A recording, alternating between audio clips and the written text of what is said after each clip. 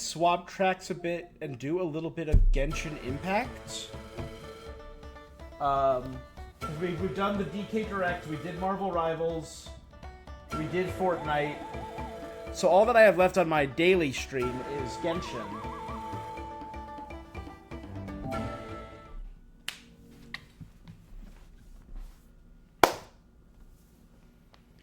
Last time on, we did the 5.7 story, which was awesome.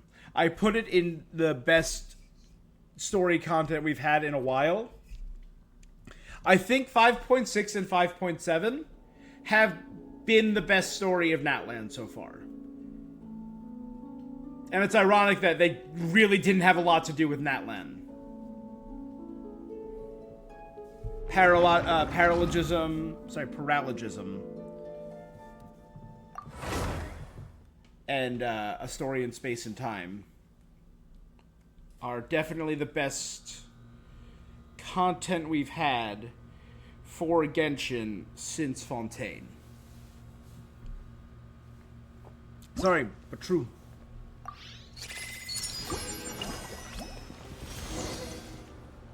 We also... Oh, a new event is starting?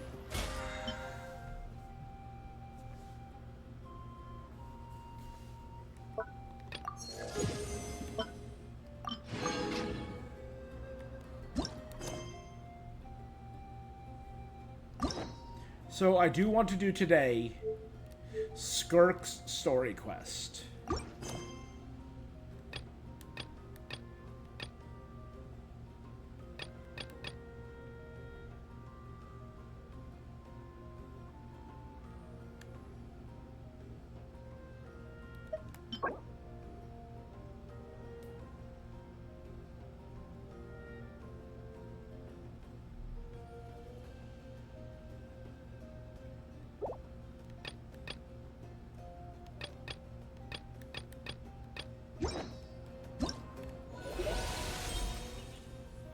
Hopefully this event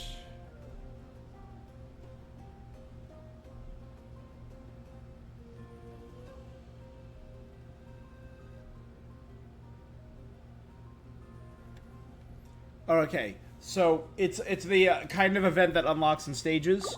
So maybe I'll wait 4 or 5 days to go. Again, it's another mushroom storyline, but they still haven't given us Bongo Head as a companion for our teapot. All I'm saying. But you know what? Maybe today I'll do the Traveler's Tales. I'll look around for those. Oh, ow.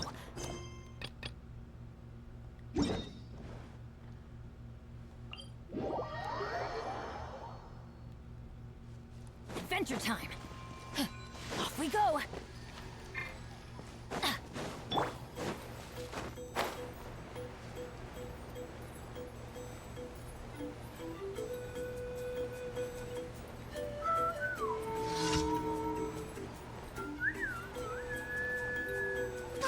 Let's hope you'll bucket fight.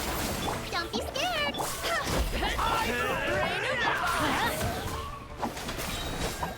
Going in. The tide rises.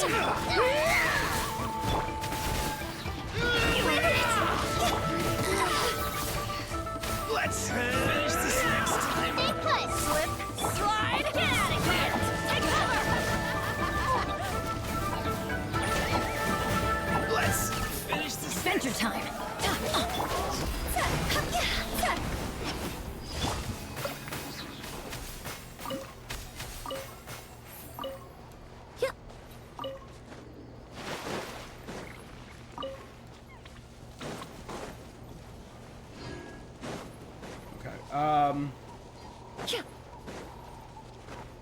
So today we'll do the Travelers, and I really like the Traveler stuff, and I know that's kind of a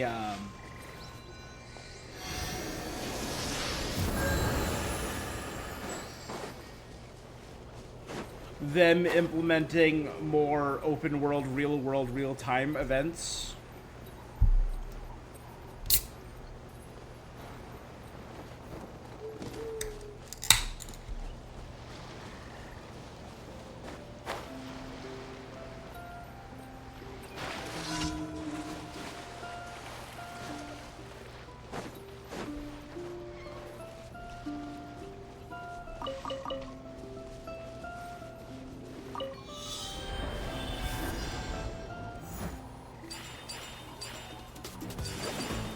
these challenges are very difficult.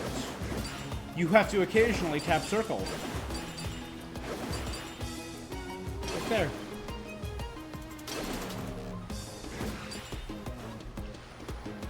I'm not even gonna...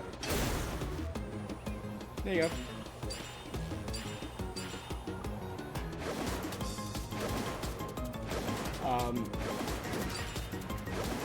Yeah, hopefully, I think everything that they've been doing with the main world quests and the traveler stories has been them working on finally fixing the incredible flaws they've had with their event system. Particularly the fact that events should not be limited time. Like games, like the stuff that they're doing with the mushrooms, yeah, that's limited time. That's fine. If you watched me streaming Paralogism, I had a mini crash out. I got a little angry during that because the only way you would understand what was going on in this mainline story is if you played Shadow Amidst the Snowstorms, you did Albedo's story quest, you did all the stuff on the Snowy Mountain, and you did Simulanka. And the other one, I forget what the other Snowy Mountain one was. So you needed to do 3 separate quests, which took place over the course of 4 real-world years that are no longer available to make sense of this quest line. I think what they should do is make them available for download. You could download the quests a la carte, and exactly what they did with Paralogism and the recent quest, they're instanced. So you go in, say, hey, the rest of the world is unavailable until you finish this quest. Is that acceptable? You hit yes. There you go. Could you do some more mountain climbing training right now?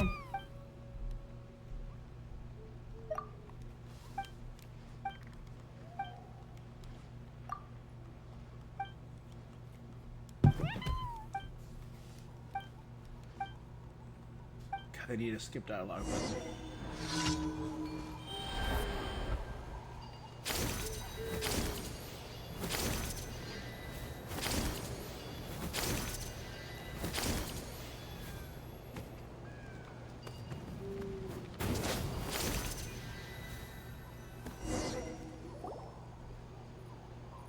Verticality is the name of the game, kid. I will say this about Natlan. Natlan has been lacking, but Natlan is beautiful.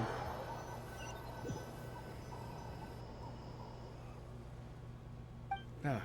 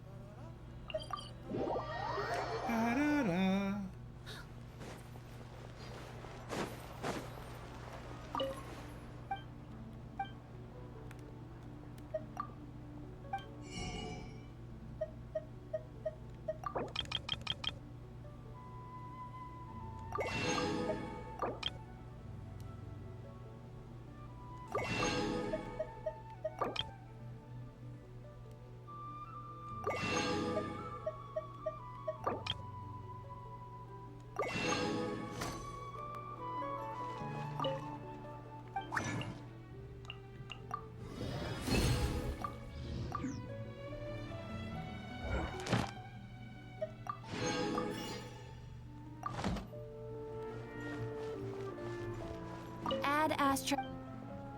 Thank you for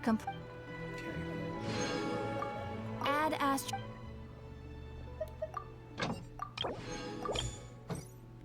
All right.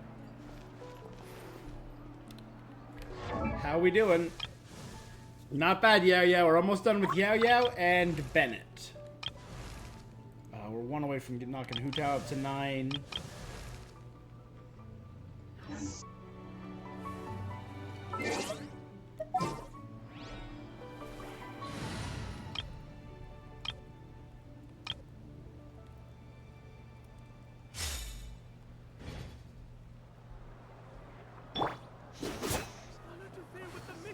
process if you don't keep your voice down.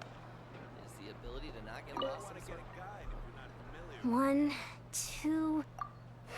Should need to make a few more. What are you making, Yansam? Some topical injury ointments. One of our tribesmen, the idiot, put way too much weight on the barbell for his squats. He's just lucky others reacted so fast. If they hadn't managed to rush in to stabilize the barbell... Splat. I gave him a detailed, clear training plan, and specifically warned him multiple times to have me spot him, but no. The fool got all full of himself. Had to try on his own. Now he's stuck with a busted back. What a pain. Now I'll have to go and give them another safety lecture. What a place. Best I don't see you over in the west. Christ. I'm heading east.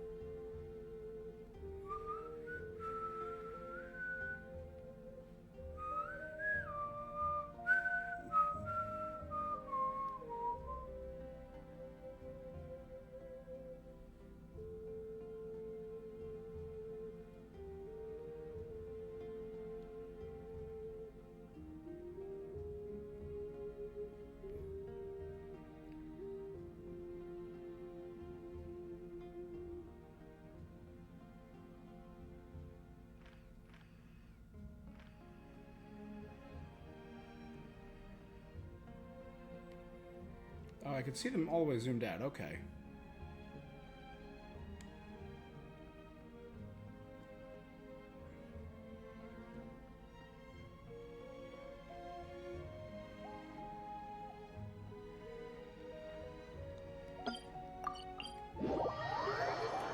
Diaz in Fontaine still? Nice. I like the rain.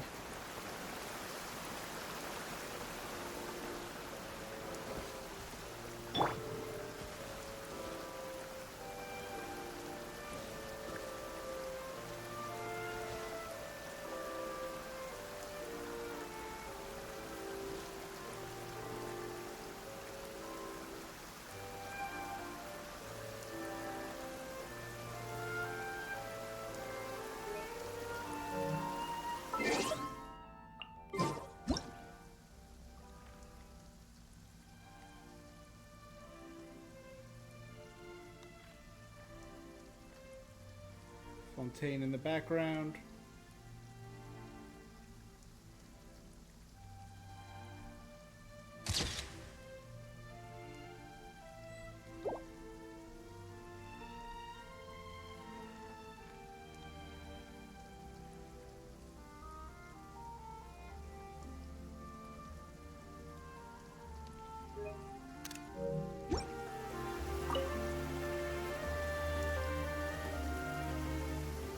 Rain or maritime flowers, little dragons.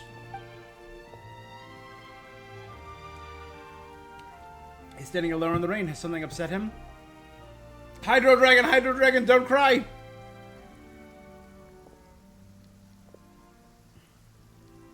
Hey, Nuvi. Ah, traveler. Hello to you as well. How have you I been? am the same as always. Thank you for your concern. Yes, you noticed. The morning paper forecasted rain here at precisely this hour. In my experience, predictions of this nature are not entirely reliable. Yet today, the downpour arrived on schedule. A stroke of luck. I'm glad to hear it worked out. Thank you. Though I do realize that standing in the rain is only my personal predilection, and that most would find it odd. If I'm not carrying Are my you certain phone, if you I'm wish not to out and stand about here with doing me stuff, while it I don't pours mind walking in the unceasingly? rain. It's fine. I see. Yes, I recently overheard a few Melusines complaining that the weather seemed to be conspiring against them. For instance, whenever they carry an umbrella with them, hardly a single cloud shows itself. Yet when they gamble on sunshine, a downpour awaits. Naturally, I know that there is no causal relationship Yeah. at work, having personally tested the theory. And, well, put simply, It didn't hold water. But you do, because you... Yet the fact okay. you brought this up now makes me wonder. Perhaps today's rain arrived thanks to you. Oh, look at that slime and middle trail in the back. I'm awesome. You got me. I admit it. I'm the rain, Archon. You jest, I presume. I'd feared this squall might have soured your plans. But I'm glad it doesn't seem to have dampened the mood. The chance to stop and reflect is also an experience to be treasured. So it is. One's thoughts drift easily while standing alone in the rain. For instance, I am currently pondering how the raindrops that descend from the skies and the bubbles of air that rise from the depths broadly fall under the same category of phenomenon. Do they not? Yeah. Well, a passable joke, yes? Not bad. You could try that one on a few Very more well. people. Your feedback has been noted. I am glad to have received your acknowledgement. God, Nuvi, you're the best! I am glad to have received...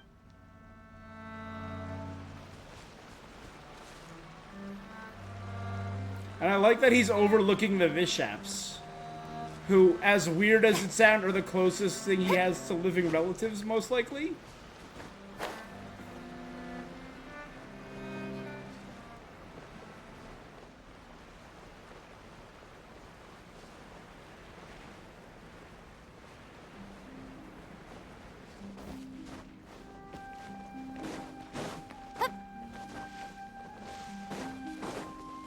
Haven't headed this way in a while.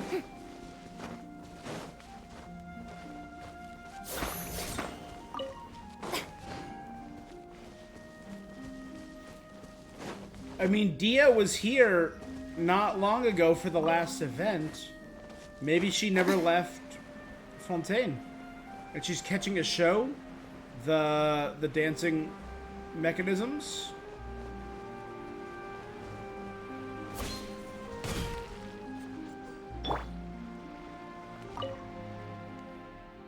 Let's get one more clip. Yeah, these moves are perfect. Here on vacation, Dia? Lamine, small world. I was brought on as a bodyguard for a Fontanian merchant ship recently. We docked in a maritime harbor 2 days ago, and it'll be a while before we depart, so I figured I'd do some city sightseeing. I heard the merchants raving about Fontanian clockwork mecca. Gotta say, they weren't kidding. The craftsmanship's exquisite, and those dance moves? Now that's what I call elegance. I was thinking steps like that would be perfect for a human dancer, too. Are you into dancing, Thea? Kinda? It's for my lady Dunyarzad and Nilu. They're working on some choreography and have been asking around for ideas. I could record those mechanical dancers and let them view the clips. Who knows, it might spark some ideas. The tall one, Capellius, his moves require something with power to pull off. He not only does he have to spin his partner around at high speed, he also needs to lift her up. That's going to take some serious strength between my lady and Nilu. Who's going to do that exactly? What if you took that role? You got the muscle for it. Me? No. I can muddle my way through simple steps, but a complex routine? Not my thing. Last time Dunyarzad dragged me onto the dance floor, the beat ran circles around me. I kept stepping on her dress, we nearly tripped. During the break, she changed into a skirt and had me follow her lead. But did you have a good time? Of course I liked it, but I'm not cut out to be a dancer, no matter how you slice it. If she wants to prance, I'll have to grit my teeth and try and take the lead. Guess I'll have Dunyarzad dig that old skirt. Alright, Dia. Hey, I shipped Dia and Dunyarzad. I'm fine with that.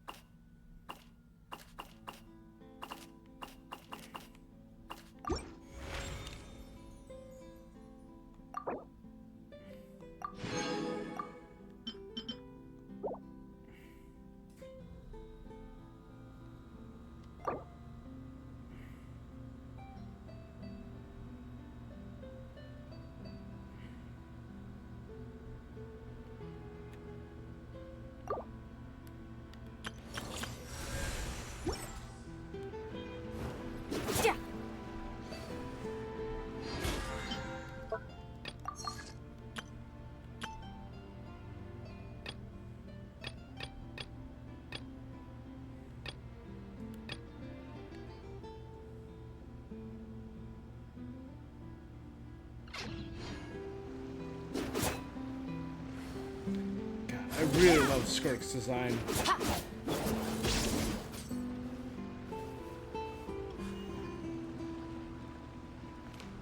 She seems so, like, different and ethereal compared to every character we've ever had.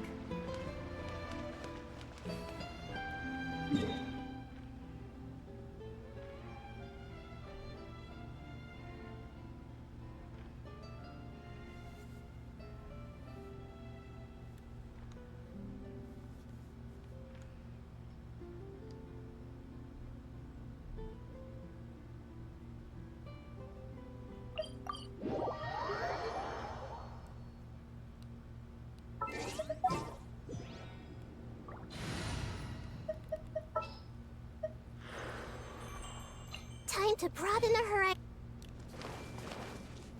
Alright, let's go fight the Papilla. Oh, sorry, no. The breeze is For risky. this. Light it up! Illusion shattered! Torn to oblivion! Shower me with praise. Let the world cool. Light of the blazing sun!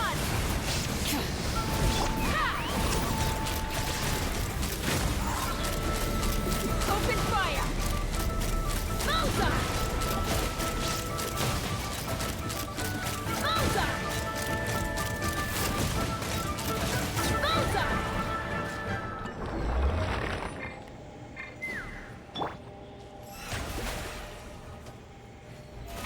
How brilliant!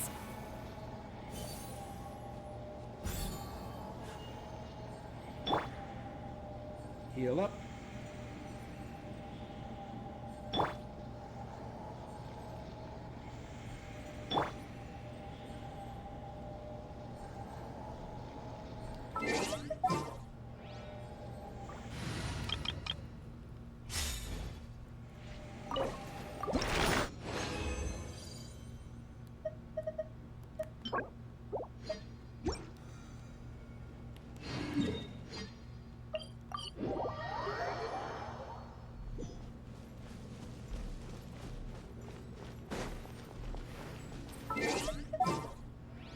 Okay.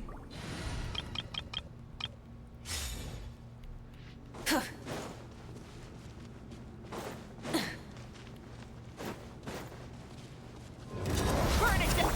Yoo-hoo! There is no escape! Wrath from the sky! Take me up! Bullseye!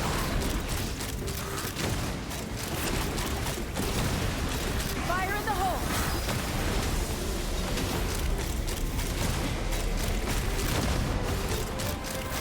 Bullseye! Open fire! I shouldn't need to switch off. This should be good.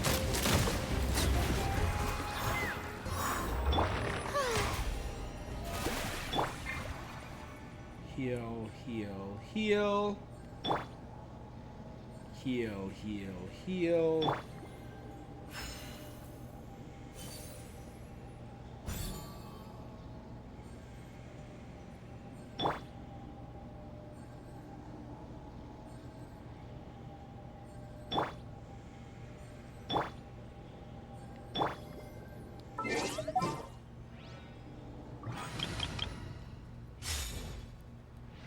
This should actually pop the tab to the top.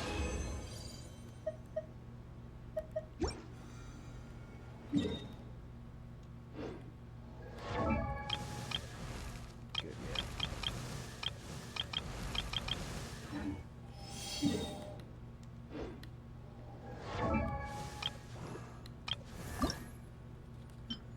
I need 8, so I need 1 more.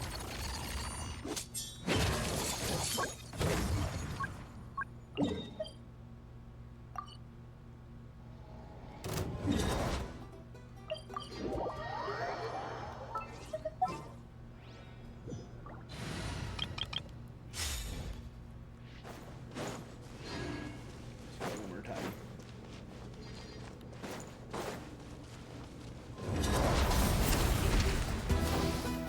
Strike a pop. Shine down! Inazuma shines eternal! Let's run. Bullseye! Bullseye! Open Okay. Locked on! Open fire! Open fire! May I?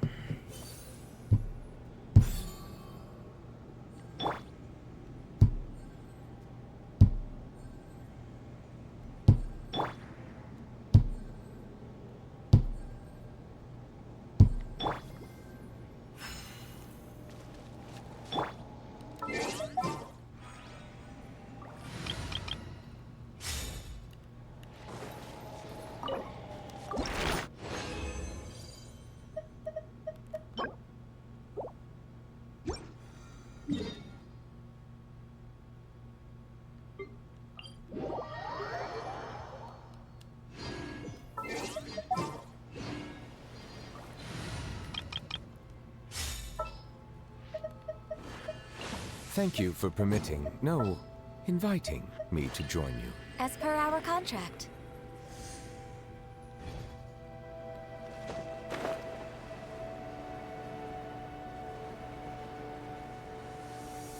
You know, instead of... Let's throw... I'm never late. Yeah, there. Get a cryo shield.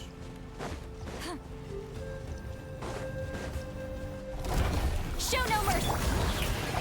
Time to shine. There is no escape. You two. Time to end them. For Rex Lapis. Now you shall perish. I'm a little low on energy.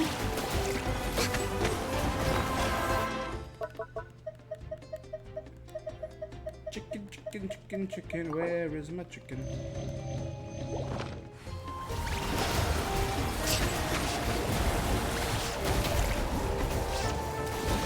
No touch. Illusion shot. All hail.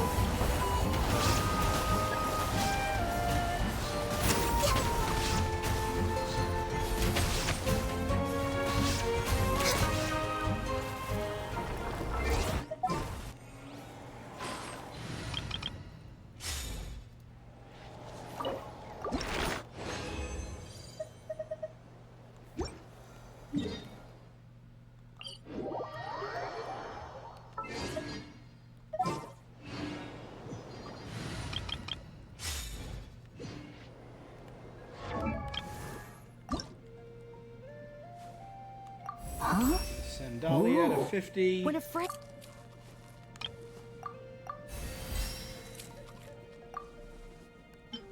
Okay, need 2 more to get him to 60. I have all of everyone so far. I'll throw myself down there for now. I have at the 70 to 80 range minimum. Some of them are higher, some of them are 90, some of them are in the 80, 90 range. That's where I like them. So I can have them viable if I ever want to throw them on a team for a one-off.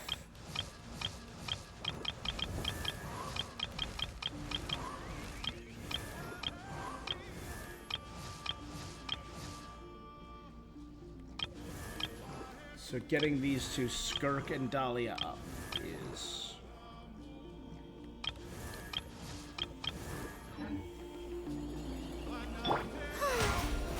How brilliant!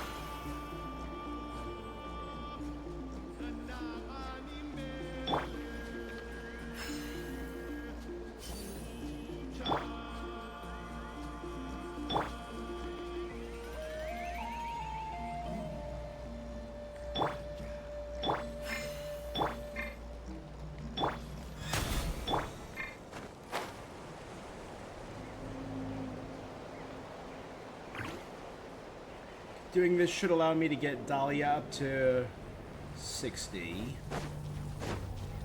Fulfill our pact! Eat Laline, eat Papa! There is no escape! Inazuma shines eternal! Shower me with praise! Access denied.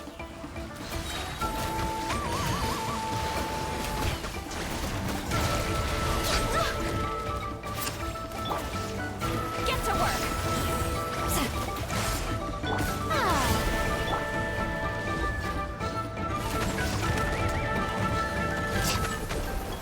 Blaze over. Illusion shattered. Fulfill our pact. Suffer their wrath. Born of ice and frost.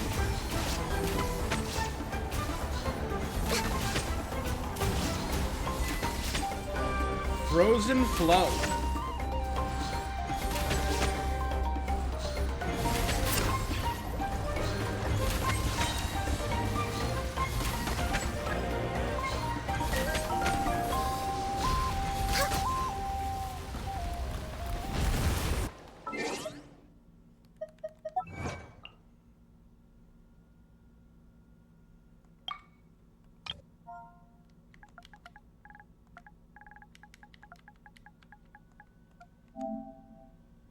Use consecutive cryo attacks to impede the accumulation of flow momentum. Okay, that works.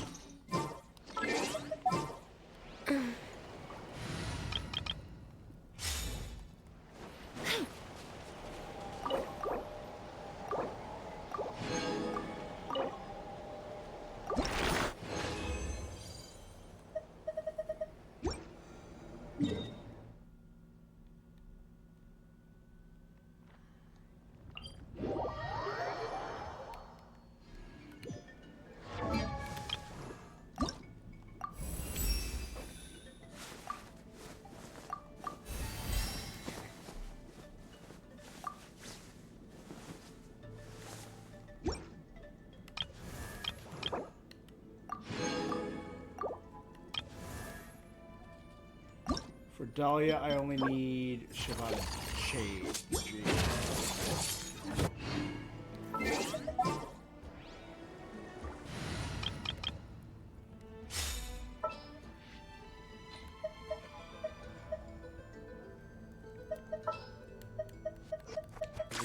Glad to be working with you. Kinich will help me here. He can detect.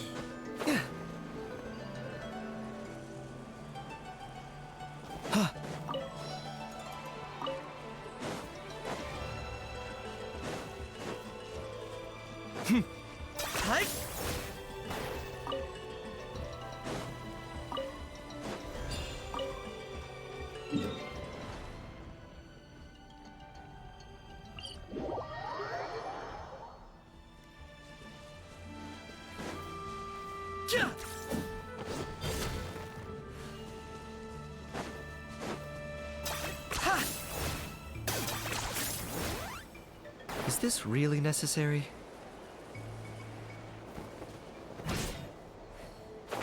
Huh?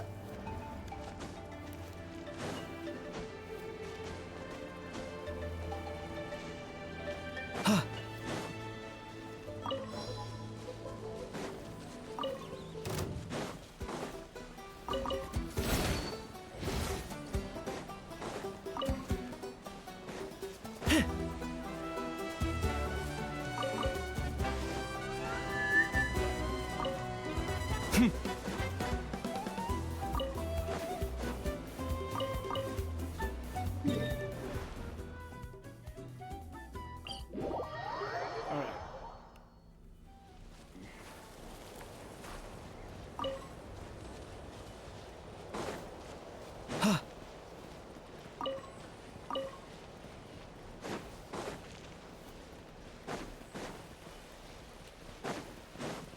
The Red Rock.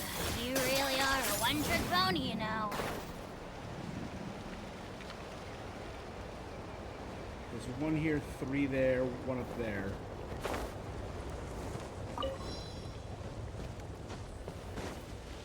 The collection option is one of the best quality of lives we've had.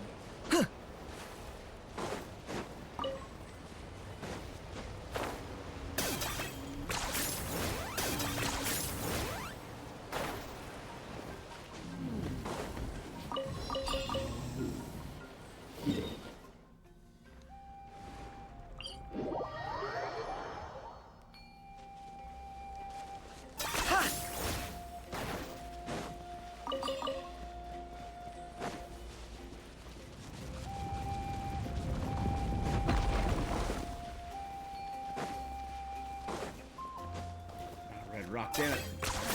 You really are a one-trick pony, you know.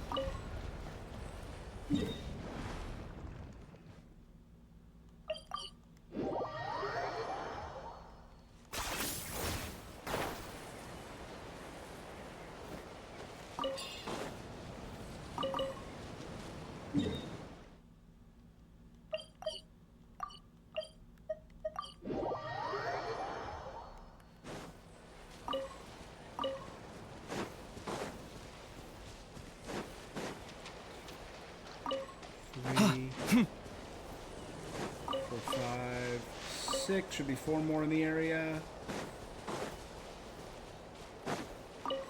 7. 8, 9, 10. 3 over here. We should have ample to level Skirk up really without having to necessary? worry about it for a while.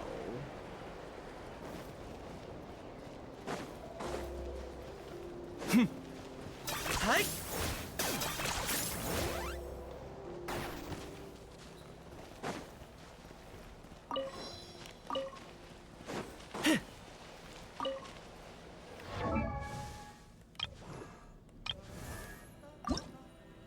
Okay, 134. We should easily be able to get her up.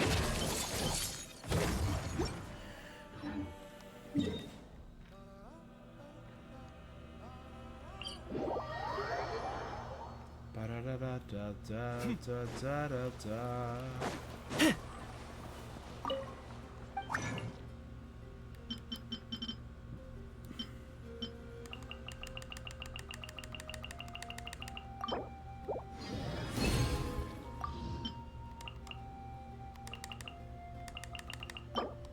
That's fine.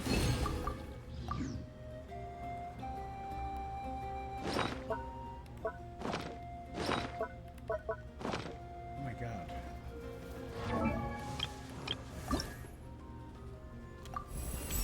70. Strength. Whistle.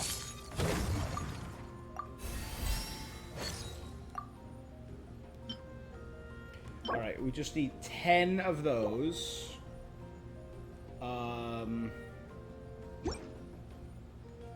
And I know for completing her story quest, we get 6 of them. So I only need 4. So 2 more challenges against the Papilla, right? Which means...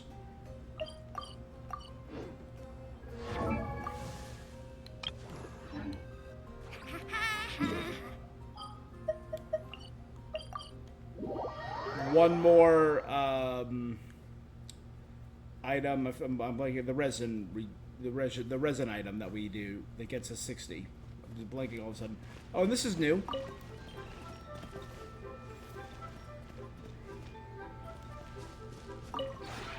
This realm.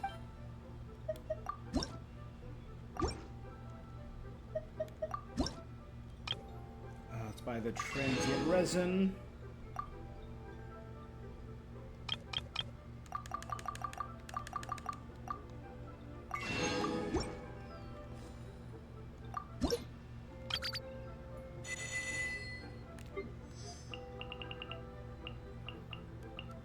We're getting there. Yao Yao, Hu Tao, and Bennett. Almost done. If you ever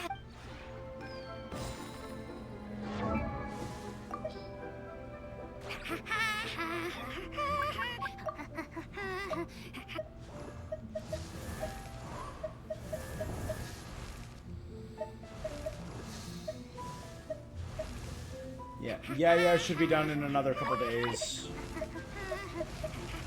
These two might take a little bit.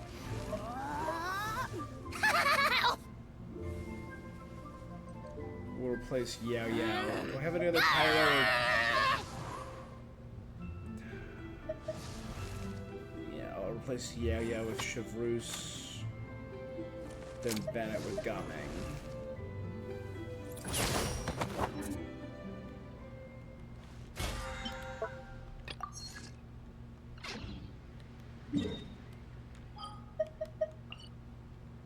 What am I doing?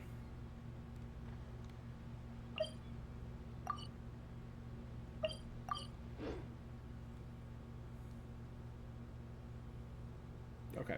I just need to defeat this thing 2 more times, and we're good to go.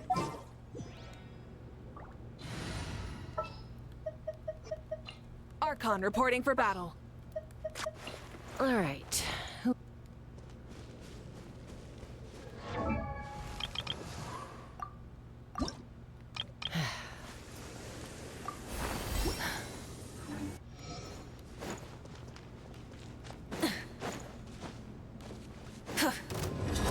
Light it up! Shine down! Torn to oblivion! Take me up! Angry chicken! Alright, now he's going back in the middle. Now we build. Open 2, fire! 3, destroyed. Bullseye! Locked on!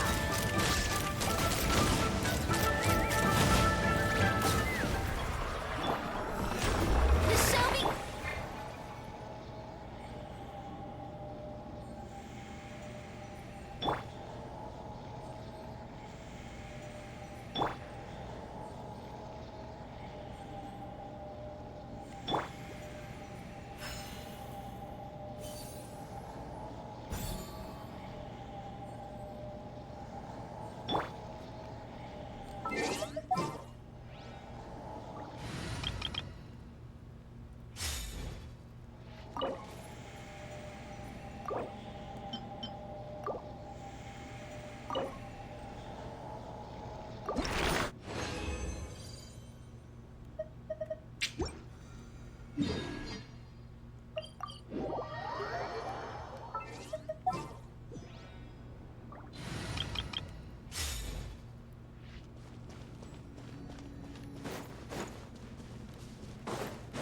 Okay.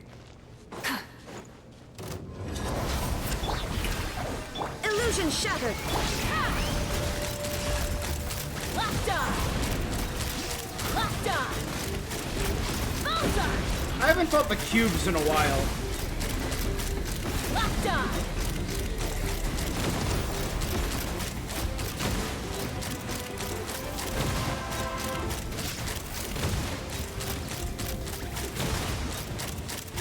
Bullseye!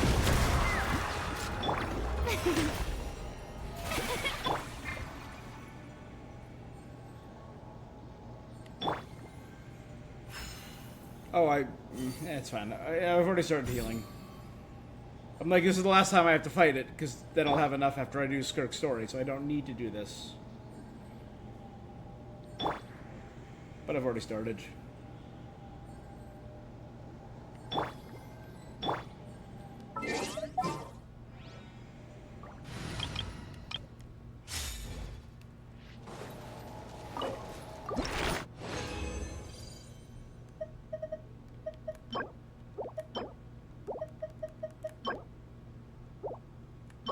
Yeah.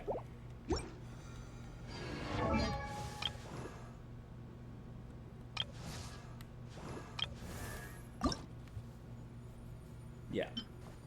So doing this quest will get me 13 and bring her up to the standard I have for everyone else.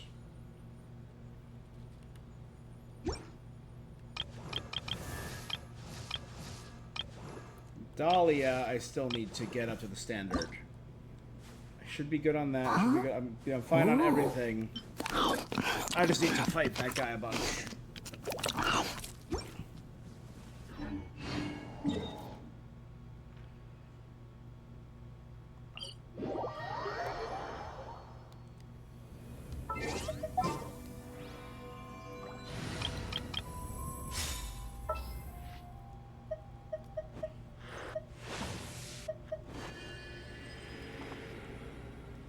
As per our contract.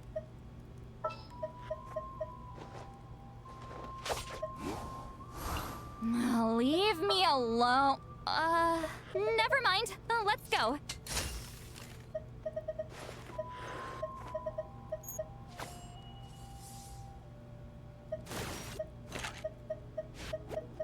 For justice.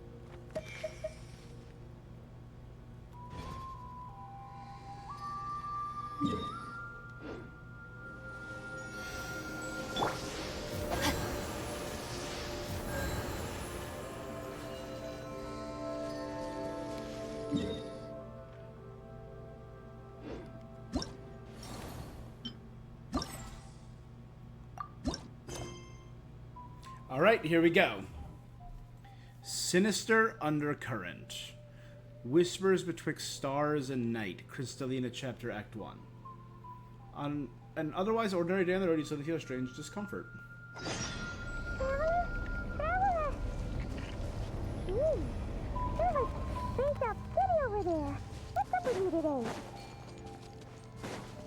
Why does Paimon's voice sound so far away? You feeling okay? We've been traveling all over lately, so maybe you've come down with something. That's it. We're getting Baiju to check you over. Still not 100% used. I like Paimon's new voice. I'm just not 100% used to it yet. Boo Boo Pharmacy. It's been a minute. It's always just... Hold on. Where's the sounds? Just going back. It just feels like going home. Anytime we go to Mondstadt or Liyue...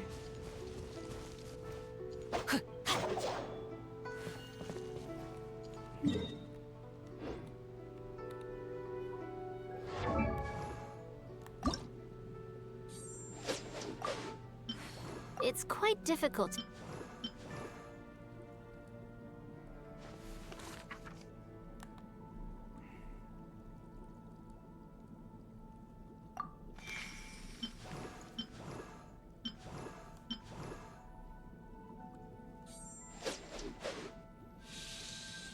It doesn't look bad.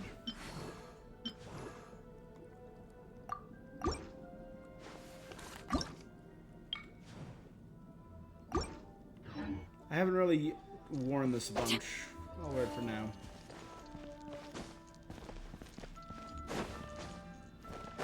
Time to act. Body and mind.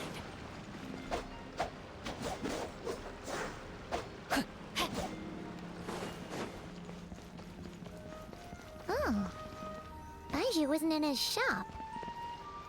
Oh, you're looking for Dr. Baiju. He's resting today, but he said to send any patients to the back room. Ah, okay. Thanks. We'll head on through. Thank you, ma'am.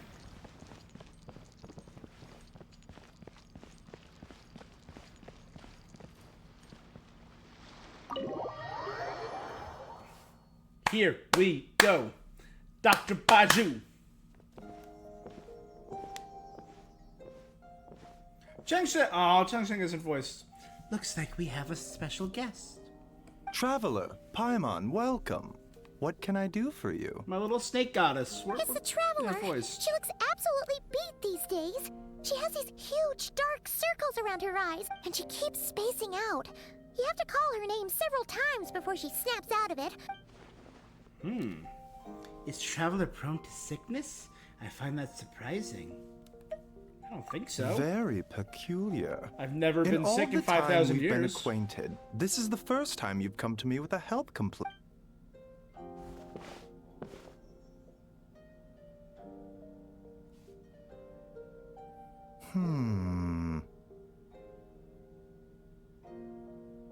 Okay, Paimon does not like that expression, Baiju. It's not serious, is it? Complexion is good, eyes are clear, breathing is steady, pulse is strong. Physically, you appear to be in good condition, traveler. In theory, your energy level should reflect that. You should be feeling right as rain. And yet somehow I feel something Hence is my off. concern.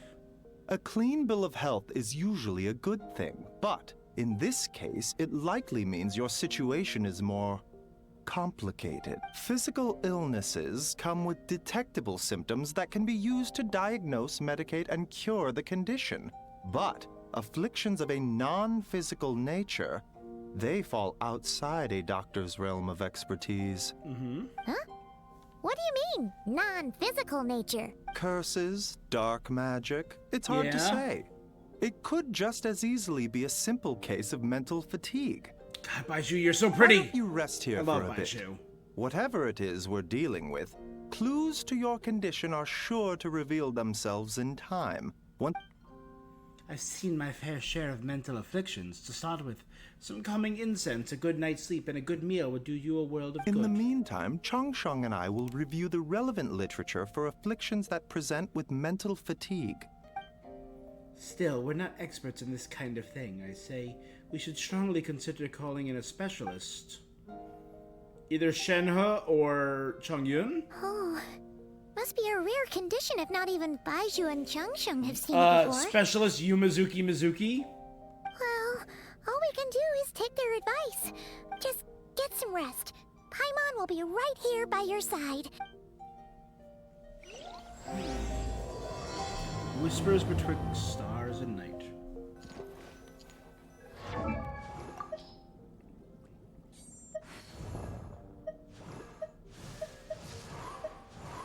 I think that might be a fun pairing. Like, I know this game is constantly escalating and building. So one day, in Genshin, they need to bring together Yumi Mizuki, maybe Emily, because she dealt with all like the incense and all that stuff, right? Dr. Baiju.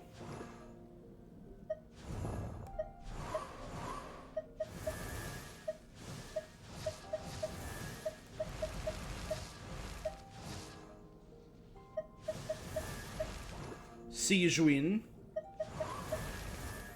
I guess throw Chi-Chi in there. She is a medical assistant. Barbara. She's literally a magical healer. Aoife.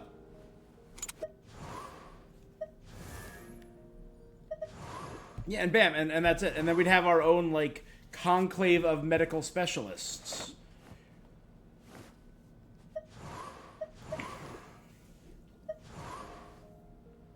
We could throw in, like, police, like Chevreuse and Hazo, to have, like, a investigation squad. A spy like Yalan. Like, I'm thinking, like, what combinations of characters from other nations would be chill like that, you know?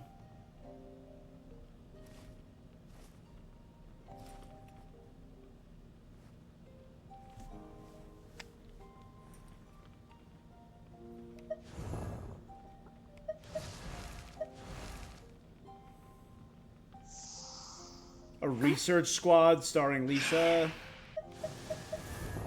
And, like, a lot of the academics could be fun. Farazan. Man. I know this is neither here nor there, but... Alright, let's rest up. Ooh! No, not a cutscene. Okay, I thought it was a cutscene for a second.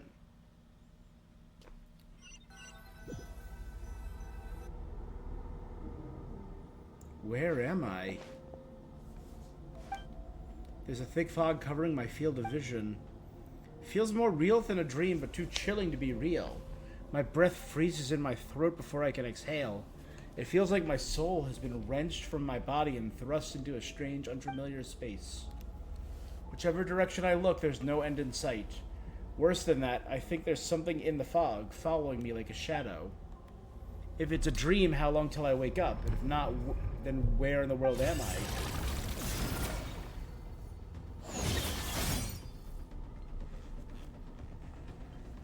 Oof. Something just pierced through the fog and stabbed me. There's no blood. A strange light coming from the wound. A spike retreating in the darkness. Part of me is missing. Another wave of fatigue is washing over me. Is something just like stealing part of my vitality?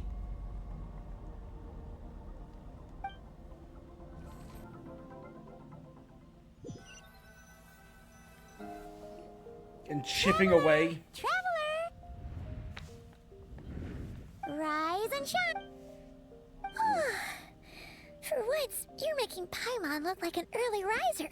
It's already afternoon. Hopefully all that sleep did you some good. Check if there's a cut on my back. What? Nope, nothing there. Okay, don't panic. Paimon heard that dreams tell us what we need by showing us the opposite.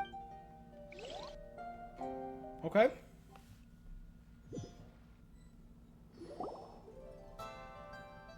You head to Wanmin Restaurant.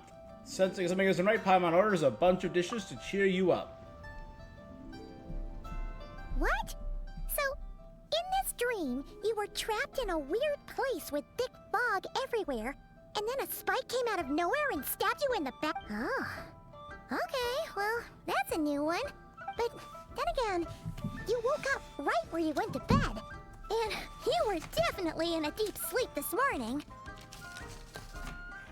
Yeah. I don't know what to make of it. It's decided. Paimon will stay up and wake you up first and... Paimon's smile has a way of putting me at ease. But what I saw is still bothering me. The dream was so chilling, it almost feels like there's someone watching me. Even now, someone stabbed me in my dream. When I woke up, there was no wound. I feel a vague aching, as if deep under the flesh something is missing. Skirk! Did you just say something? You heard it? The flesh remains whole, but Skirk! the soul is incomplete. Left unresolved, the mind will wither away. Ah! What the... Wait! Paimon remembers you! Your child's master! Skirk?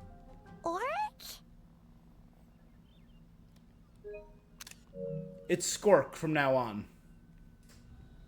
Right! What are you doing here?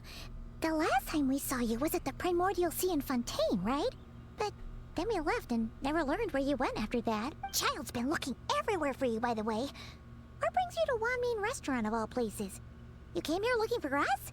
And were you the one behind that hocus pocus just now? Tell me, what is it that you saw?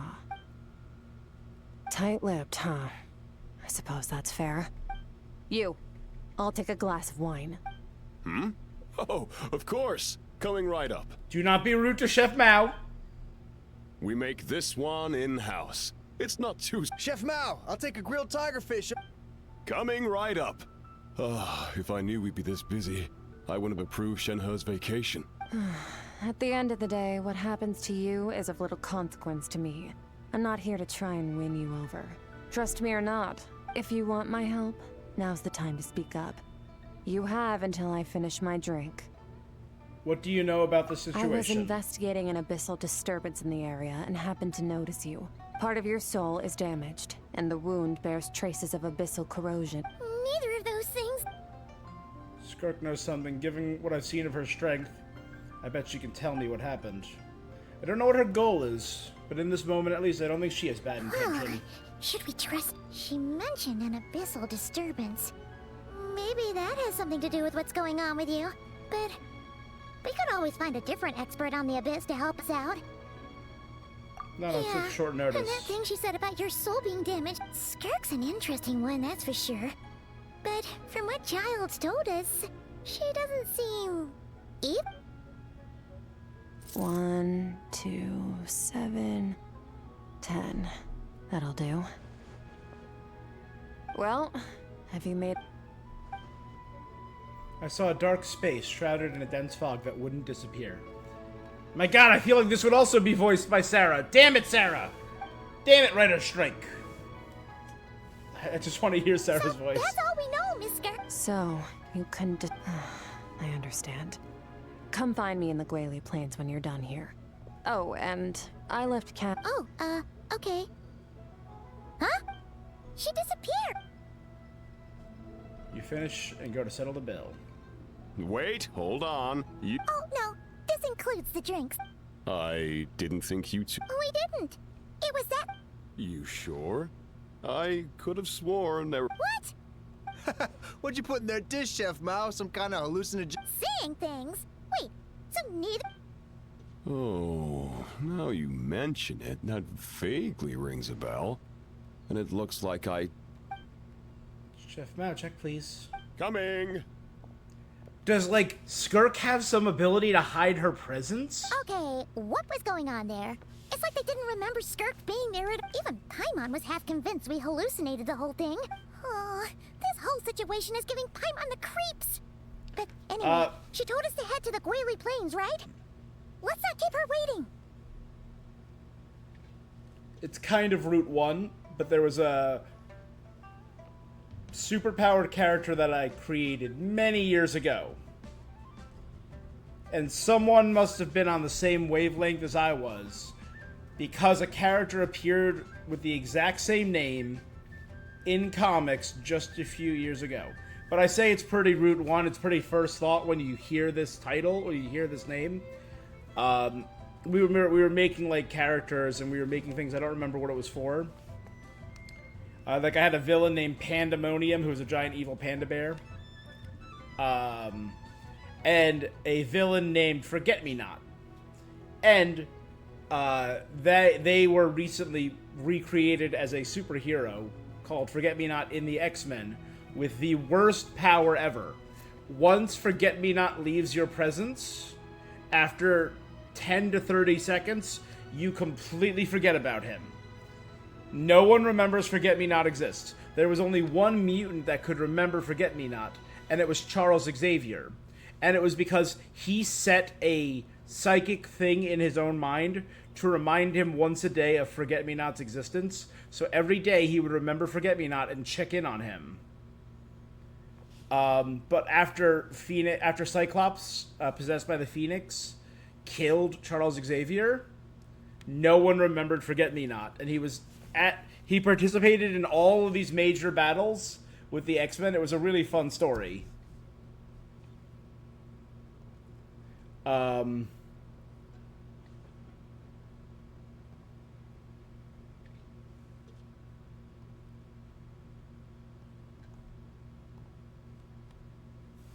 hold on, sorry. Ba-ba-ba.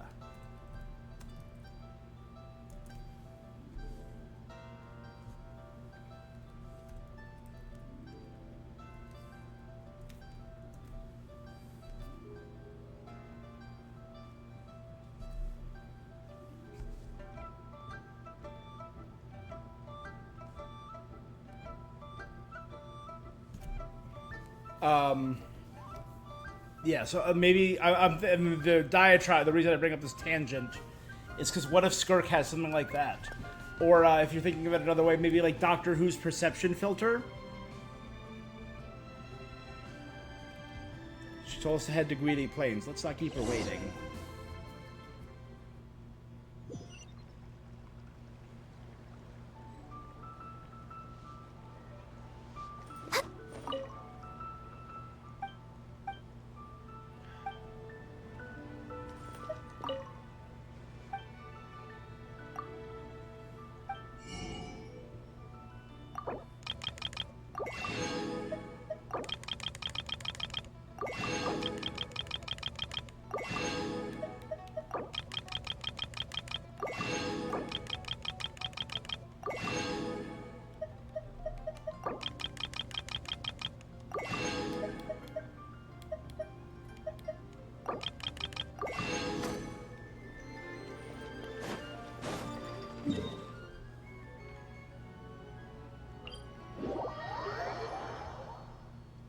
Whaley Plains.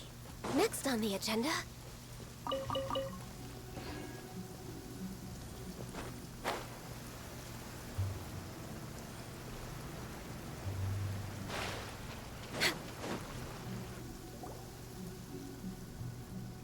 Ooh, Rift Hounds. Whoa! What are all these Rift Hounds doing here?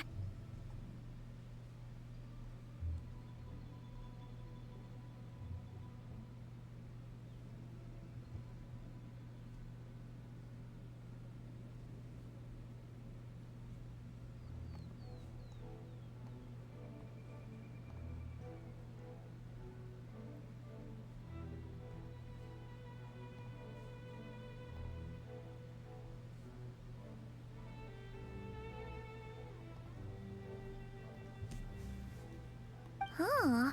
Looks like they're collecting something. Well, Rift Hounds eat at the edge of existence, right? Well, To let's go spread check the it out. abyss.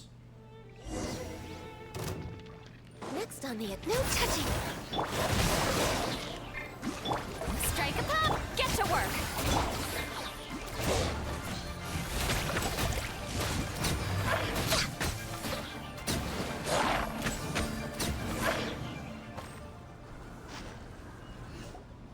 So, this is what they were collecting. It looks kind of like... God remains. Yeah. What is going on We here? know God remains fester and From become. the moment they are born, all beings with great power have an impact on this world. Even if their body not is only- sundered and their soul extinguished, She froze the their screen. influence remains. Gods are the most common example of that. The remnants of gods who fell thousands of years ago remain buried deep within the earth, carrying within them a warped will and a dark curse. Together, We know all these about this, yeah. remnants form what you call God remains. And it appears that some of those sealed here were dug up and removed. There are traces left. Ugh. What are you doing? Nothing. Just wanted to make sure you were, real? She's definitely not a ghost traveler. Paimon poked her, and she's solid. The diners acted like you were never Your there. life hangs in the balance, and that's what you're fixated on? Strange set of priorities. It was just a trick to avoid being perceived. If someone notices me, those memories are erased. Unlike you, I have no desire to establish a connection with the world. The weak and the lowly have no right to remember me. They're lucky they only have a few missing memories to Now, can we... Okay. Right. The God remains. So, basically, there's now less of them here than there used to be. In our experience, God remains are 100% bad news. Maybe it's a good thing by Yep. human standards, but power doesn't come from nothing, and it doesn't just So someone is disappear for no taking the reason. God remains for The some remains purpose. aren't just gone. They were taken. Like part of my soul. Very clever, traveler. You aren't the only one who had something taken from you. There are victims like you everywhere. The only difference being, you can speak. Something similar happened in Sumeru. Within the span of one night, countless consecrated beasts were slaughtered. Really? And a large amount of the god remains buried in the desert went missing. Of course, god remains are just one of the targets. The culprit is chipping away at sources of power all over this world, including the Stella Fortuna above. Stella Fortuna. You mean The stars. The the fall sky, right? stars? 42 of them have died out in the past few months alone. What? In Conria, people believed that powerful individuals have corresponding Stella Fortuna. Even should that individual fall, their Stella Fortuna would not disappear, but gradually evolve into a new constellation. Every character we've ever met has had a Stella Fortuna. Every character that we have in our thing, yeah. Yet now, stars are disappearing from the skies entirely, and it's not hard to deduce what's happening to the power they contain.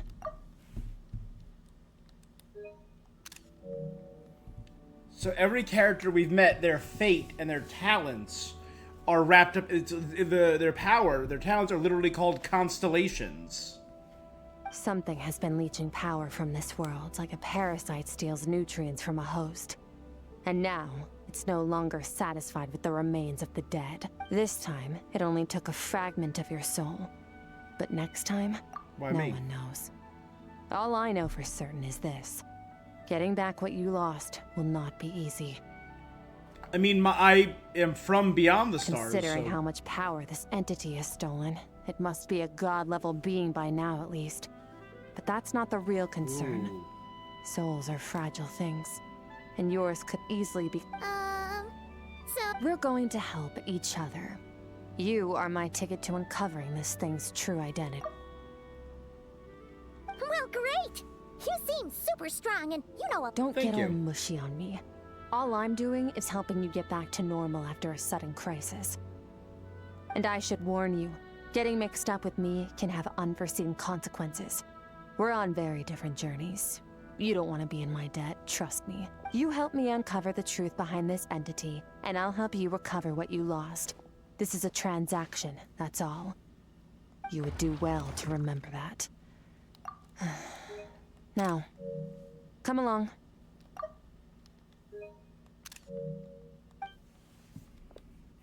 She just cracks open reality. You'd think she'd be a little friendlier since she's agreed to help us. Well, whatever. If that's how it's gonna be, then she doesn't deserve our friendship. What she does deserve is a super embarrassing nickname. I kind of like Skirk. Ah, Paimon's got it. Frosty the Lavender Melon. So anyway, the important thing is that we get that piece of your soul back. Frosty the Lavender Melon.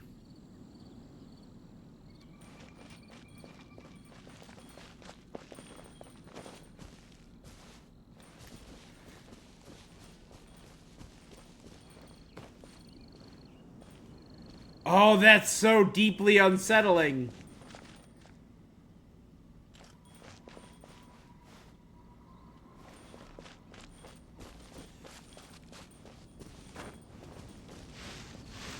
Now what happens?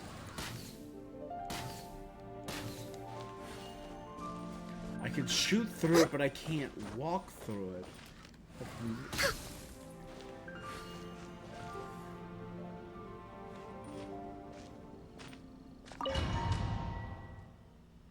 That's really cool.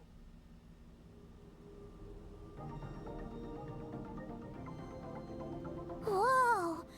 This place is way bigger than Paimon. This is where I live. I suppose it's the closest thing I have to a home here. It seems more like somewhere in the abyss. It is. I brought you here because time flows differently in this place. I don't know how much Ajax has told you, but when he fell into this space, I mentored him for 3 months. In that time, only 3 days passed in the outside world. Ajax? Oh, right! That's right. I That's completely Child's forgot real about that. name. Yeah, Paimon remembers him mentioning something. So, a month here is equivalent to 1 day in the outside world? That should mean we're safe from that power-hungry soul snatcher for now. Yes, well, I didn't bring you here just to show you around.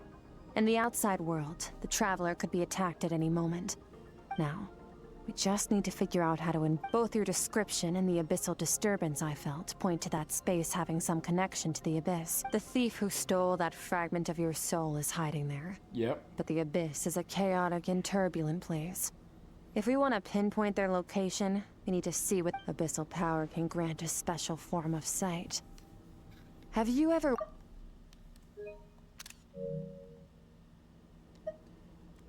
Nope. Okay. I can absorb Do it. you plan to learn? I'm kind of at odds That with the tracks. abyss. All the information you have suggests the abyss is something sinister. And that abyssal power is a wide... And you're saying that's not true? Depends on your perspective. Floods and hurricanes take countless lives too. But if one day you gain the power to control them, what was once a calamity is now just another tool in your arsenal. I'll respect your opinion though. Just means we have to turn to the second best option. Being... A little abyss crystal that contains my power. Wear it on your head, and we'll be able... Dream mirroring? It means experiencing whatever the other person is dreaming. Since you haven't studied the art of using abyssal power, and have no plans to jump in the deep end right now, I'll have to do the investigating for you. With dream mirroring, every time you slip into a deep sleep, I'll see with my own eyes whatever scene plays out in your... Huh. You make it sound so simple. Anything you Tough need me to to do? say. This is an unprecedented situation. To play it safe, I need to give you some special training for... Wait, you're gonna teach her some of your... Does that mean the next time we see Child, we have to treat him like our seed? Do as you want. For my part, I don't see you as my disciples. You're already a pretty good fighter. All I'm planning to do is build on your current skills and train you for the specific scenario. Fair. But that's... me. Time might be more lenient here, but that's no excuse to waste it. Oh, she moves fast. So, special... Last time something like this happened was probably anti-Raiden Shogun training, right? With Yaimiko. Skirk seems That pretty is what strong I was too, thinking though. about You too. remember how she said that the all-devouring narwhal was just her master's pet?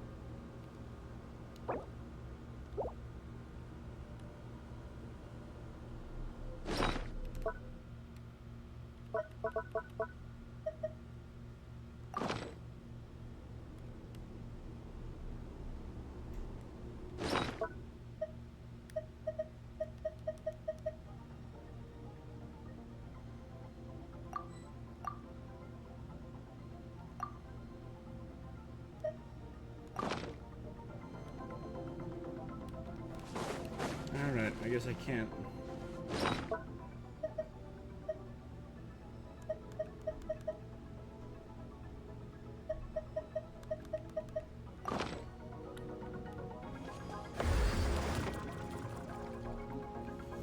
I was hoping I'd be able to take pictures of Domain.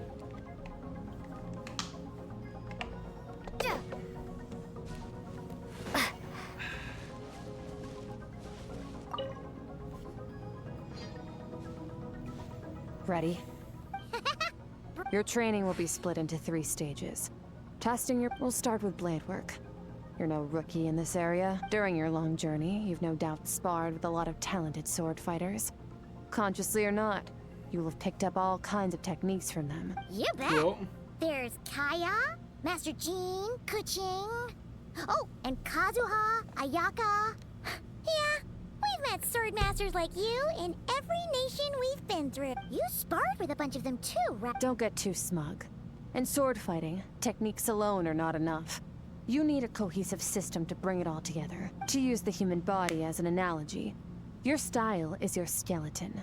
The foundation, Okay. the framework. Techniques are the muscles and other flesh attached to the bones.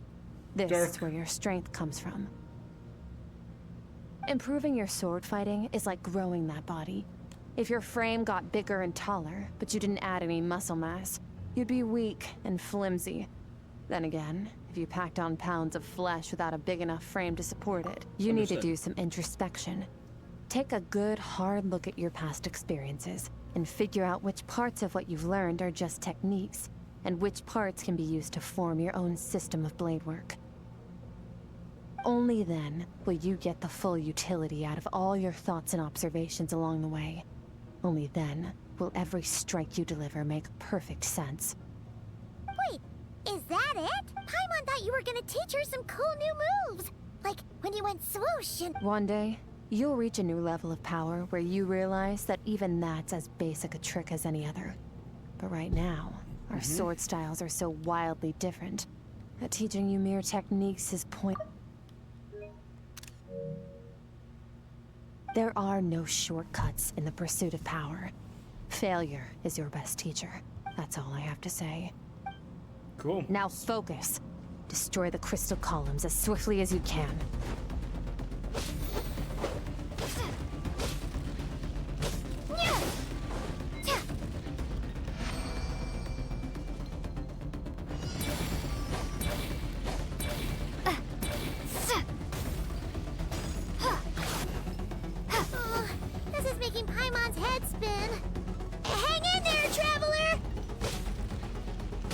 Destroy 900.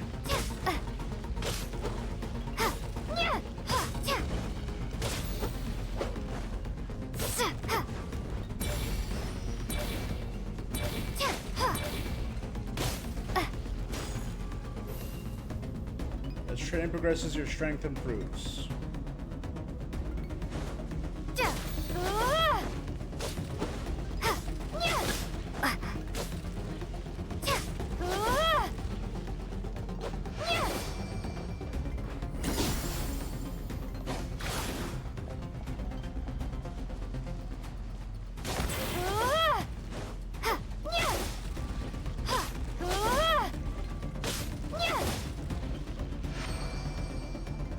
Stay calm.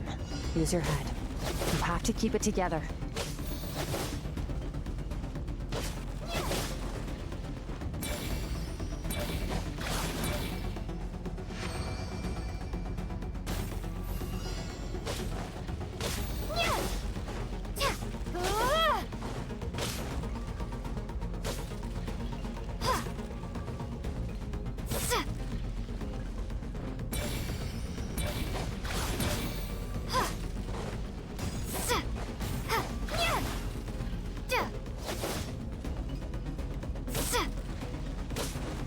If we could get a permanent buff for the Traveler at some point.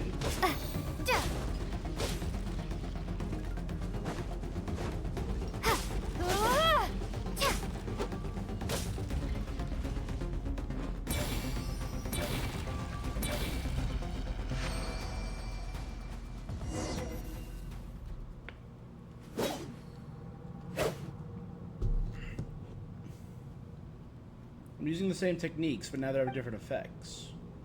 It's as if I've unlocked a hidden door in my mind.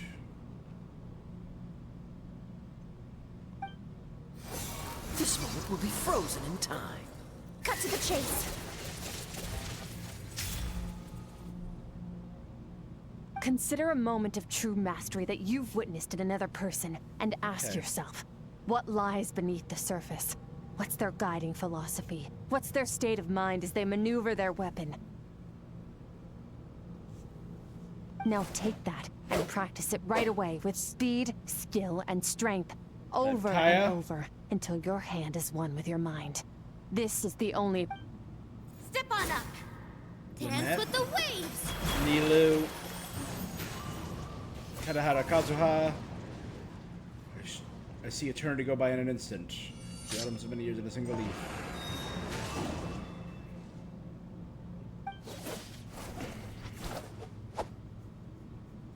Cool.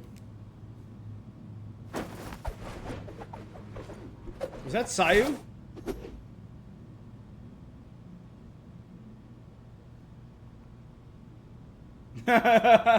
If you start to tire, empty your mind, but do not stop. Stay in that frame of mind as you keep up the fight. Get rid of all redundant movements. Imagine your sword is an extension of your own body. 'Twas on a deserted, moonlit night that the hero approached the vile dragon's limpid lair. Rain Cutter! Feathers fleeting wet, the white heron treads water, a sight without flaw. Master of Inazuma Kamisato art Tachijutsu.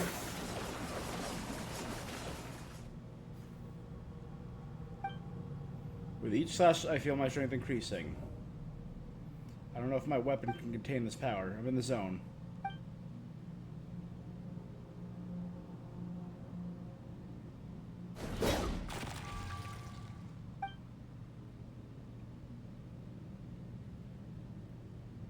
Huh. Looks like you've made some real progress. Awesome! Paimon knew you could do it! How do you feel? As you should be. Time flies when you're training hard. Yeah. Meanwhile, Paimon's had a whole bunch of naps. Go get some sleep. I'll be doing the same very soon. Let's hope... Alright. Sometimes, you have to practice a single movement 1 million, maybe 10 million times before the breakthrough moment comes. My mind immediately goes Nothing to Netero in the practicing the outside same world can punch help you in this process. for years. The most important thing is to remain patient. Lower my computer a bit. Oh. I lowered it too much somehow. There you go. Okay, thank God.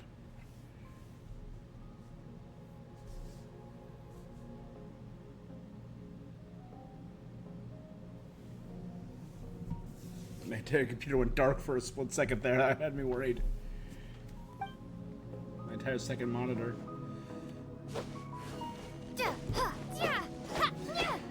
So it'd be cool if they gave the Traveler a buff and just made her a little bit faster. Or like improved her movements a little bit. You know?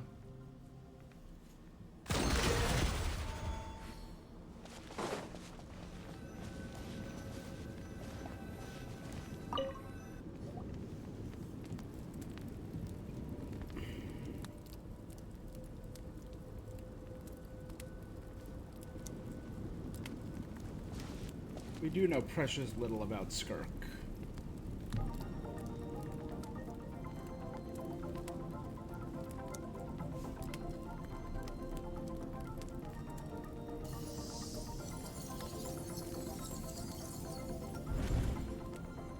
I love the music though.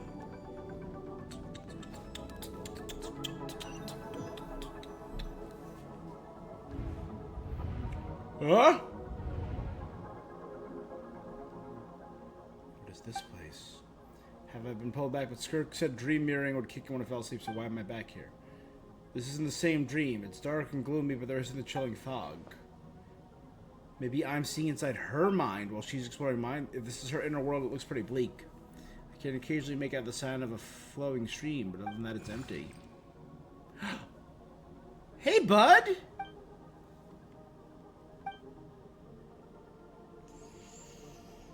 Wants me to follow it.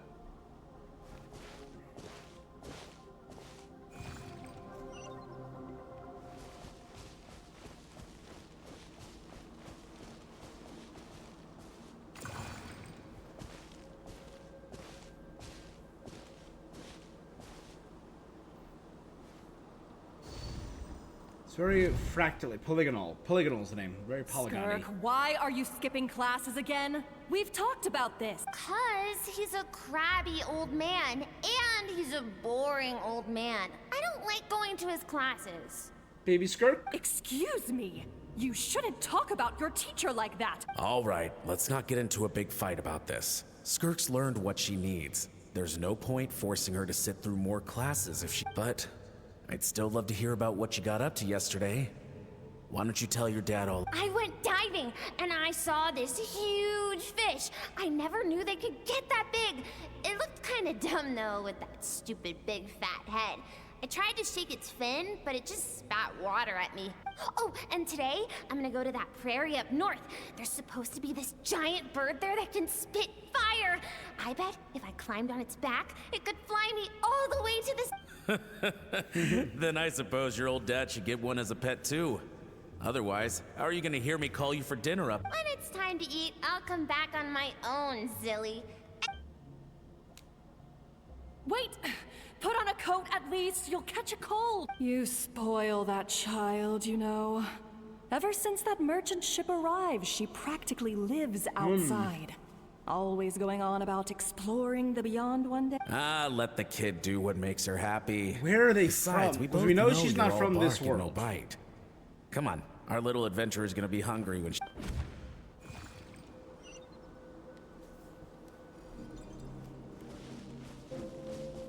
I'm out. The weather's wonderful today.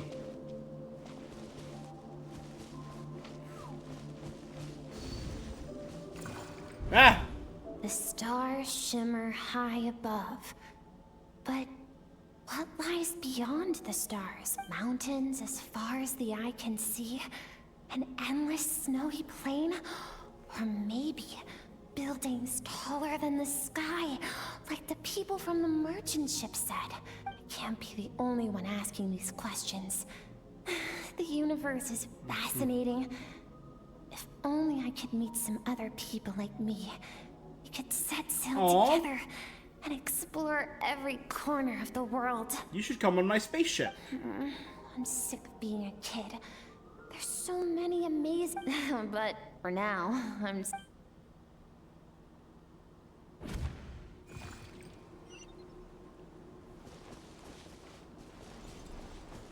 Huh?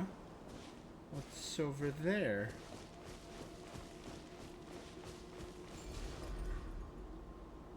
Something's going on?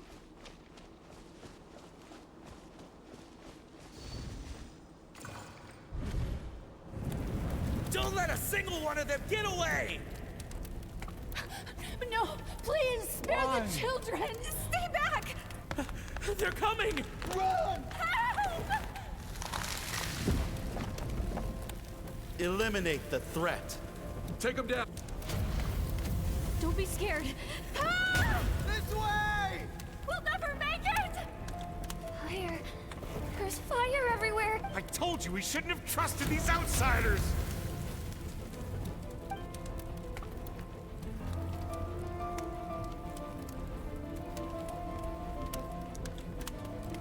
Why are you doing this? What did we do to deserve this? We welcomed you with our finest food and drink. Showed you the best our home has to offer. Gifted you cloth dyed by our own hands. And this Dark. is how you Run! Save yourselves! Captain, Zone 3 is clear and we have Zone 2 surrounded. Begin extermination. Remember the orders from upper command. No one is to be left alive. Rest assured, sir.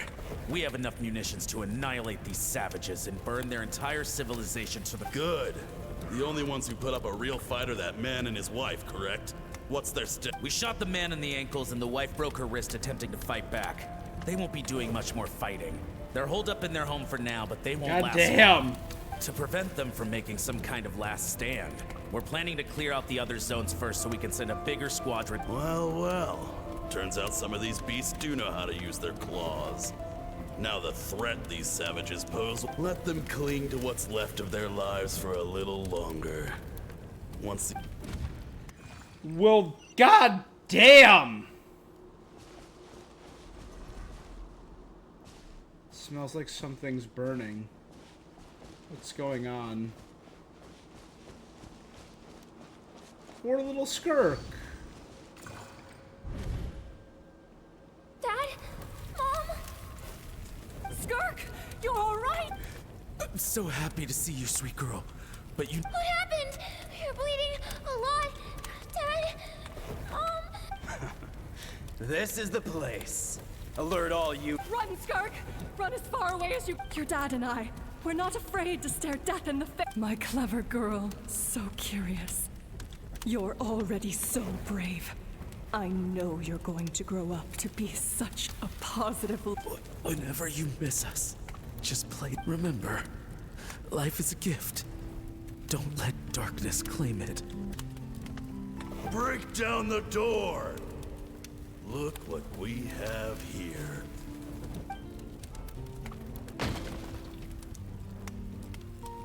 You! Stop singing! Shut it! I said shut it or I'll make you! Fine. Have it your way! Oh, Skirk.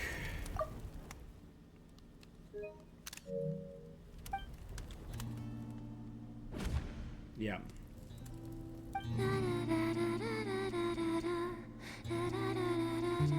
There's some personality and soul to Skirk.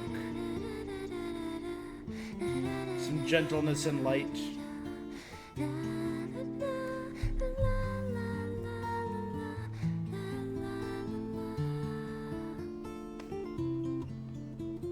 Oh, my man.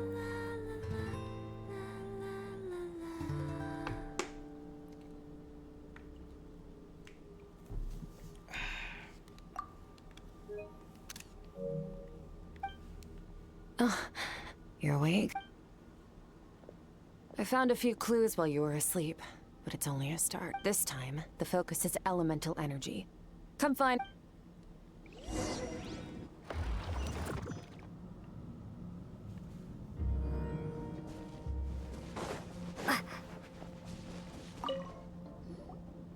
Man, Staying in the abyss feels so no day and no night.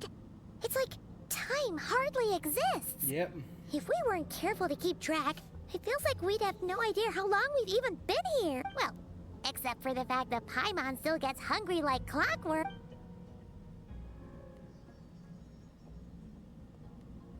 I'm ready. The way I see it, the pursuit of power is divided into 3 stages. The first is mastering the use of standard weapons. Next is learning how to harness natural energy. And after that, you're free to challenge even higher dimensions. Started as a swordsman, elemental energy. At the end of this, we should absolutely have the ability to combine all elements and then use extra things. Like, I think Lumine's ultimates should be...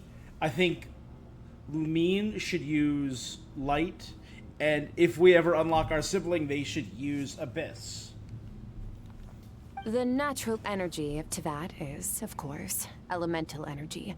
But that's not my area of expertise. I draw from a different source of power. So that must mean... Abyssal power, yes. Also known as the power of the Void Realm. My master, Sertologi, is a true expert in that area. After all, he was one of the group of 5 that infamously stole the all-encompassing power of the Abyss. An act for which the people of Conria gave them the epithet, the 5 Sinners. The elemental energy of Tevat, on the other hand, is derived from the power of the Light Realm. These 2 forms of energy exist in direct opposition to each other. Suffice to say, there's not much I can teach you this time.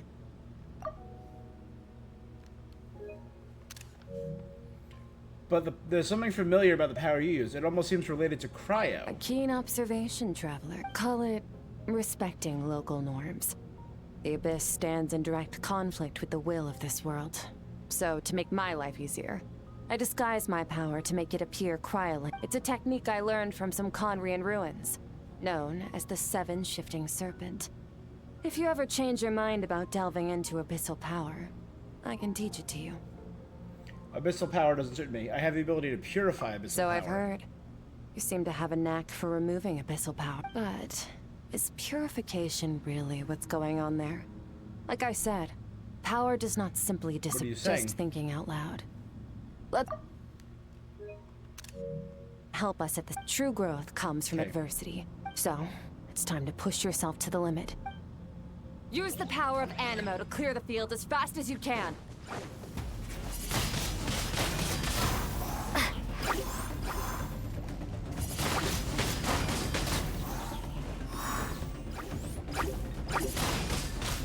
Windblade!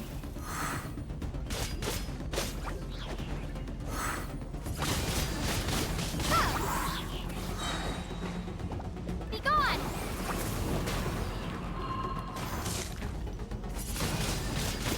Ha!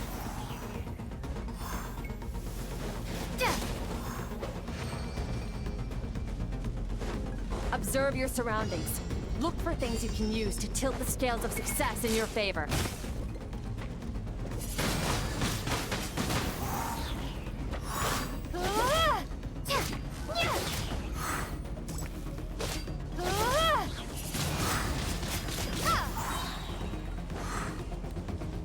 Prepare to be blown away!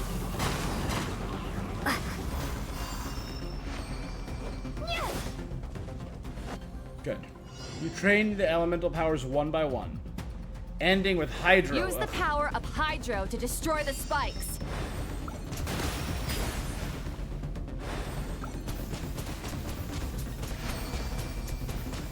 Whee! Faster. Don't give them a chance to strike you. You need to be quicker than you were in your dream. You can't afford another injury like that. Water jet! Ha!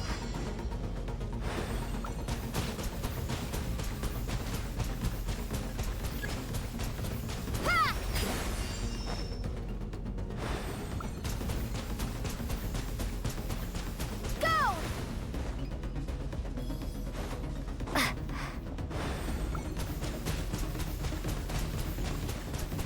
Go!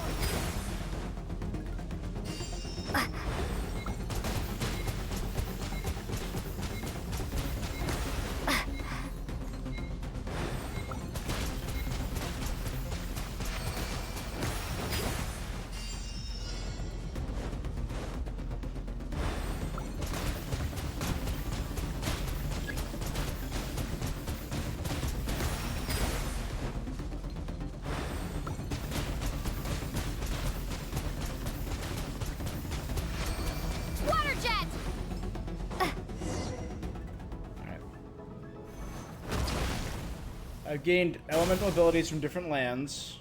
I've never trained them at once. You need to understand what makes you special. The ability to wield elemental energy without a vision and switch between the elements at will. Don't tease us with that! It means your aspirations need no approval from the gods. Your power is not bound by the rules of this, so be bold. Do not be afraid to Graceful as the wind, tough as stone, nimble as lightning, flourishing as foliage. You can feel the power of the elements flowing through you. Sometimes it's peaceful as a flowing stream, surging like a raging river. For close magic, you can almost hear the voices. It's not Dominion, more like it's saying hello to an old friend.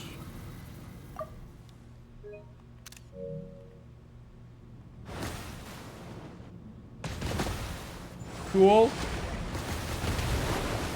Very good. Can we use this Seems power? you've reached a deeper level of connection with the elements. See, you're teasing us with how powerful the Traveler Long could enough be. for you to lose yourself in your training, which is a good sign.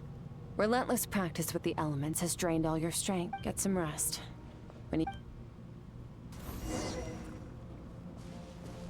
If you wish to master the elements at a fundamental level, you must see the entire natural world. Nature in all its places and forms. That is part of what it means to be a traveler. Well, to be fair, I have only been wielding elemental power for a few years now. Before that, I controlled light itself.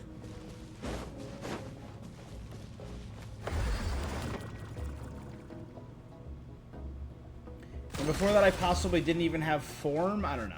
It's weird.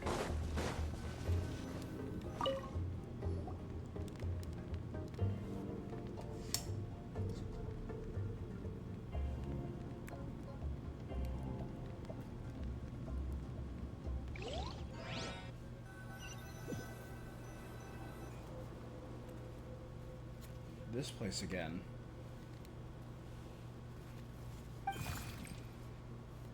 Hey, you.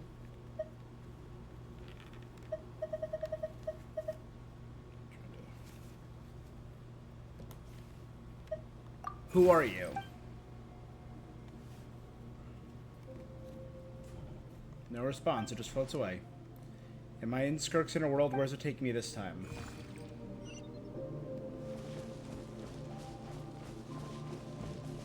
Am I gonna see Skirk on the run? Maybe how she got recruited by Sertology? What is the secret to power? There you go. Longing. Hatred. Self-preservation. No. It is fear. The fear of losing those you love. The fear of watching your home burn. Fear is the source of evolution. It forces humanity to adapt to their environment. Not wrong, but not hardship. A good lesson. It is in the process of prevailing over our fears that we surpassed first ourselves and then the rest of the world. That fear is now part of you. It calls on you to evolve. Okay. Ow. It hurts. Daddy, mommy.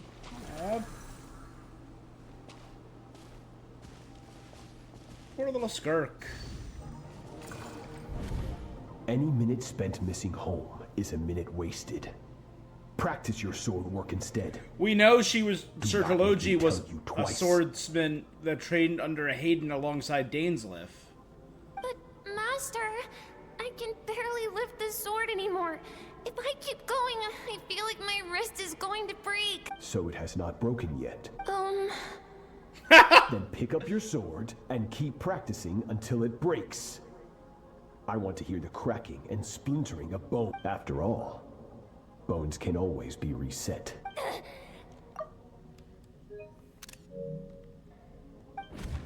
What the hell, my guy? I can't breathe. It's like lower. It's on the ground. Everything's gone black.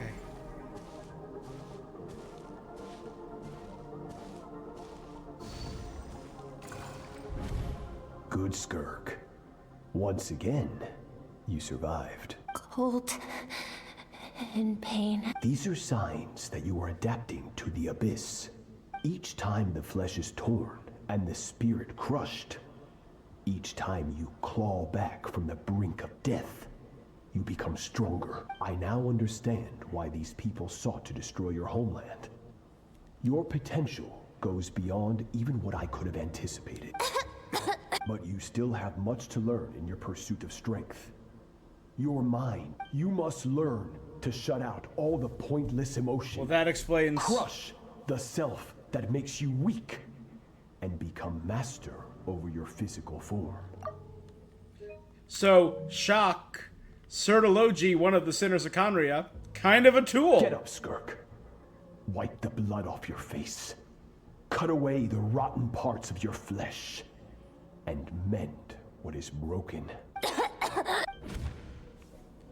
Insane. That's a psychopath. That's a monster. The dream's over. I can't get that suffocating, oppressive feeling out of my head. So many questions. Where does she come from? What has she been through? Hopefully you got some good rest. Skirk said to tell you that she's ready to start the final stage of the... So, want to head over now? Or did you want to wait a little?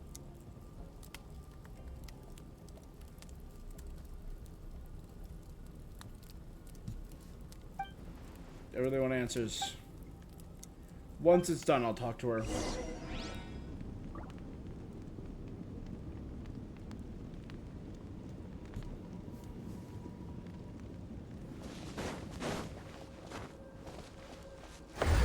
I feel like I want to rewatch the Skirk animated short and teaser after this.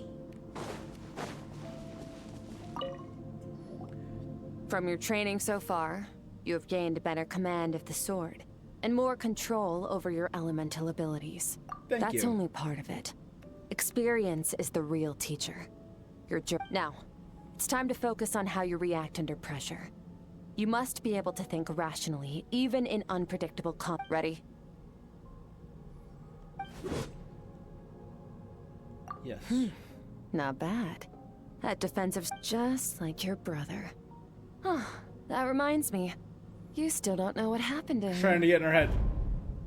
Hey, no fair! That's... You think every opponent has the same moral code as you? You can denounce their deplorable methods all you want. Strong emotions will always arise in combat. Anxiety, anger, fear. But a true warrior is never at their whim. Only when you are free from the influence of emotion can you make the right choice, no matter the situation. Are you describing yourself? How amusing. Almost sounds like you think, but you don't. You can choose your own path. Let's begin. Try to use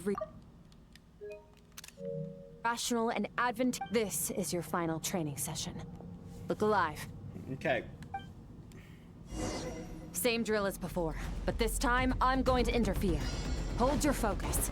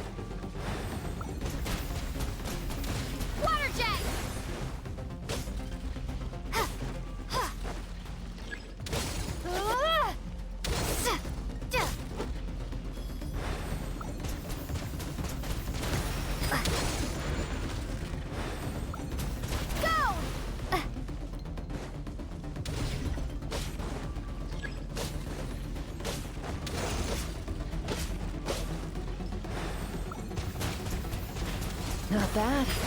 Better than I expected.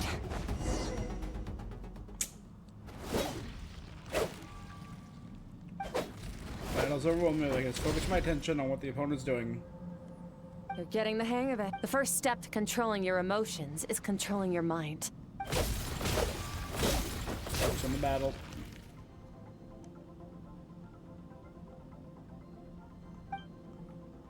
Choose to tune out anything that isn't relevant.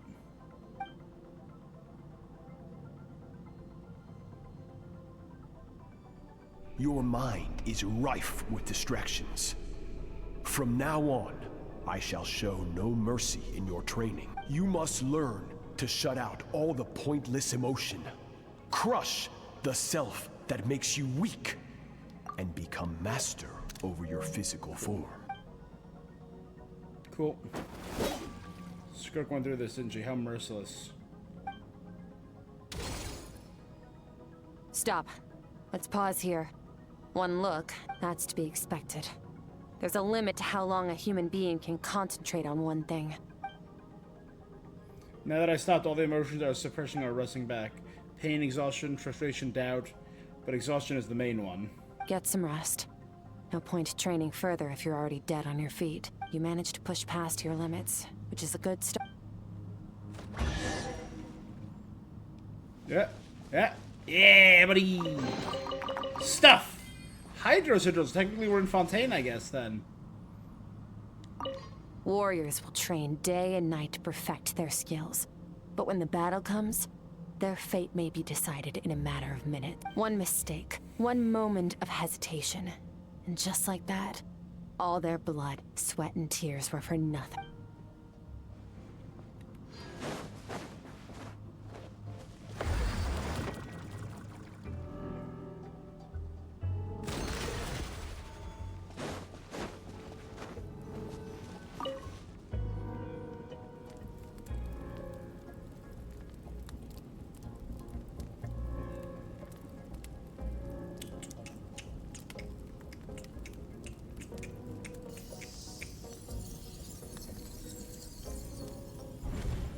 So remember, all this time as I'm seeing Skirk, she is seeing me, and she is helping track whatever this god-powered soul eater is. I'm very curious. Back in Skirk's inner world, I don't see the strange creature this time, but I can navigate this phase on my own now. I don't know how to leave, so I'm stuck here until I wake up. Can't hurt to take a look around.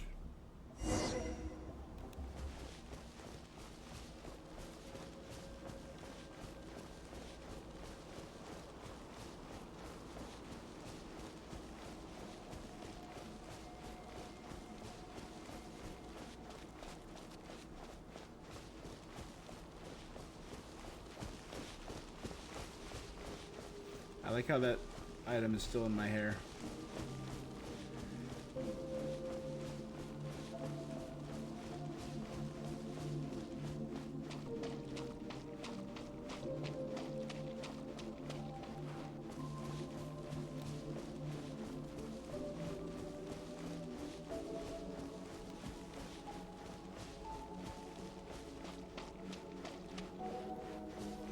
Ooh, peoples. Skirk is amazing. She faced down that terrifying giant and cut its head clean off. She got hurt though, didn't she? Yeah, well, that's a given. But the moment she was on the mend, she got right. I heard Master suffered a grave injury once too. Lost an arm and a leg and still came back stronger than ever. Incredible. Certology lost an arm and a leg. Okay. Pathetic. You're not even trying. You're so much weaker than you think. Skirk, have you become a positive light in this world? Do you even remember how many of us perished in that fire? How many bodies were left to rot on the scorched earth? Yet you alone live on. Keep your gaze fixed on your blade. You don't deserve to rest. I have so many questions. I just want to jump in a spaceship, explore the whole universe, and get answers from the stars. I just need to wait till I'm grown up. Then, Now, you must bid farewell to who you were in the past and become someone stronger. Run! Skirk, run! Only death awaits us here. Keep running, and don't ever...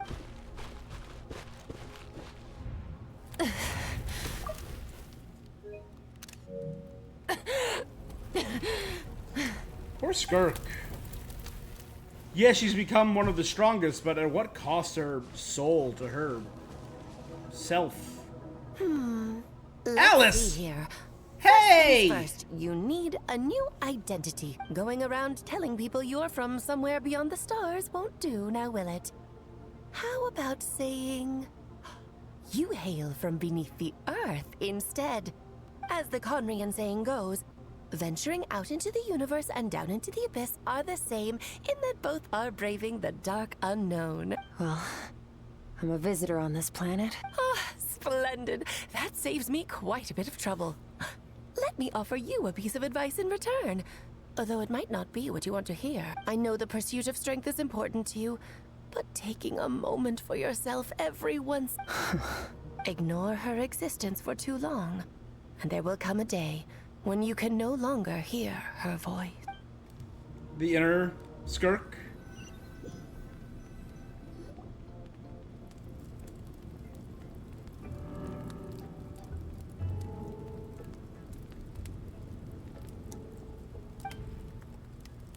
The dream is over. You're awake!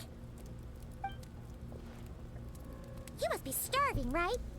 Ta-da! A barbecue feast? Of course you are! That's why Skirk and Paimon got this all ready for you. Dig in! Your best friends now? If you're around someone long enough, it's bound to happen. Plus, Skirk can cook. So, Paimon decided she can forgive the whole Ice Queen thing. Here's an idea. Let's save the chit-chat. Sure.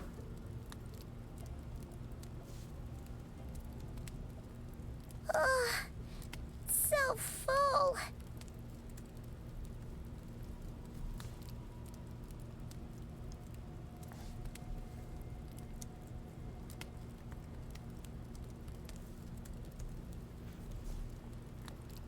Alright, what are Skirk and Dahlia's special meals? Grilled fish and mint sauce for Skirk. And crispy potato shrimp platter for Dahlia. Okay, it's Paimon. Mm-hmm.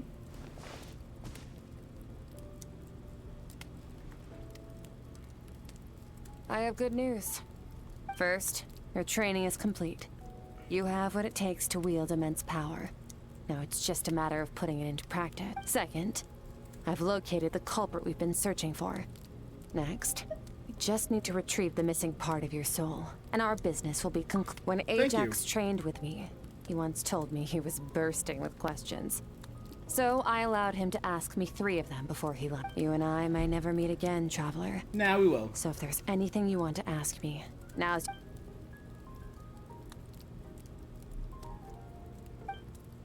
Are you really from Tevat? Okay, not the angle I was expecting. What makes you ask that? Sorry I didn't tell you earlier, but while you were dream marrying, I saw your memories. It's the first time she's broken composure. I knew that was a possible side effect. Closed off my mind. Even with the dream mirroring, you should have seen nothing but endless... So she didn't share those memories on purpose. She tried her best to keep them from me. The first time I appeared was all I saw until that creature appeared. Whatever. Must have been a flaw in my execution. I shouldn't be too... Since you've seen what you've seen, there's no reason to No, I'm not from Tevat. I'm from a different planet. And there was a time when I journeyed through the stars. A lot like you in some ways. You're also a descender? No, we're different in that respect. You're influencing the fate of this world. But So is that what a descender is? I'm just Because we know there are passing other through. people from beyond the stars, but a descender... Several hundred years ago, my master, Sertologi, opened the border between worlds and sent me here. But this is not my home. And one day, I'll return to the vast unknown of space. There you go. On to your second question.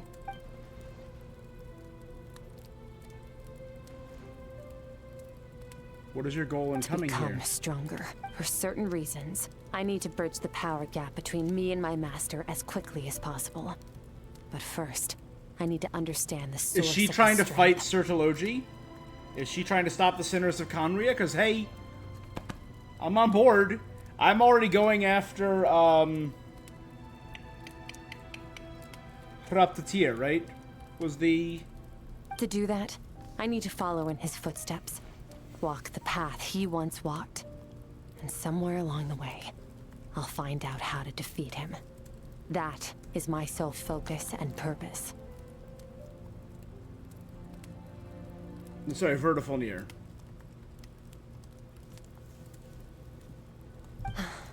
Okay.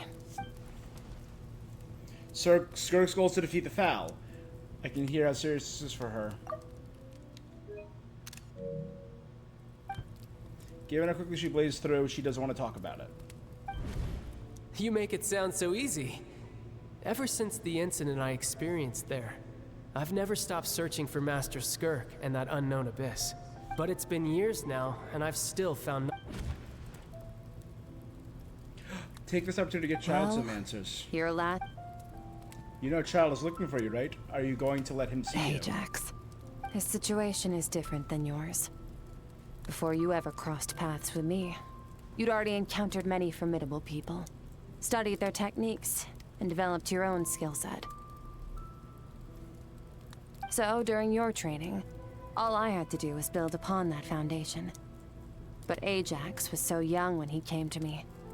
A complete blank canvas. Children can't help but imitate their role models. In the long run, that would only hinder his growth. Once Ajax has enough strength in his own right, I will allow us to meet again. Until then... It was calm and calculated. It's like she's talking about something entirely mundane. I'm not buying it. She makes it sound like the decision has everything to do with Child and nothing to do with her.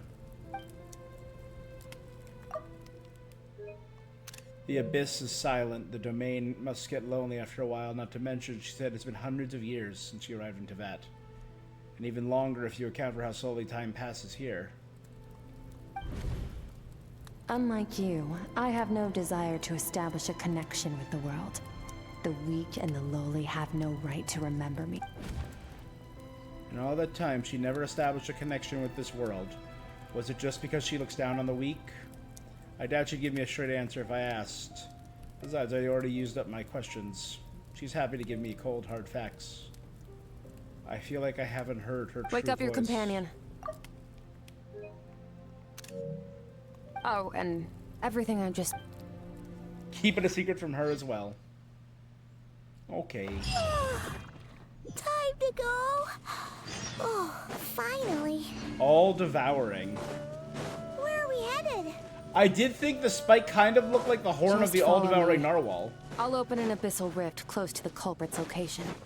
It will take us to where he's hiding.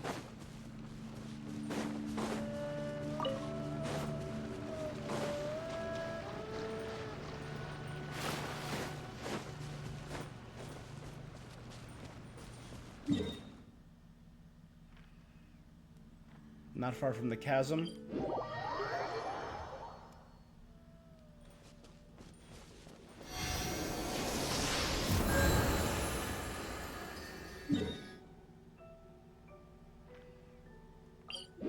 Into Lumberjack Valley.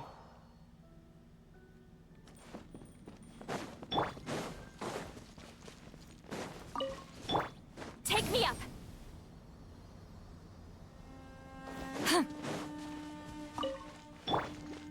Time to act. This is all Orin stuff, right? Oh no, that's your veggies.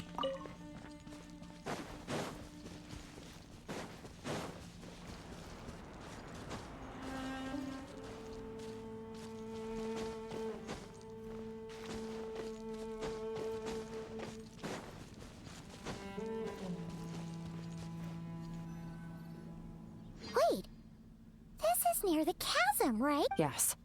If we enter from here, we'll be able to reach that place from your dream. You have some experience with abyssal domains by now, but still, This is someone else's territory. Don't worry.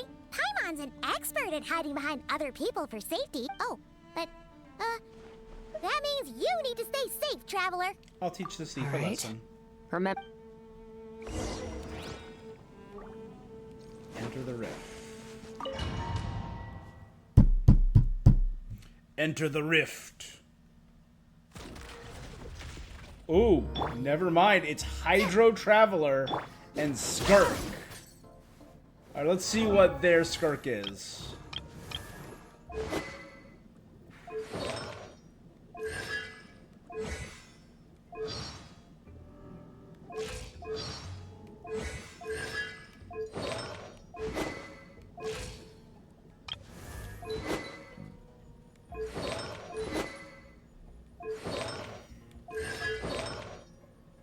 Finale of the Deep. C3. 8, 9, 11. Cadbertano.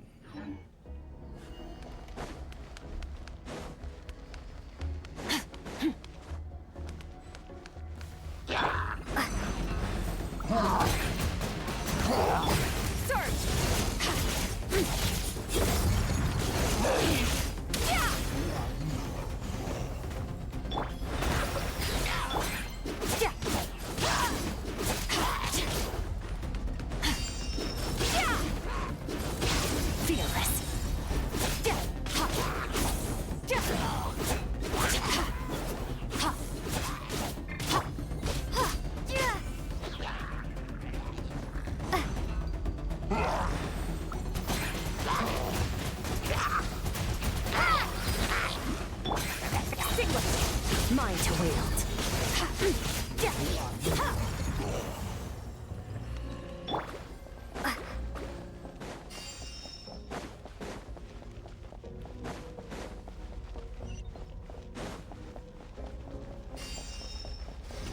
Whoa! Look at all these spikes! Careful! Don't get hit! You know what?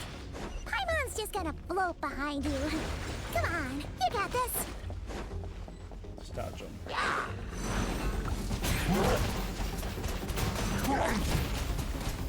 Water jet! Merciless.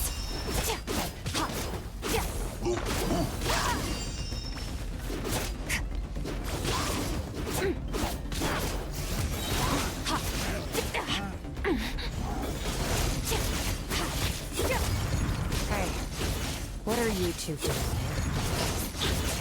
Who's that? Don't attempt our research. Dusty. Like an abandoned house. Let's press on.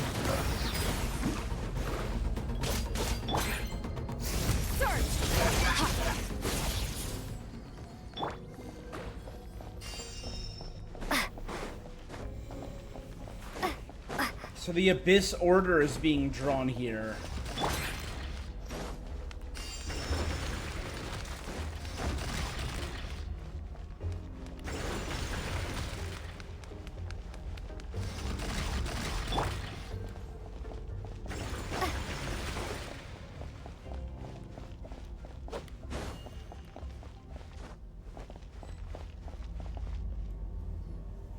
Oh, looks like this is a dead end. Did we make it to his... Ugh! This fog is making it impossible to see anything! This should be the place where you were attacked. The missing part of your soul should be nearby. Close my eyes and focus on the light that came from the back. I can sense something nearby. It's nearby. Our opponent must have covered us. Hold on! Look! The spikes are back! Stay calm. Let's hold back a little. Give our enemy some wiggle room so we can see what we're dealing with. Our enemy took part of your soul for a reason. It's likely he integrated it into his attack somehow. For Integrated our soul?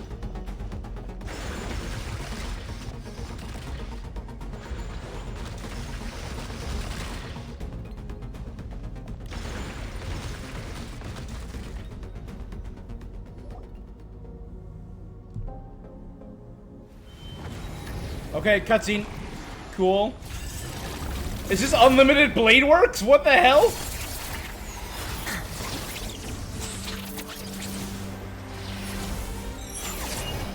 Cool. Are we fighting Gilgamesh? Is that what's going on here? Opening the gates of Babylon?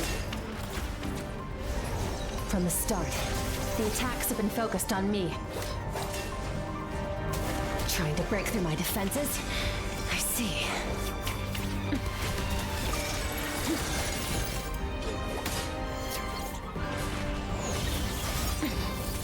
That one is glowing. That's the one with my soul in it.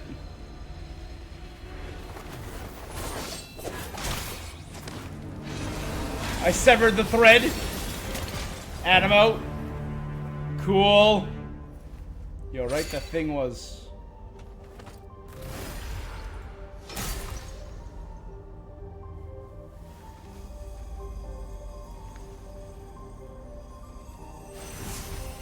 I'm back, baby! There. I got it back. Thanks, Skirk. Traveler! Skirk! What happened? It looked like Skirk just got... In the Gwali Plains, you asked me why this enemy chose you. Now, the answer is clear.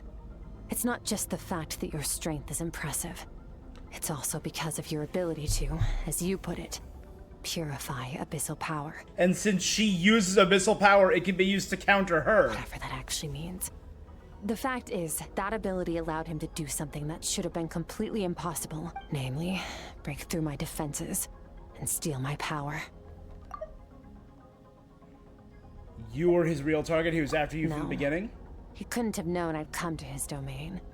He only stole your soul fragment because he knew the value of its power. Call it fate, if you want. I believe that's the term they use in this world for arbitrary coincidence. In any case, it works to our advantage. Once I realized what he was using that power for, it gave me the chance to get back what you lost. You did get stabbed. Well, done gorging. How did you get the power of the all-devouring narwhal? The all-devouring narwhal? Oh, of course! Paimon knew that spike thing looked... I highly doubt you acquired that power through your own strength. You're desperate enough to scour the land for god remains and whatever vestiges of power you can find. That alone proves you wouldn't be able to defeat a creature like... Which leaves one possibility. You know my master, the Foul, Sertologi. The Foul? Who dares call him foul?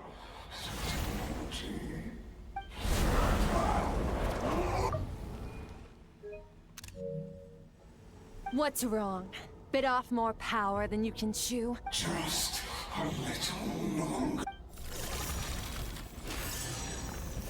Look, it's back! Gates of Babylon. It's literally Gilgamesh. Those obsessed with power will let it devour them before abandoning their pursuit. Keep calm and use reason to decide. Skirk was stabbed by one of the spikes while retrieving the fragment of my soul. In the process, some of her power was stolen. The culprit is hiding somewhere beyond the fog. I have a good understanding of his attack pattern from the fight. If we pursue him, our chances of winning are high, but Skirk's breathing is weaker. If we attack now, I can't guarantee her or Paimon's safety. Let's get out of here. Wise decision. Final victory doesn't always come after a single battle. You've got your soul fragment back, so we both got what we came for. Get us out of here, Traveler. You'll need to lead the way this time.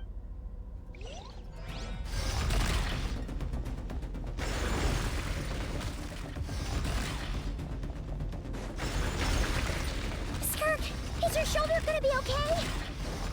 The wound is minor. It'll heal in no time. You should focus on getting out of here alive instead. Uh-oh! Falling spikes! Run!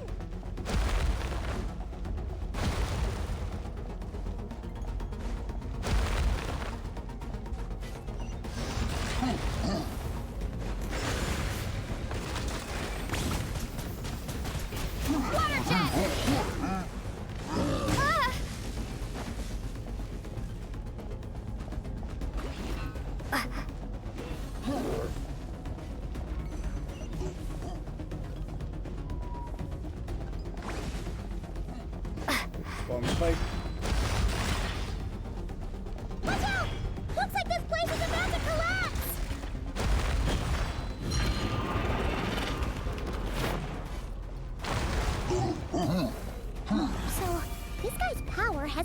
with the all-devouring narwhal.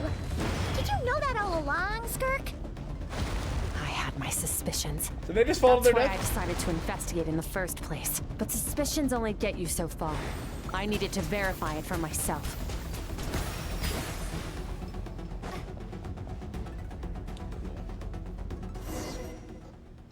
Cutscene?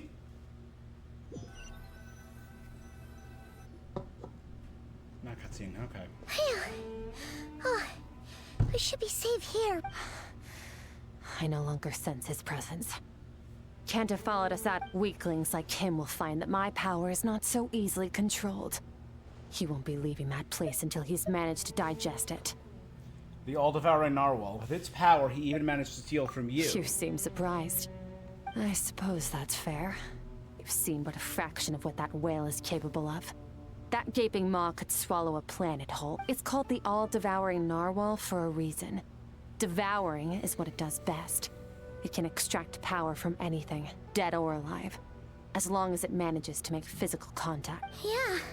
When we had our run-in with that thing, Neuvillette mentioned that it has an instinct to... Your dragon friend recognized the nature of its abilities and used the power of Hydro to protect you.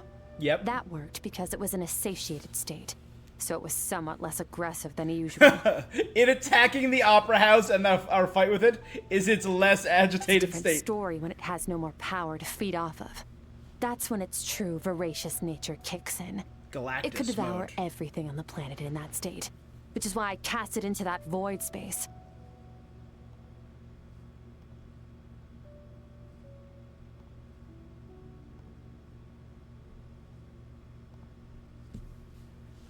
But I hadn't Sorry. I hadn't wielding its counted power. on it. To me, that says he must have encountered the whale a long time ago. Meaning, he must have known my master. Hearing you say the foul definitely got a reaction out of Exactly. him. It told me everything I needed to know. And I believe that brings our transaction to an end. Now that you're whole... No way! We can't leave now! Something was... This isn't my first taste of failure or losing power.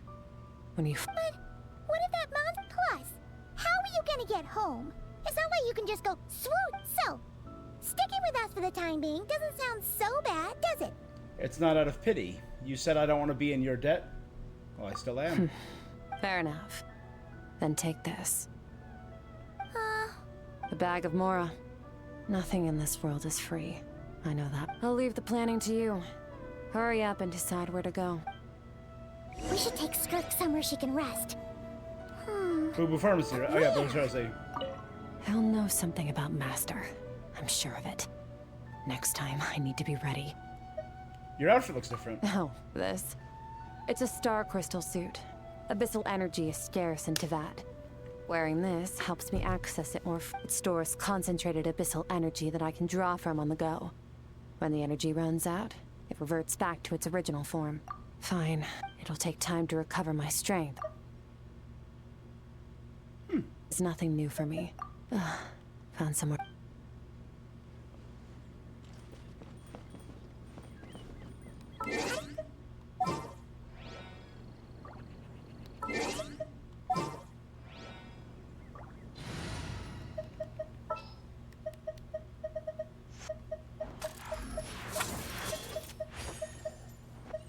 Keep your eyes wide open.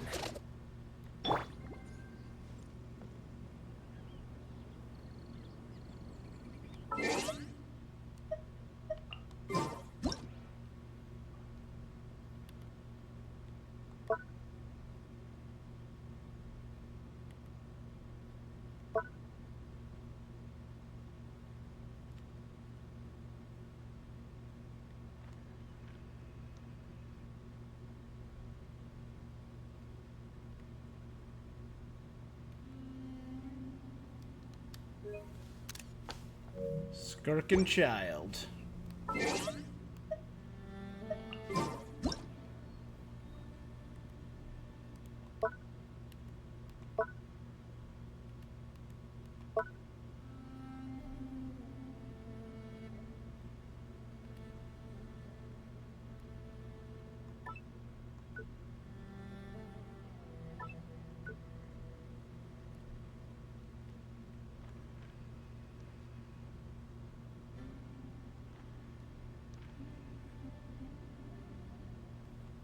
There you go, buddy. You and your master. You're so happy. Okay, back to Boo Boo Pharmacy.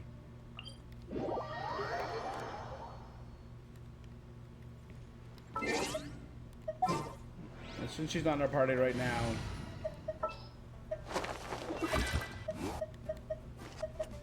Okay, let's take a walk.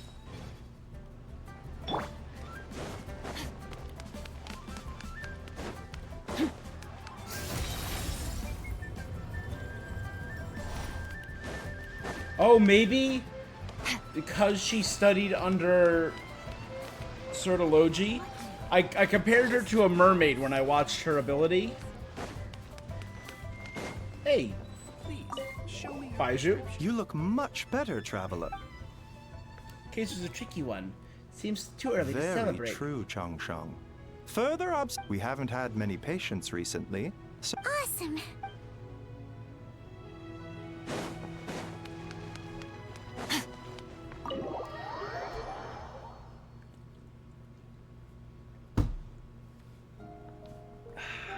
Huh? This bag from... Does she have a job or something? Wait, no. After what we saw at Wamin Restaurant, that seems impossible. Can you imagine? I'll be collecting my paycheck now, boss. Oh, sure thing. Wait, who are you? Can't hold a job if you make everyone forget about you. So, what did you do to get all this Mora? Claimed some buried treasure, took care of a few monsters that were causing trouble. You heard all that? A sonorous voice like yours is hard to miss. I wouldn't be surprised if the sound of it traveled to the nearest mountaintop. Then, did you by chance... You mean when you called me Frosty the Lavender Melon? Paimon's whispering needs some work. No, sorry. Paimon totally misspoke just now. She didn't say that at all. It was, a Paimon lookalike. Okay, fine. The truth is, Paimon didn't like you all that much at the start, but... I noticed there was only one bed. Wait, what about you? I don't get tired, and I don't need rest. I'm going to practice my sword work. But, your shoulder... Hey, don't just lick... whatever. Let her tire herself out. Let's get some sleep, traveler.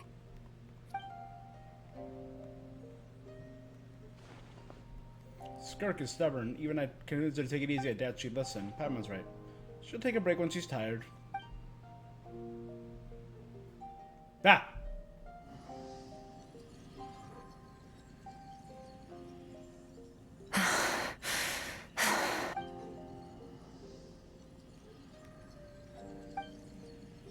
She's acting like she didn't get stabbed in the shoulder. Quiet.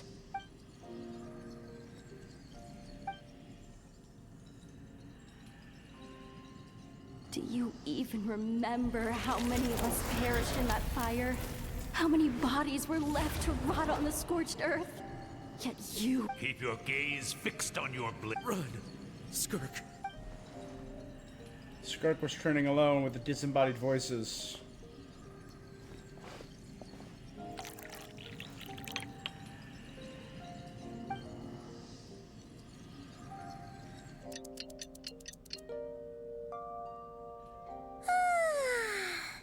Getting an early night's sleep is the best. Wait, Skirk? Have you been Have you recovered About your strength? 60%. Whoa! Paimon thought it would take at least a couple... No, not fast enough. That's 20% less than last time. Same training regimen, same intensity. Nothing felt different. Maybe it's because of the spike that stabbed you. I think I need to meditate for the next 2 days. Deep introspect. Ooh, sounds intense. Thanks. See you.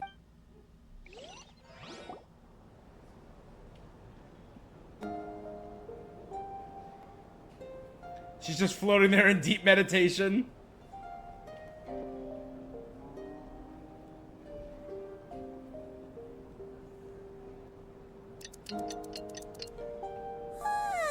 Skirk is still meditating, huh? It's been 2 days already. Shouldn't she be awake by now? No idea. Paimon can't think of anything we can do to help. Oh, wait! Breakfast! Be right back! Now that Paimon's gone, we can have an actual conversation. She's serene, like she's really asleep.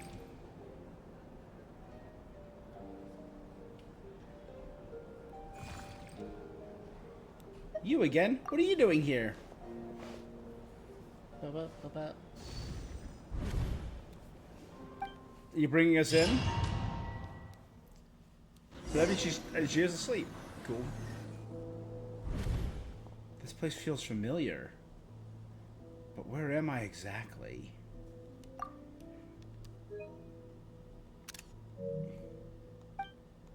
Towering cliffs, withered trees, a strange flowing river from the horizon all the way here. But it's broken. A waterfall at each breakpoint. On closer inspection, the color of water has changed. The lower portion, the darker it becomes, almost as if it's a dark runoff? Did you bring me here? That must mean this is... This is Skirk's inner world. Think of it as the threshold between the soul and dreams. This isn't your first time here, but what you remember is probably a space covered in darkness. I only managed to illuminate a small portion for you back then. So you can speak.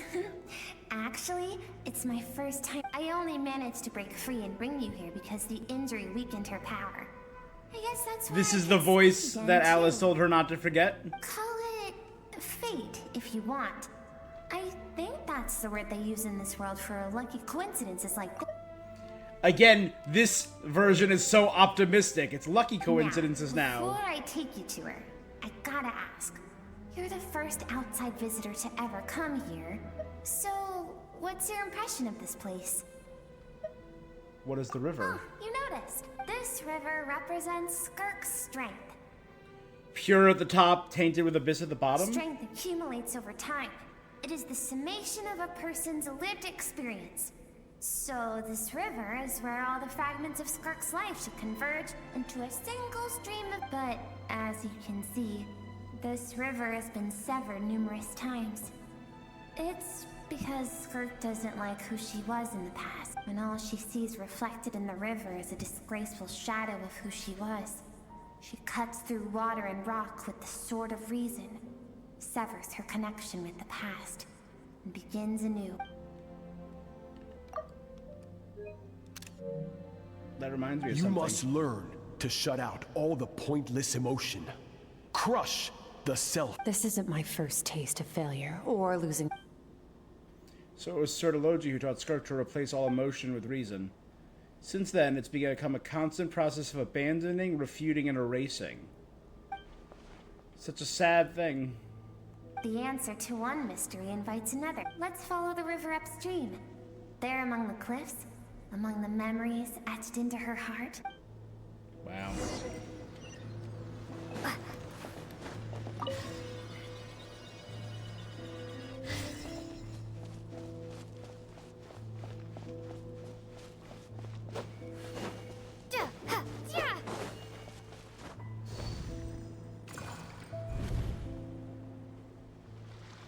Ooh, a coastline.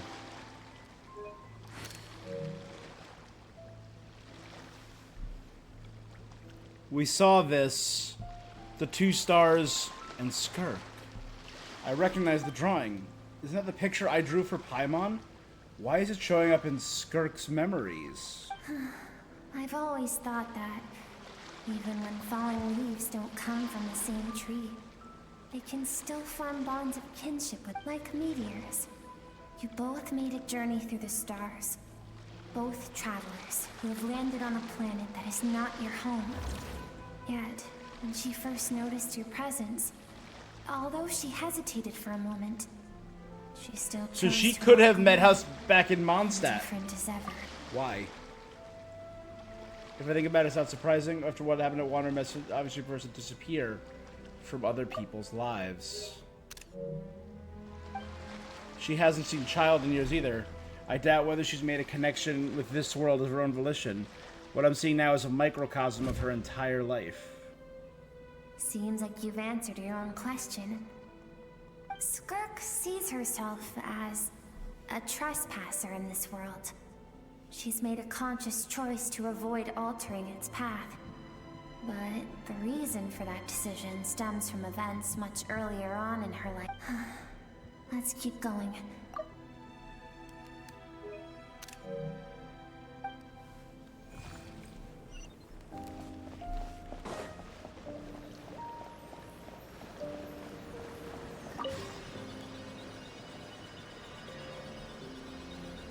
One, maybe up there, okay.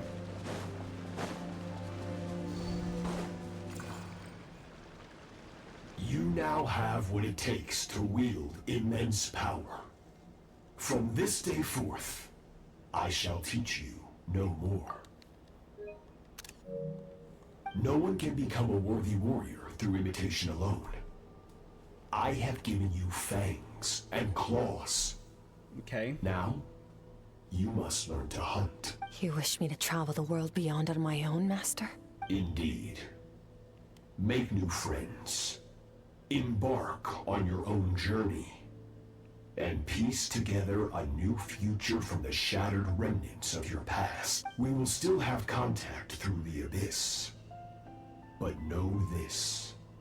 One day, I will take the life you worked so hard to rebuild and reduce it to ashes. Just like the fire that haunts your mind. Is that Sertology? Yeah, he better be a boss. He has such abyss and even like black serpent energy. Why? What do you do? I have told you before. Fear is the catalyst for... You have tasted loss. You have known fear so deep it can be felt in the bones. But as living beings, we all have an instinct to detach from that which harms us. And thus, pain dampens over time. And the acrid taste of fear. He also looks a lot like the Black Serpent Soldier we fight inside of the All-Devouring Narwhal's world. Yet now, I have bestowed upon you the gift of fear eternal. It will drown you in the nightmare of your childhood. Or it shall drive you to defeat me, whatever the cost. Man, Sertology sucks! I saw him during the battle against the Narwhal. That is what Skirk's master, the Foul, Sertology, looked like at one point in time. So he can change form? Of course. As a higher being, physical form is a triviality. He could appear as a beast, a human, or even a monster that defies description. The form you see him in here, clad in abyssal armor, is the one he usually wears when traveling through the stars. I used to think they were master disciple like Skirk and Child. Now I see why Skirk chose to distance herself from humanity. Sertology told her to put down roots, while at the same time threatening to destroy whatever life she managed to create. For certain reasons, I need to bridge the power gap between me and my mat. To do that, I need to follow in his footsteps. Walk the path he once... So that's what she meant. I didn't understand why Sertology would do that. I'll let you in on a little secret. The real Sertology, the scope of his power is impossible to understand. Ooh. And that's why she's walking the path of the Abyss, to gain the same power as him and understand his power. Oh man, that's fascinating. There's probably one here, one there, and then one at the top, so probably 3 more.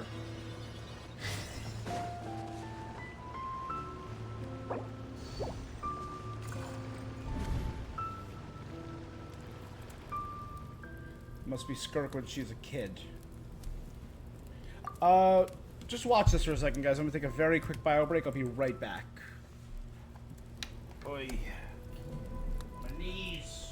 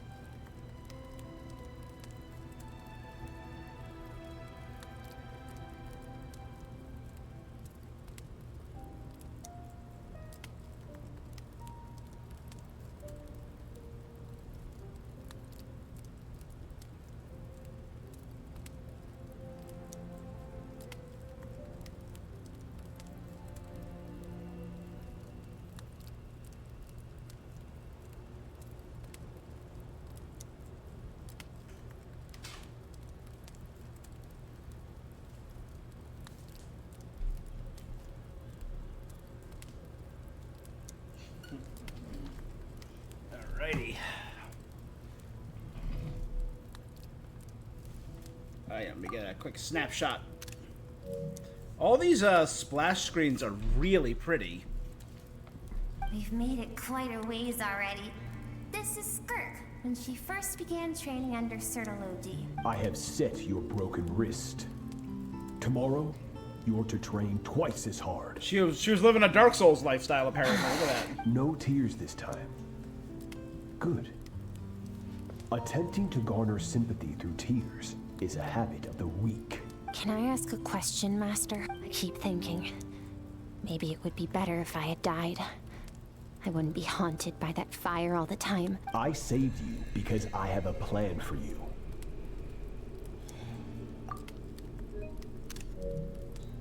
It has been too long since I fought a battle that demanded my full strength, and I hunger for it. Every so-called genius and prodigy I have faced has crumbled like sand underfoot. Before me, even fate bends the knee. So, I will teach you everything I know. Train you by whatever means He hungers necessary. for it the same way that all-devouring narwhal hungers. You might surprise me. But I don't want to draw my sword. What you want matters little. Among the boundless sea of stars, the cries of the weak are but faint murmurs that disappear into the void. Yes, Master. From that day forward, all she knew was grueling training. After some time, her talent bloomed. It was not that human emotion disappeared from her heart, but that reason came to dictate all she was allowed to feel. So Sertology saved her when she was a child and never even tried to hide his ulterior motive, at least from what really happened in the disaster back then. His final words were cold and cruel, but her reaction made it seem like it was a truth she knew all too well. I have a feeling it comes back to what happened back then. We're nearly there. I almost don't want to reach the end. The waters are pure here. Look, the waters are pure, and this is where they're starting to get tainted.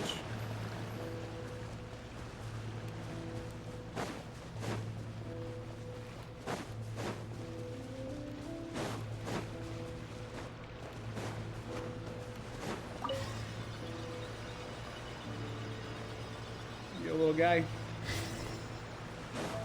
There's one or two more. One here and one at the top, I would assume.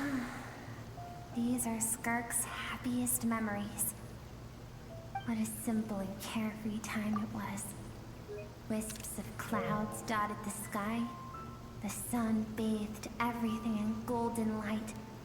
And when song filled the air, not even the shyest of flowers could resist swaying along. This is Skirk's homeland. She was so curious about everything as a child. There was so much to discover. The treasures at the bottom of the sea. The secrets beyond the stars. And that merchant ship packed with adults wearing those strange clothes. Yes, the ship. That was the beginning of the end. I gotta see what these people It are. was a spaceship. When it arrived, the people that disembarked wore smiles on their faces and spoke of friendship. They claimed to be merchants from a neighboring planet, looking to establish Skirk's parents, her relatives, her neighbors. Everyone welcomed the newcomers with open arms and allowed them to explore the planet. To them, the visitors were guests and should be treated with hospitality. No one had any idea of what was to come. Several months later, an army of unknown origin arrived without warning and carried out a ruthless campaign to destroy everything and everyone on the planet. Skirk had skipped school that day, like so many times before, so she was not caught in the immediate wave of destruction. But when she came home that day, only fire and ruin awaited her. Countless people cried out to her for help. There you go. I want to get this. Friends and relatives, The little girl who lived next door. Their lives were discarded like worthless trash as the fire consumed one life after another. If Sertology hadn't been there in that moment, the fire would have claimed her life too. And there she would have remained. So why did those people destroy her home? Why did they destroy her home? She and her people were seen as a threat. As the initial merchant ship explored the planet, they discovered that it hadn't always had the condition to support life.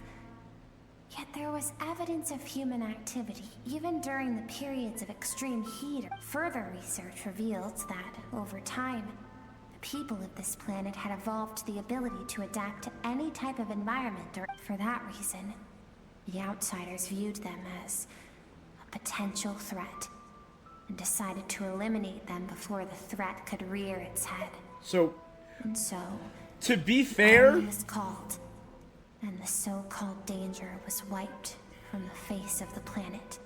A species that can adapt to literally anything could become the greatest, could live anywhere, could potentially spread were they given the inclination. Doesn't sound like they were. This was a straight up genocide, mass murder, horrible incident.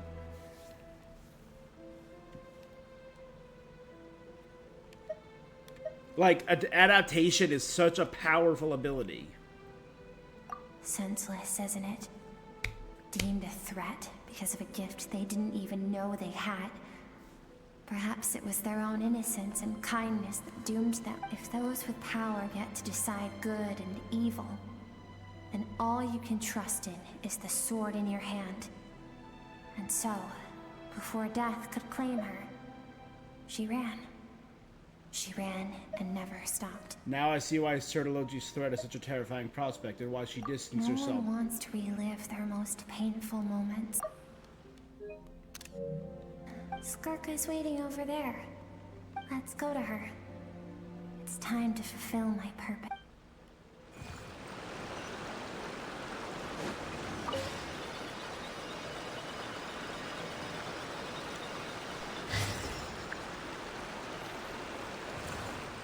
Is this where we get our cutscene? No, not yet. Soon.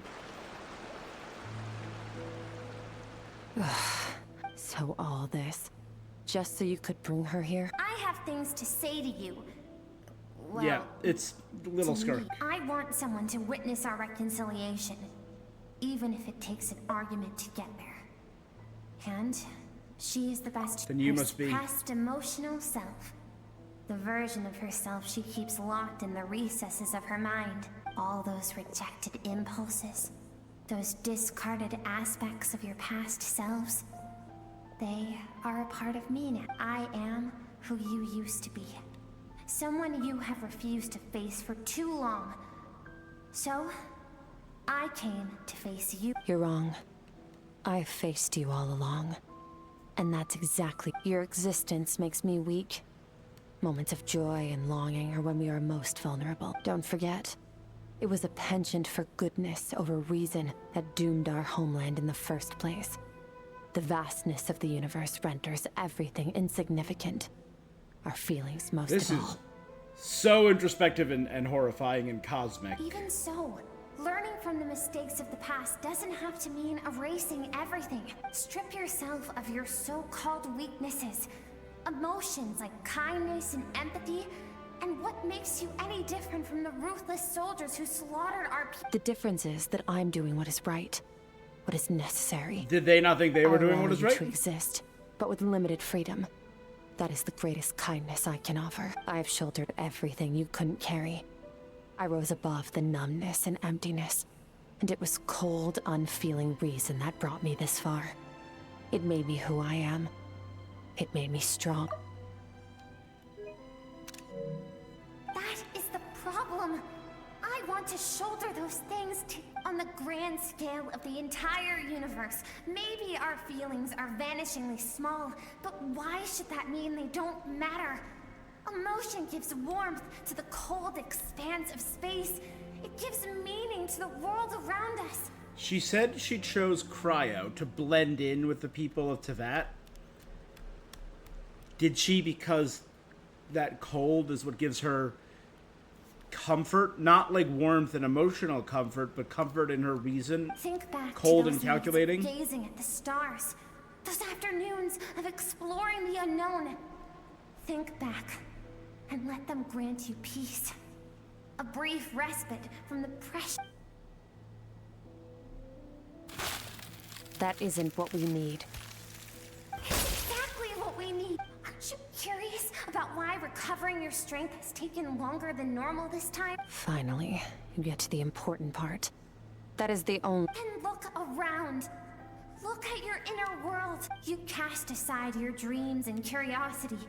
And in doing so, you lost your original motivation. Yeah. You severed all connection to who you used to be, so you can no longer draw strength from your past. Now, the only things driving you forward are fear and survivor's guilt. But these cannot take you far enough. And so, this river, the source of your strength, grows more polluted by the day. And you think that means I should seek help from a weak little... Your emotional self isn't weak. The fact that she has transcended time and broke free from her constraints to come and face you, that proves Thank you for saying that. To be honest, I'm not here to argue with you. This isn't about who's right or wrong. And in fact, I agree that in order to make it through the wake of that tragedy, we had to distance ourselves from the pain through reason over emotion. But what is right at one point in time isn't always right forever. Yeah. I know you will never forget that fire. I know the fact that you were the sole survivor fills you with guilt. And I know that among the voices that haunt you, mine is there too. Because deep down, you know that you didn't turn out to be the person you wanted to. All those unfulfilled hopes are like knives to the heart. And I don't want you to hurt anymore. Oh, so even there it if is. you can't accept me, I hope at least that you can let go. I keep thinking, maybe it would be better if I had died. Yeah. Your dad and I, we're not afraid to stare death in the face, but we need you to survive. Is this literally her emotions breaking through? I'm sick of being a kid. There's so many amazing things out there.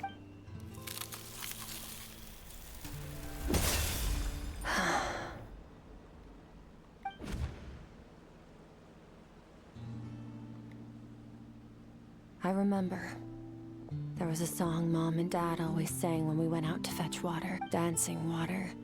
The sand along your path is begging for your song and movement. Will you carry this burden with you on your journey? I am not the dancing water, and you are not the burdensome sand. But if this is your wish, then I will carry you with me until the end. Good job, Skirk. Good job. I should be thanking you. Cutscene! Yeah! Finally.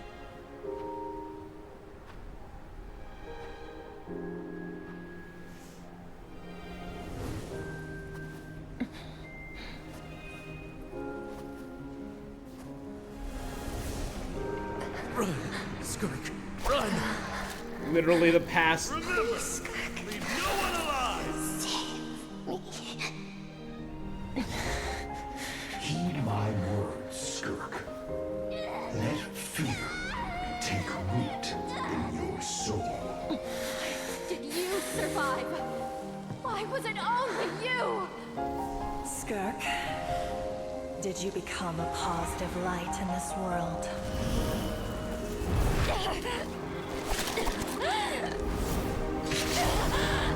Break free!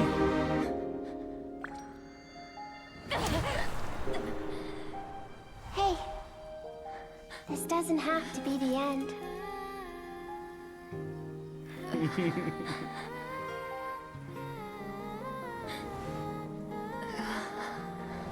Life is a gift. Don't let darkness claim it.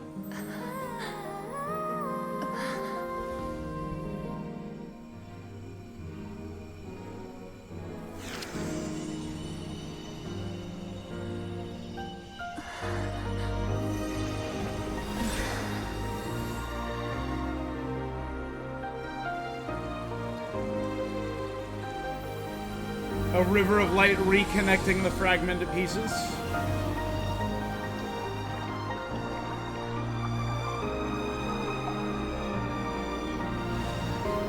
So her soul has still been divided by her reason throughout her life, but now she has access to who she was.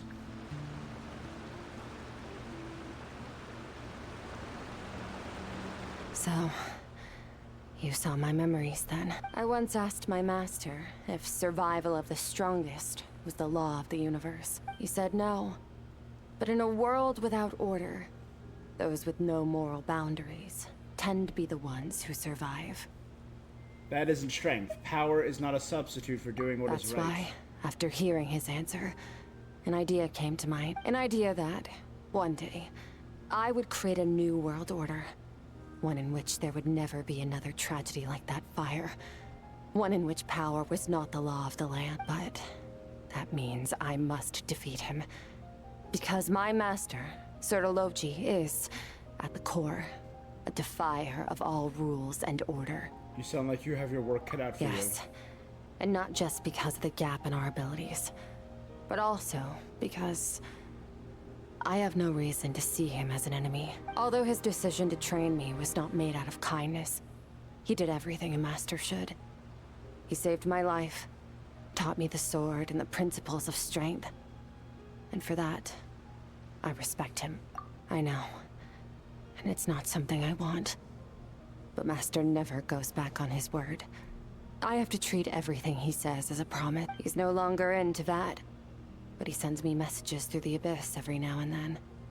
Most of them are simple greetings, or an answer to one of my questions. Every time I hear from him, my heart skips a beat. And I wonder if this is the moment where he'll finally appear before me and tear down everything I've built to pieces. Maybe that means I do live in eternal fear, just like he said. Yes, I respect him, but I'm also afraid of him. And for that reason, the pursuit of strength consumes every moment of my life. I don't know what Master has planned, but I have to be ready. Help me? If he does attack, I'm gonna help. Why? Of course. This isn't your fight. Shut up. Because if we want to build the world we both want to see, everyone has to be willing to fight for it. If we all do our part, we can make the entire universe a kinder place. Exit the threshold between the soul and dreams. What a beautiful place.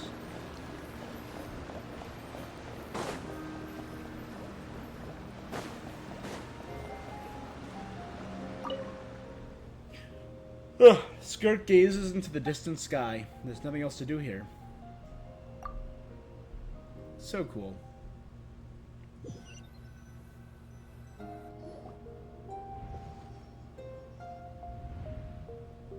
Oh, you're finally honestly. Paimon was gone for like 2 seconds and then she comes back and finds you both unconscious? You're both okay, right? What does it look like? Hey. You look stronger Only than water ever. from the source can cleanse the rot and filth that flows from the past into the future. I taught you to incorporate the experiences from your journey into how you fight. I suppose what happened today will become an inseparable part of who I am. Okay. So, but whatever. Paimon brought back tons of the... Good job, Paimon. The three of you enjoy the snacks. All right.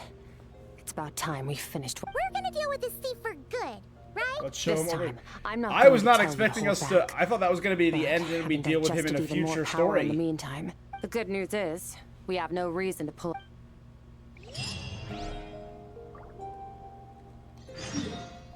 I legit was not expecting us to finish this fight today. Okay. I thought this would be in like a Skirk chapter 2.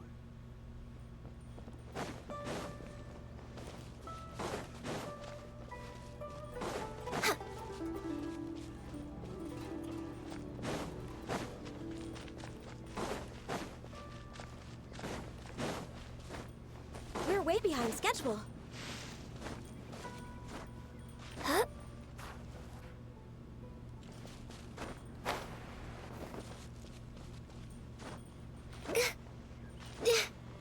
Huh? Huh?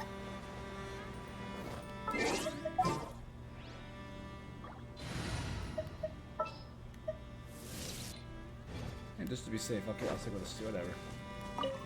I don't know if it's going to switch us back to the double. The fog is gone! Wait, isn't that the form the all-devouring narwhal changed into? How come he knows that, too? That's what the fowl used to look Really? like. So, you're telling Paimon that giant whale and this guy can both turn into the fowl? It's a subconscious instinct. Any intelligent being who longs for his level of strength is bound to mimic his appearance. It's a natural response after encountering someone as powerful as to them. He represents ultimate power.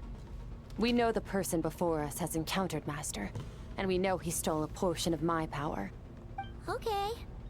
Oh, that close up Paimon. Nervalette isn't here this time, so it's up to us. He won't have the nerve to steal again after we're done with him. Let's teach this guy a lesson. Okay.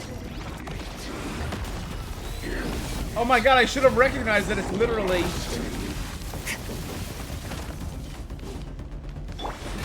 Ha! Wipe out! Fearless. Into the void. Blood Serpent's Broken Edge.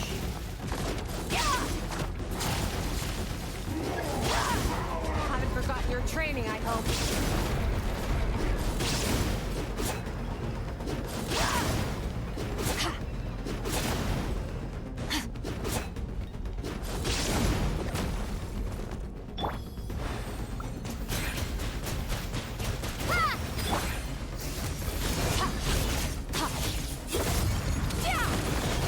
Mine to wield.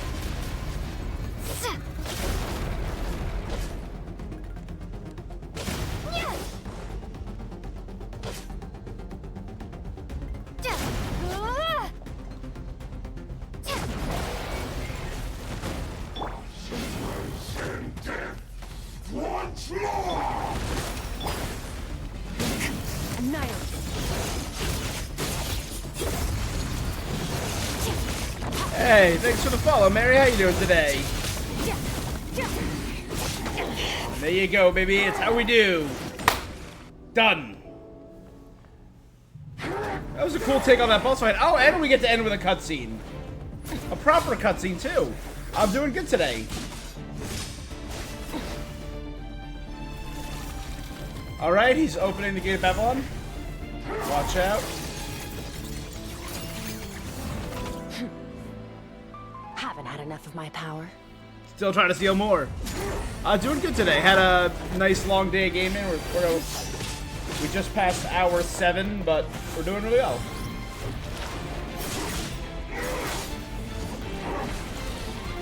Bubbled! Clean.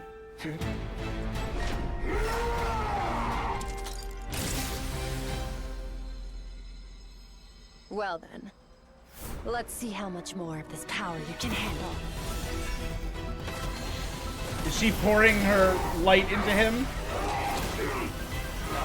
Son, you screwed up big time, Aaron.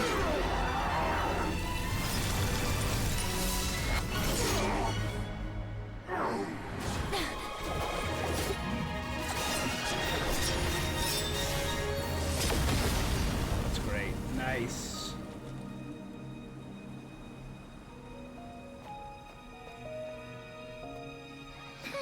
Oh, thank you. That was pretty cool. But what was he is my question. Oh, never mind. Here we go. He's Conrian, I can tell you that much. Have you come to your senses? You saw that my body was at its limit. So, you deliberately channeled your power into me. Such power. There you go, the Black Star of Conria. Keen battle in Skirk, Sertologi's disciple. How long has it been? How long has he been away from Teyvat? Hundreds of years. Hundreds? Sorry. It's a lot to take in.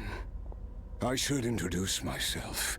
I am Skofnungar, a friend of your master and one of his followers. This is the first time I've heard your name, Skirk. But hundreds of years ago, I knew you existed. Hundreds of years? Sounds like you and Master have quite the history. Of course. Might as well. I was born into a noble family. All right. Conria. Any information we can get on Sertology and I was Conria set is to great. inherit our title, but I contracted an incurable illness as a child. I trained the sword harder than anyone else, defeated all of my peers, but it was all in vain. When other people looked at me, all I saw in their eyes was pity or a strange glee in my misfortune. Even my parents were just waiting for me to die. This is messed up. Over time, my heart hardened, and I became aimless. We were similar in age, but different in background. He was born in prison, the son of criminals who had been sentenced to death. He spent his childhood wandering the streets, facing more criticism than the literary works in the Universitas Magistrorum. No clue. Yet, he always wore a smile on his face, as if kindness and malice were one and the same, and he could not see the difference. I still remember what he said to me when we first met. You need to fight to survive. Even if it's a losing battle, it should light a fire under you. He seems so interesting. He seems like an ass, but he seems so interesting. And go down without a fight.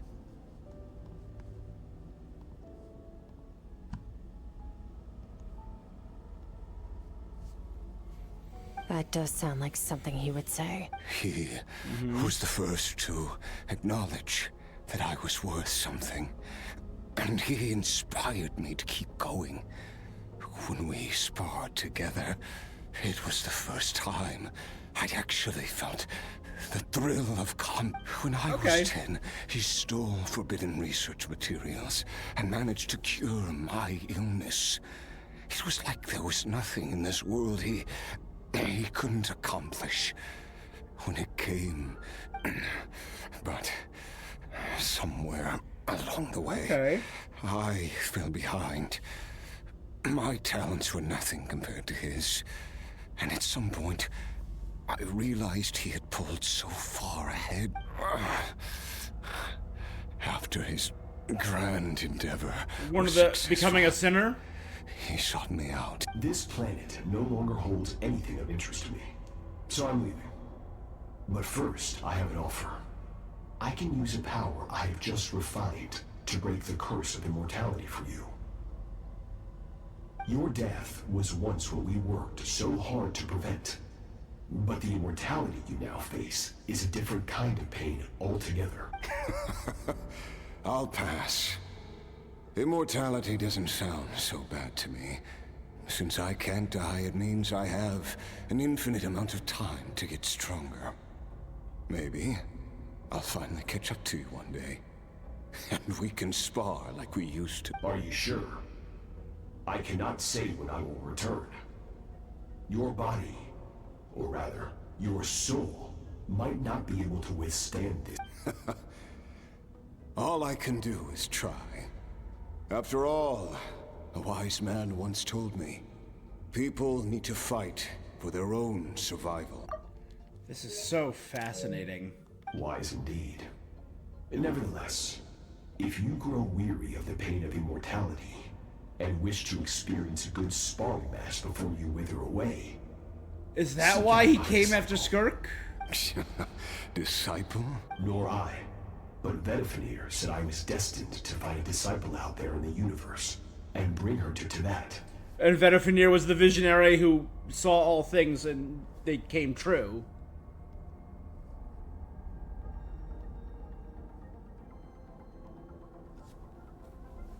You know as well as I, Vedifenir's prophecies are never wrong. Well... All Vedifenir said was that one day, the stars shall bow in her honor. Sounds pretty impressive. Of course. Only the most outstanding people would have the right to be...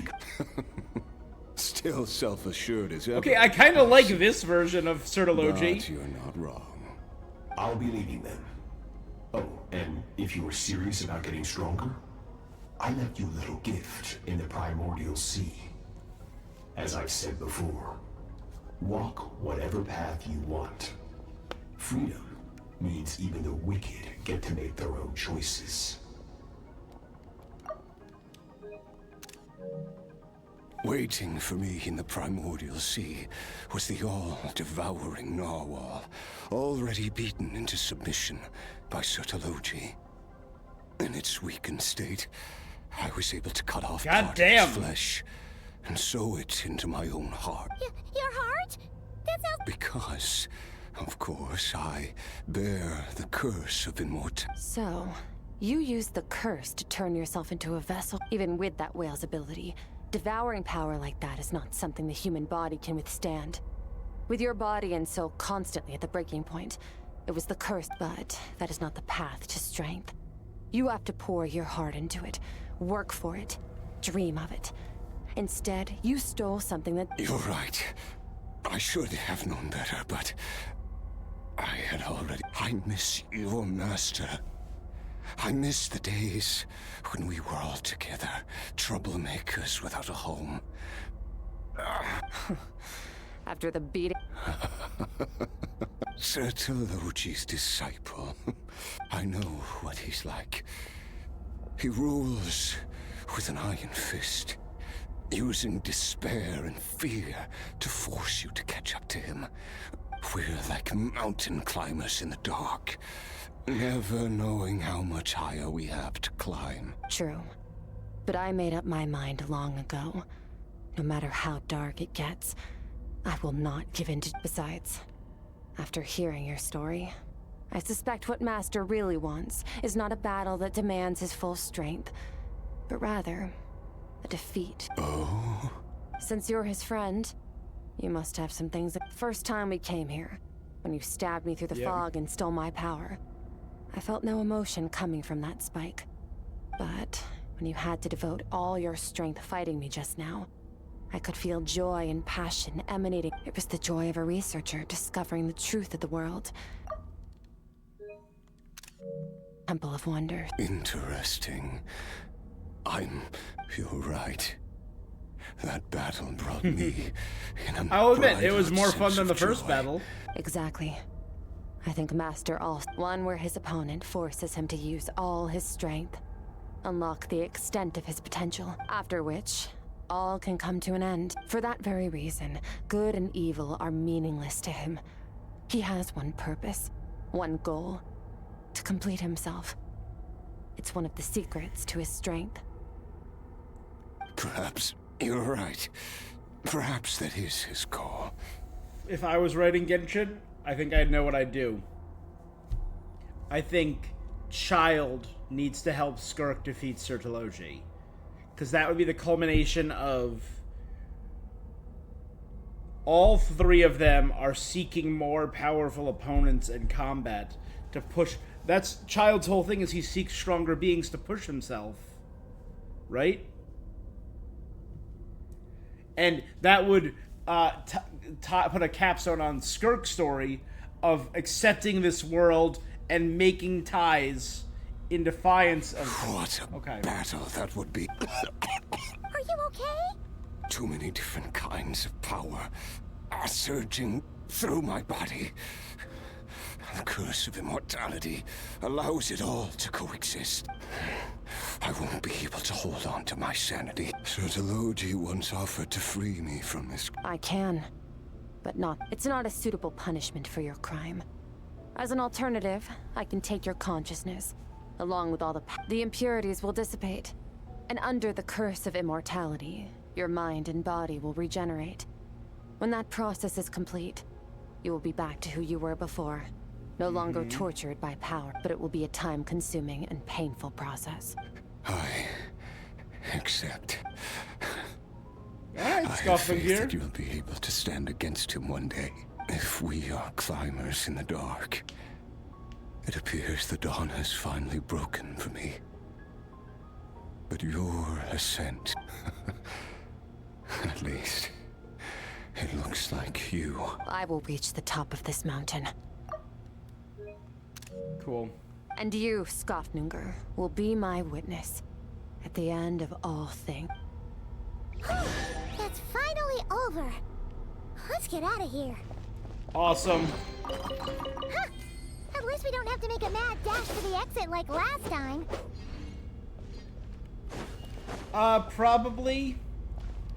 Yeah, I'm really enjoying Genshin. I think the last two patches have been really, really good. Right now, I'm also doing Marvel Rivals, Fortnite, Mafia, and Jurassic World Evolution 2. Skirk gaze, there's nothing else to do. We did it! Ah, it's only been a few days. Once again, we've proved there's nothing we can't overcome. Wow. Didn't break a sweat. You sound even more today sure went by fast. It's night already. Oh wait, that reminds Paimon. Yes. The power Skofnunger stole has been returned. So... Great! Huh. It's crazy that you even noticed their light was gone. There are so many... I suppose it's because I have gazed upon this sky for centuries. The false stars, hanging in the meticulously planned sky, glittering with rotten... It's not real. And yet, it is for that very reason that I can look upon it and enjoy the momentary peace it brings. I'd like to see what it's like Even up there. the most beautiful of bubbles has to burst. We will return to the real universe one day. Time marches ever forward. Even the innocent and naive will taste life's bitterness. Yet through hardship, we grow until we learn to seize the sands of time for ourselves. Though we gaze upon a false sky, its vastness and majesty is palpable. One can only wonder, what is it going to take for kindness to reign supreme? Ugh, this is all going over Paimon's head. Ever since we met, she has filled Paimon's days with happiness. No matter how tough things get, she always finds a way to make it better. If it's too big a job for one person, then we'll do it with two. And if two's still not enough, then three. We've met so many amazing friends and accomplished so many amazing things. As long as I suppose when it comes to you. Well, I should be going. Now that my power is no longer isolated from my emotions, I need more practice. I When will we meet suppose again? fate will decide. Maybe we'll bump into each other on the street. Or maybe... Regardless, reunions and partings are but passing moments. Or one without war, pain, or forced partings. One where new life can bloom, even where there was once nothing but scorched earth. For this, we must all work to become stronger. Goodbye, traveler. Remember your training. Bye!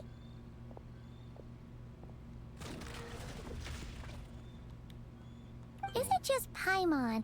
Or is she being... Hey! What do you think about camping here tonight? There's nothing quite like sleeping under the stars. Come tomorrow, we can continue our journey. That was an awesome story. That might be one of my favorite character quests in a while. The Dream Mirror Remnant. And a training review. Lingering Euphoria and Sleepless. We got a bunch of stuff from that. So let's check our key items first.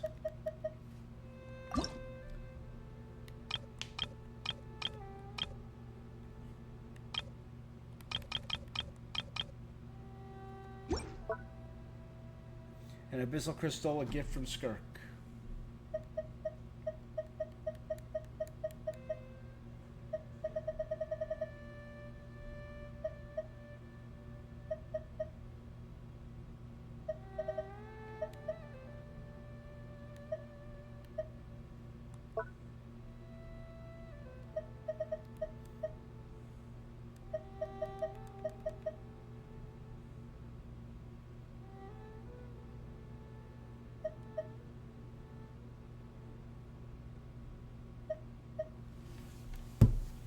What does training review do? Hold on. Genshin.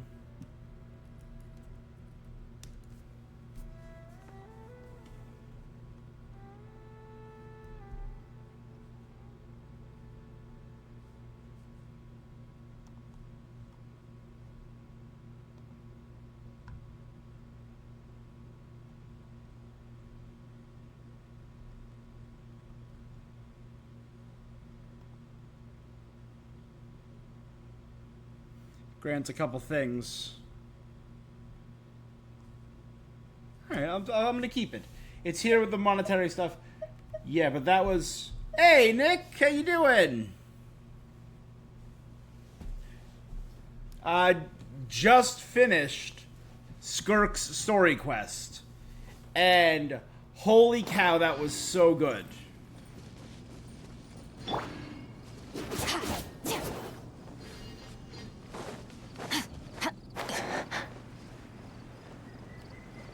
It's definitely one of the best stories we've gotten in a while.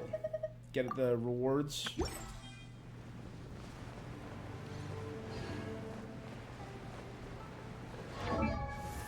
Which also means I can ascend her again.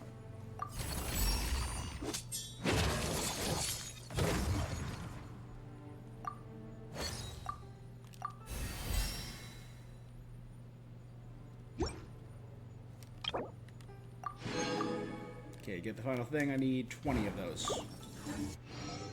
Did you play it yet?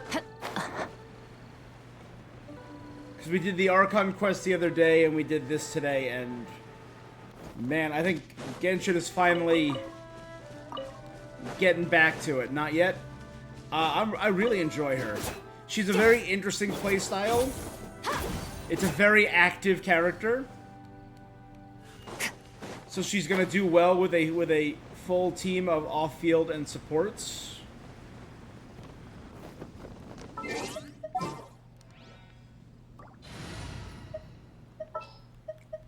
Like Escoffier, I think would be good for her. Chivalry will never die.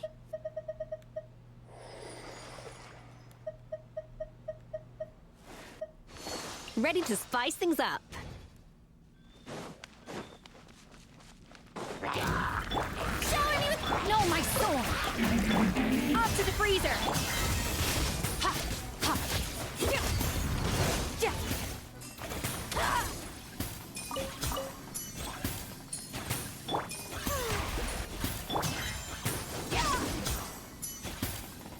Like one, yeah. You're running her with Escoffier, Farina, and Shenhe. Oh, Shenhe would be good for this, right? For all the enhancements that she brings.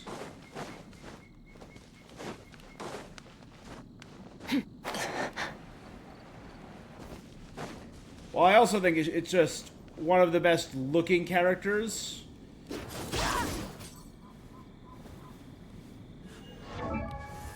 She just looks so cool. Her weapon is gorgeous. I love her weapon.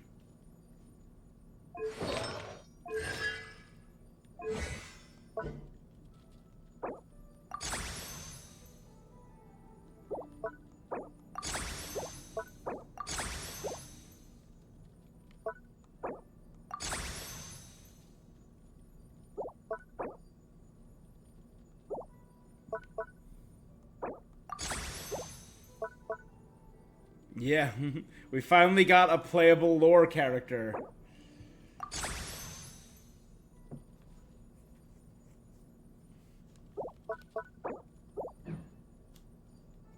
Yeah, 666.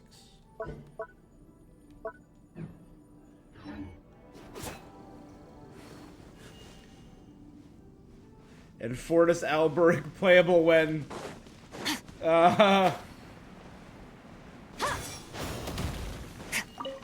I'm just saying, when you do her, her story quest, it's fascinating. I'll be real. It's really interesting. I was snapping screenshots left and right trying to understand a lot of the lore. Because, you know me, I love the lore. I love the story of the 5 Sinners of Conria. We got, and Skirk being connected to one of them, we learned a lot. Rain outlines your fate.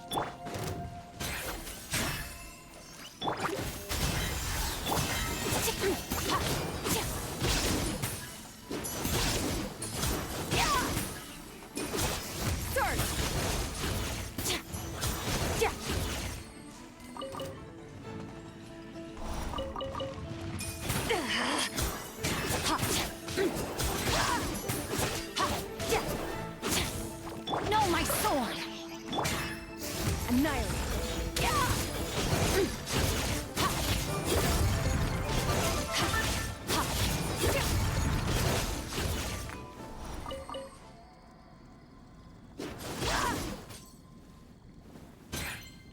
I don't know what playable lore characters I want. I mean, I still obviously want Capitano to be playable. I'm still of that camp, and I will die on that hill, that Capitano should 100% be playable.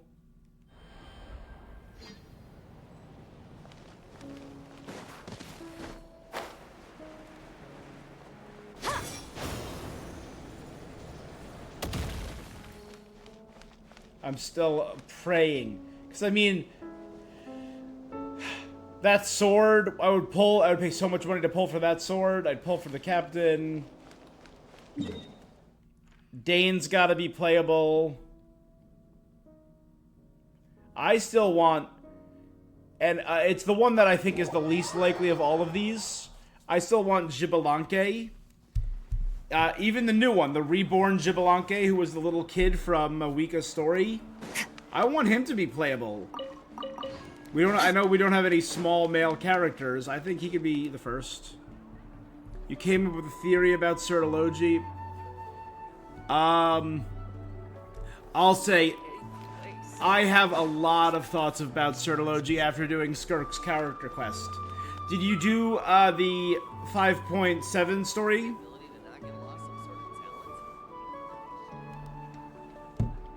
Oh, that would be cool. Make Xbalanque and Capitano. Well, because I think Xbalanque's whole thing is he wanted to be reborn. Right? Alright. So what we learned in the 5.7 quest was that Dane and Sertologi were contemporaries. They were peers, and they were fellow swordsmen. So I really now want to see Dainsleif interact with Skirk. After seeing her thought process around Sertologi and some of the really dark stuff we learn in her backstory. I must choose carefully. Oh, man.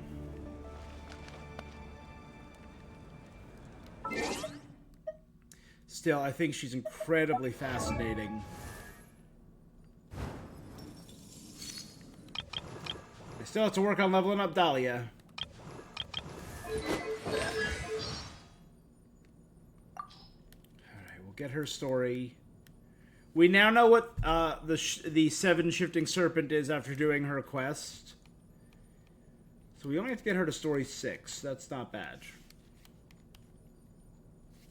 My theory was that Sertologi was the Voyager who took a Conrian's body in the Deep Galleries set lore.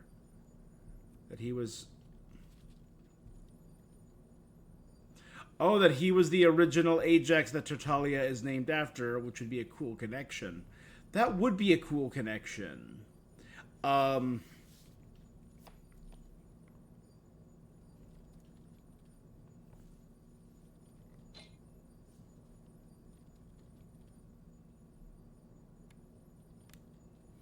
had some theories, and I was spouting some theories earlier, towards the end of the story quest. But I think, and I'm going to avoid any spoilers now, so do not worry. I think that could line up with something neat, if true. I think that, and again, I'm going to avoid spoilers. I think that Tartaglia is going to tie very much in with Sertologi's eventual storyline. And I think if someday down the line, because I fully believe we are going to do battle with all 5 Sinners of Conria. I truly believe that. And if we do, I think Child is going to help us beat Sertologi. And if what your theory is, that he might be named Ajax after the original Ajax that was Sertologi, that could be really, really cool.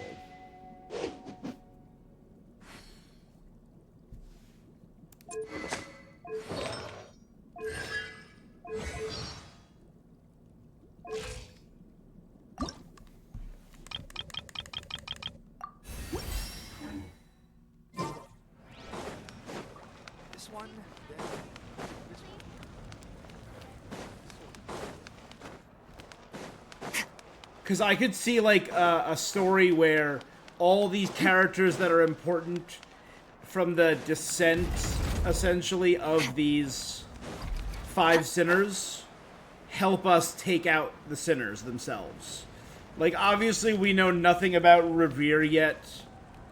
But, like, I would love if, towards the end of this, whenever we deal with after we deal with Celestia, is if, like, when we go up against Sertologi, it's the Traveler fighting alongside Skirk and Child. When we go up against Vedifalnir, it's Kaya and Dainsleif. And maybe our sibling. Right? Because Vedifalnir was the founder of the Abyss. Alright, Paimon, chill out. So if... I'll go to Farina. So if you fighting... I think fighting the sinners would be awesome. is the Deep Gallery set reinforces Sertology made a huge deal for Skirk to follow the Voyager's path.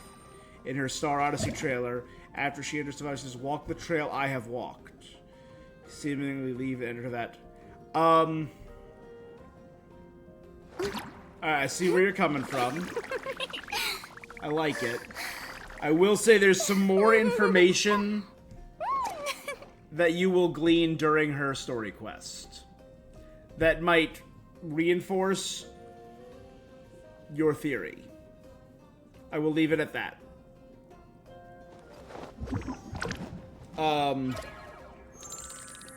Yeah, I think fighting the Sinners would be an awesome story point. Because the Sinners are just beyond everything. So I think, fighting Vetifanir alongside Kaya, because he's a descendant of Clothar, who was the first corrupted by Vetifanir, Dainsleif, who is Vetifanir's brother, and our sibling, would be awesome. I don't know who would go against Heroptatir or Rashier yet, but Rear the Rashier Solnari. Crazy name. But I think the obvious sinner is Rheindadir, and I think going up against Rheindadir with Albedo, and maybe after 5.6, I truly believe Mini Durin is going to become a playable character. So I think Durin and Albedo team up with the Traveler against Rheindadir. How cool would that be?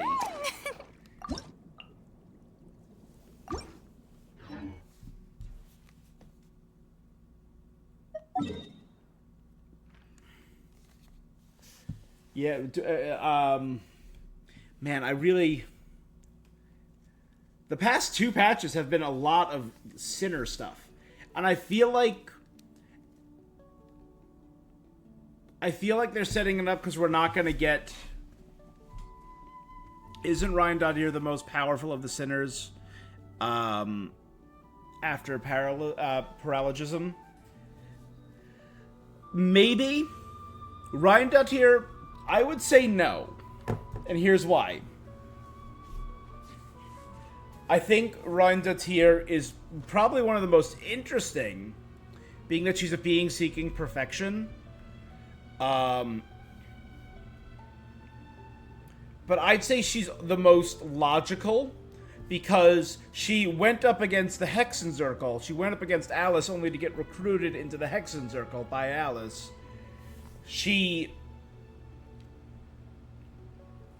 Her purpose runs counter to the world. The creation of the Rift Towns being the prime example there, that still exist and still devour on the edges of reality. But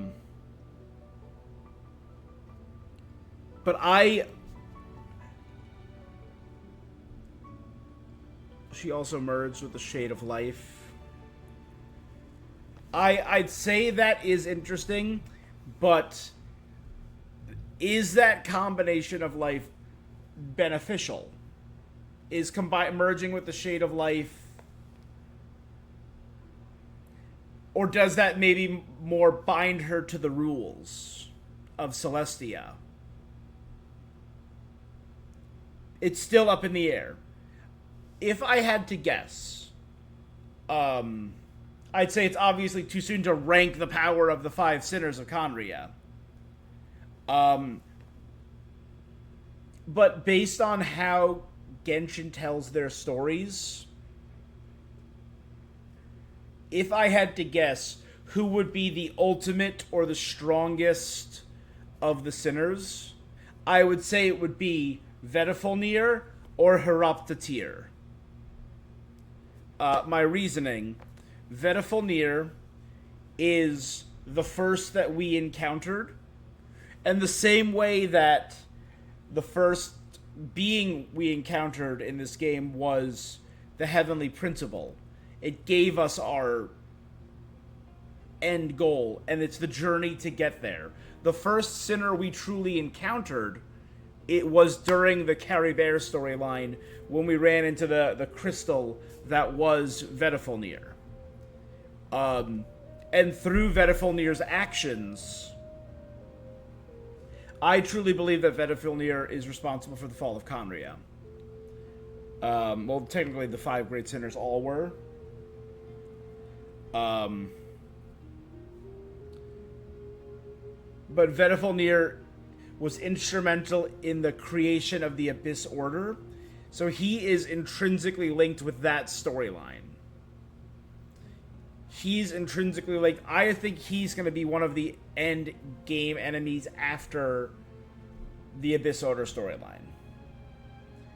I believe that Celestia is going to be the end game, because there's 3 storylines running concurrently in this game.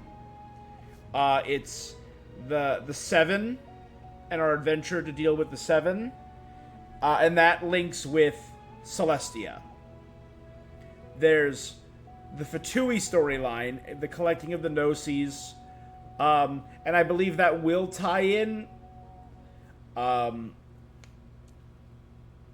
then there's the Abyss Order storyline with our sibling.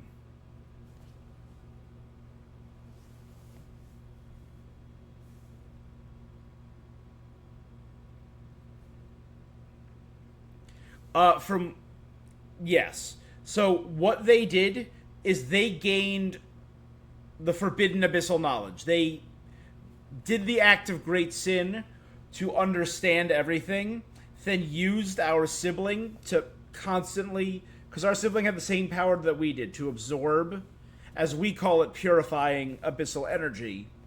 But it's been hinted that there's more to it than that. What they did is they had our sibling take in all of this abyssal energy, then they split it among the 5 of them to empower themselves. And I think that's all how they did their special thing. I think that's how Vedifilnir turned into a crystal and gained the power to influence minds and corrupt. I believe that's how Ryan Duttier gained the power to merge with the Shade of Life.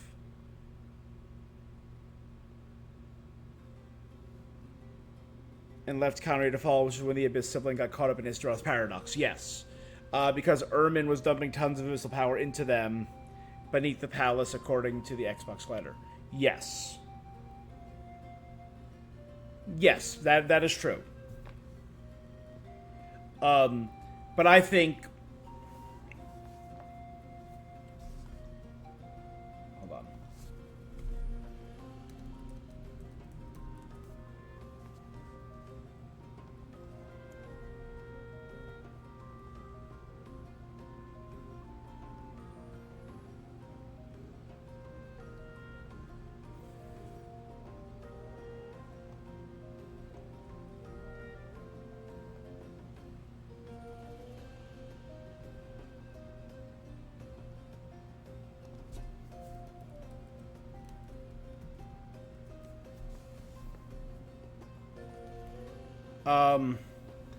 So, I think...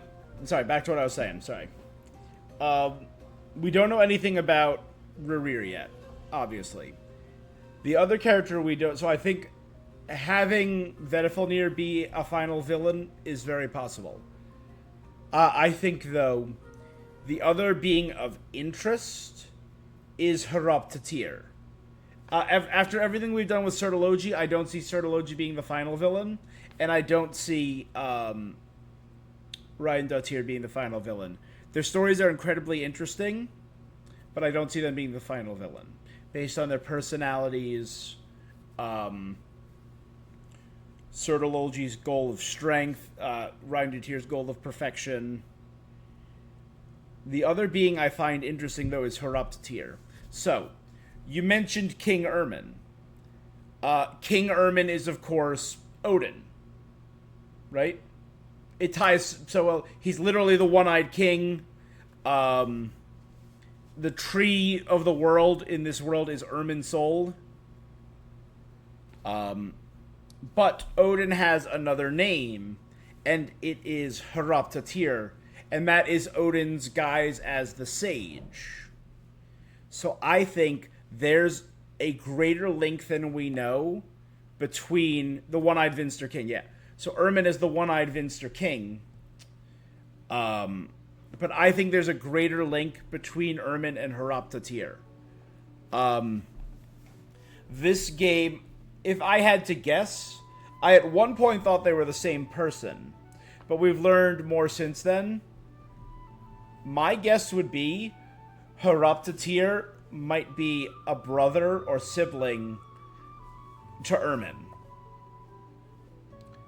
And my idea between that is this game loves parallels. Ether and Lumine, the siblings divided, paralleled with Dainslith and Vedifalnir, who were siblings. So if Heroptatir, the wisest, he was literally called the wisest of the sinners. That's one of the few things we know about him. So he was the potential leader of the sinners. And we know that the sinners are active somewhere, if not in this world, beyond this world, beyond the false sky. I think that if characters are still being influenced by them, which we know they are. We know the Abyss Order was influenced by Vedifalnir. We know Albedo, all of that is being influenced by Reindotir. And there's some stuff that happened in this quest that made me think Sertologi's still traipsing around. My question is, who is Rerir and Heroptatir? Who are their points of influence in this world? My guess would be that, as wild as this sounds, I think Heroptatir is responsible for influencing the Fatui.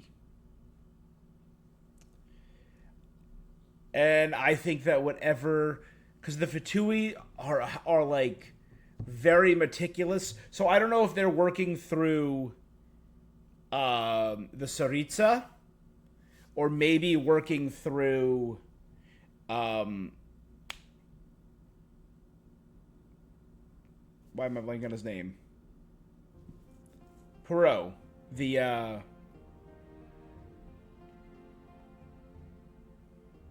yeah, Piero. I forget his other title. Because the whole thing of, yes, exactly, since Jester, thank you, through the Jester. The whole idea of Perot. Perot is the clown, is the stooge. Who is he the servant of? He was described as one of the wisest. I'll see if I can find it here. Hold on. He's the director of the Fatui. Where was he? In his profile, what we know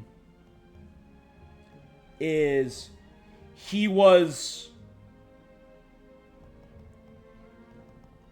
a royal mage of Conria, yep.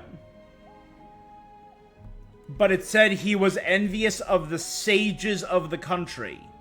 He was not as capable as the sages, and he could not stop them from tearing away the veil of sin. So he was, in essence, subservient to Ermin, and would probably be privy to Ermin's plans of pouring the abyss energy into the sinners. So I think it would be really interesting if the Conrian that is being influenced is Piero by Heroptatir.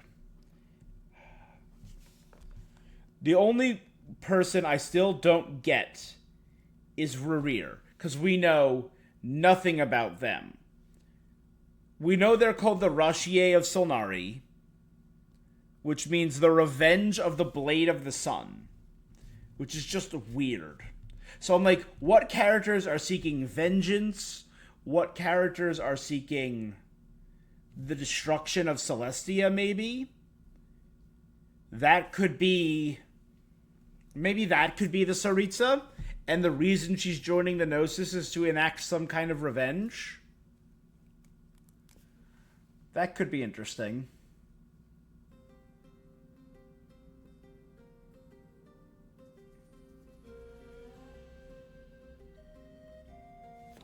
And that could tie in with the invention of the delusions being used to deny people visions to separate them further from Celestia, because we know the delusions are are pretty much being perpetuated by the Fatui.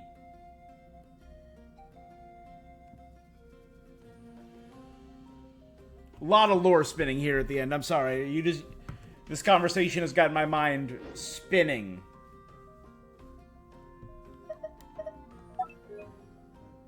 Any special events going on? Unlimited throwing simulation?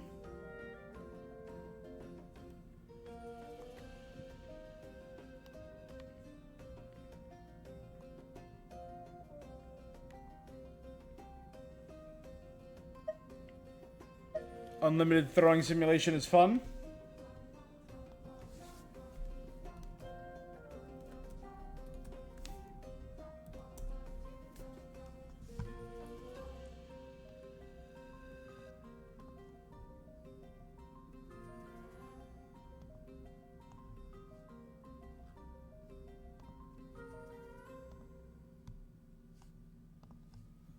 Alright, hold on. It's referencing the meme of her throwing child. Oh, okay. Oh, is that what it is? It's her yeeting. That's kind of funny.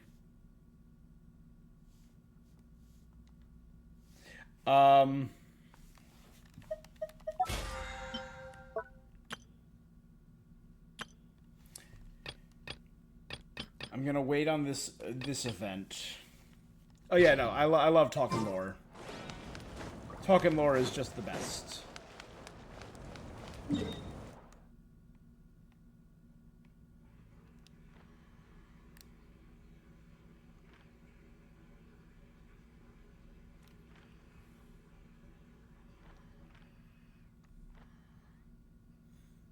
My question to you, Nick, is what do you think is going to come of...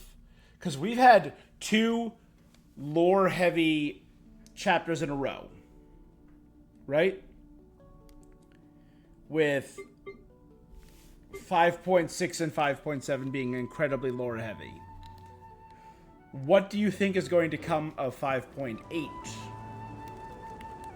Because I personally think we still need one more location in Natlan. Mainly for this. The Tablet of Tona.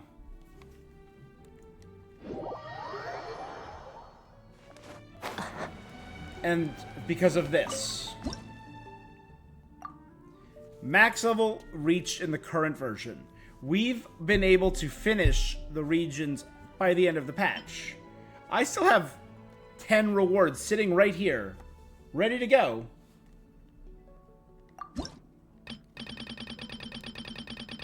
And I want to wait to claim them all at the same time, because I feel like that would be very satisfying.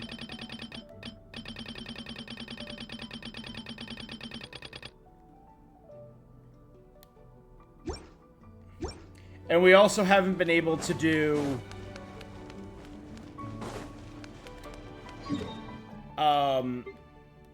the Statues of the Seven yet. So I think we still need one more location in Natlan. Maybe up here, or maybe to like the far distant south. I don't know where Notcry's gonna be. Still a lot of room down here, so I could see it being to the south. Because again, I'm of the assumption that Snezhnaya is going to be up here, north of Mondstadt. You think we're going to get something that directly leads into Notcry, like a character or a place? My theory, I I think I want a location for Natlan.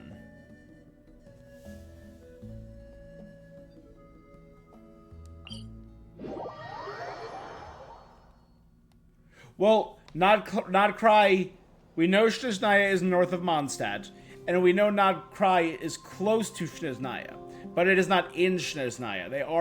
They have been differentiated as separate locations now.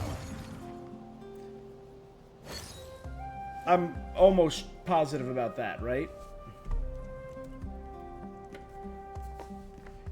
Yeah, Nodcry. So it's okay. It's in the southernmost part, but it is an autonomous region. It's its own region. Okay. Where do we come from? And where are we going? So if Snezhnaya is maybe just along the northern edge of the map, yeah, it's considered an autonomous region. So it might be located near Snezhnaya, kind of like Chenyu Vale is technically part of Liyue, but it's kind of its own thing. Or like the Chasm is part of Liyue, but it's its own thing. Yes, exactly.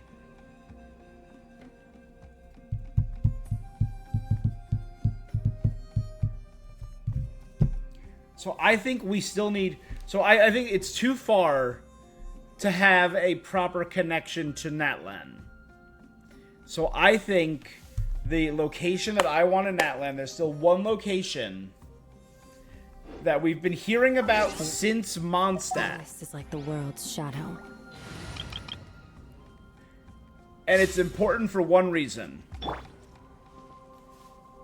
Bennett. I want to see the Mare Javari. The Mare Javari is what I always called it. Which is the sea of ash and lava. Yeah, it's crazy to think that Nodcry, a new region, is 2.5 months away. Where did that come from? So this region just started. We're only halfway into this patch. So this one's going to be about 20 days. And the next one's going to be about 3 weeks. Let's light it up! So about 5-6 weeks total. Or no. Until, about 5-6 weeks until the next patch. And then another 5 weeks after that. That's wild. So it'll be late August, early September, right? Nodcry? Or the Song of the Welkin Moon. Let's go find some treasure. Sorry, but the region, I think we still need... And we also haven't gotten an area update here for a while. So the first area was these four, right? Toyak Springs, Basin of Flames, Tequamacan Valley, and Kotapec Mountain. That was 5.0. 5.2 gave us the Tezcata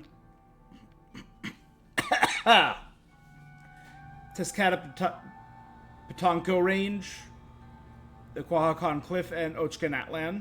This was all 5.2. And then 5.5 or 5.4 gave us Octopon.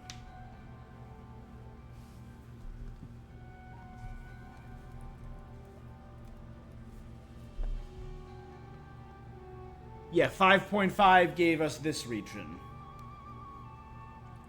So 0, 2, and 4. Granted, it also has the Ancient Sacred Mountain, which is, massive.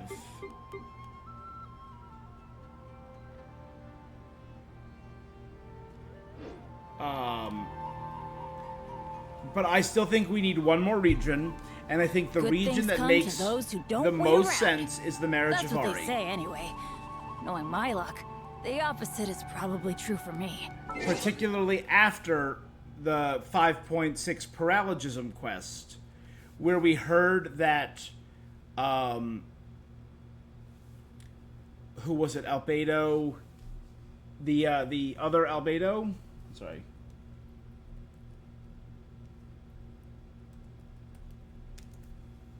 Where was it?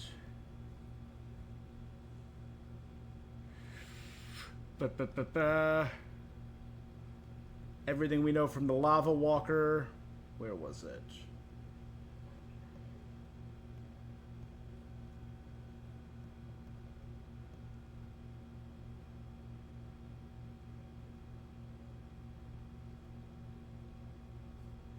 About 20 years ago, a giant dark creature the size of a mountain began roaming the Merijavari.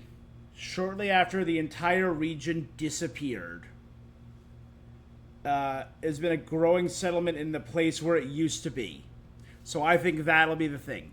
A new settlement where the Merijavari used to be, and the flesh of that creature was used by the Hexenzirkel and Albedo to give Mini Durin his new body. So we just heard about that. We know that Enjo, in Kenich's story quest, we learned that Enjo is currently looking for the Merijavari.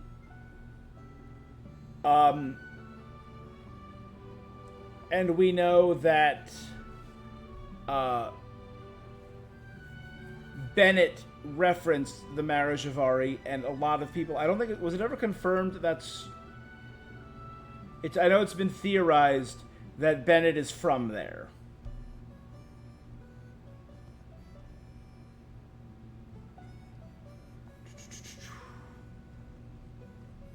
Trying to remember.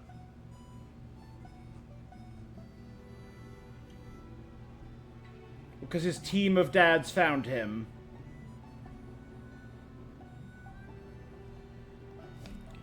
Is Bennett from Merijavari? He's on here.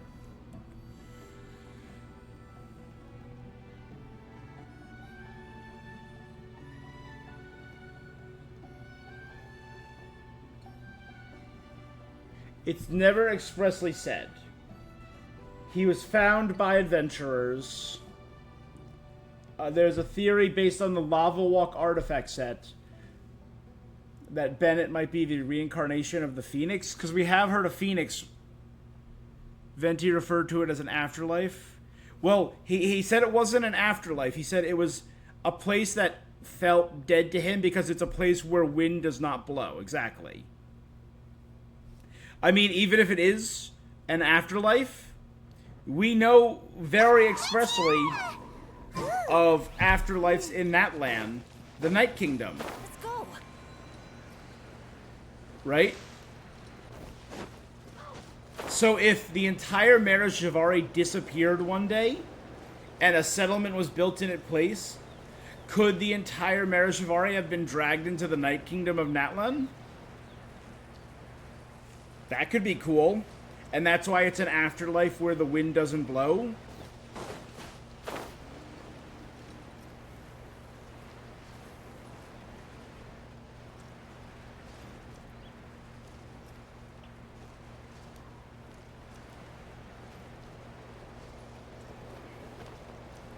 Yeah, because we know a phoenix lives or lived there, and a giant monster lives or lived there.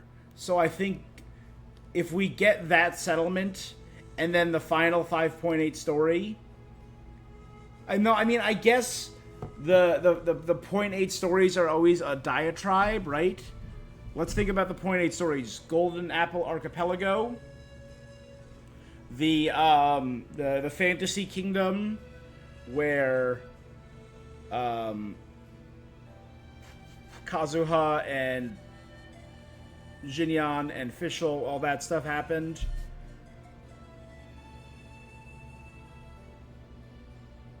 Then there was Bottleland, Simulanka. I know I'm blanking on one of them. I think I'm blanking on 2.8.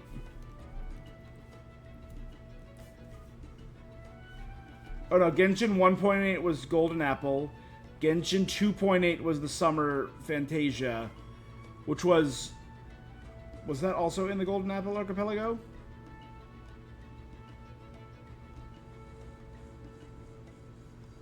Great, because it was the Summertime Odyssey, all of that stuff.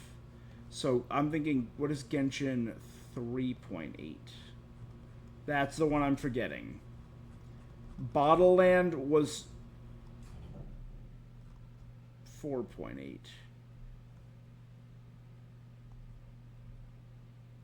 Oh no, Bottle Land was 3.8.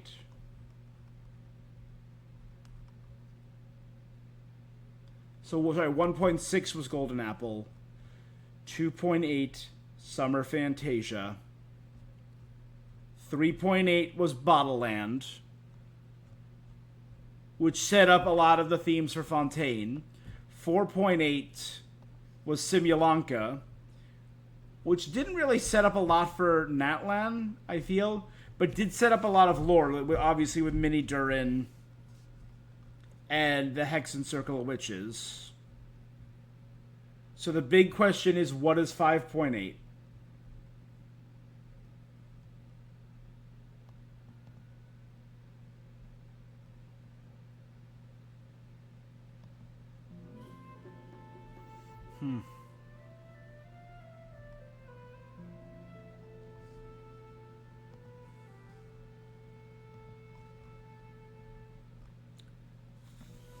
So I think that could be cool, though.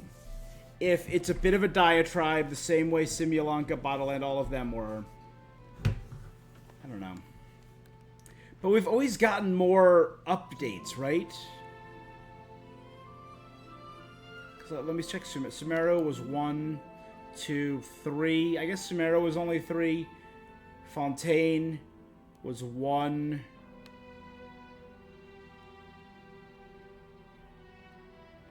Then 2 was up here. The Lifrey and that. 3 was over here. And then 4 was down here. So yeah, Fontaine had 4 regional updates. Leeway's had 1, 2, 3. But Leeway's freaking huge. This was Inazuma, that it had 1, 2, and then Enganomiya was 3. Oh, we got some characters over here to talk to. And Mondstadt has only had 1 with Dragonspine.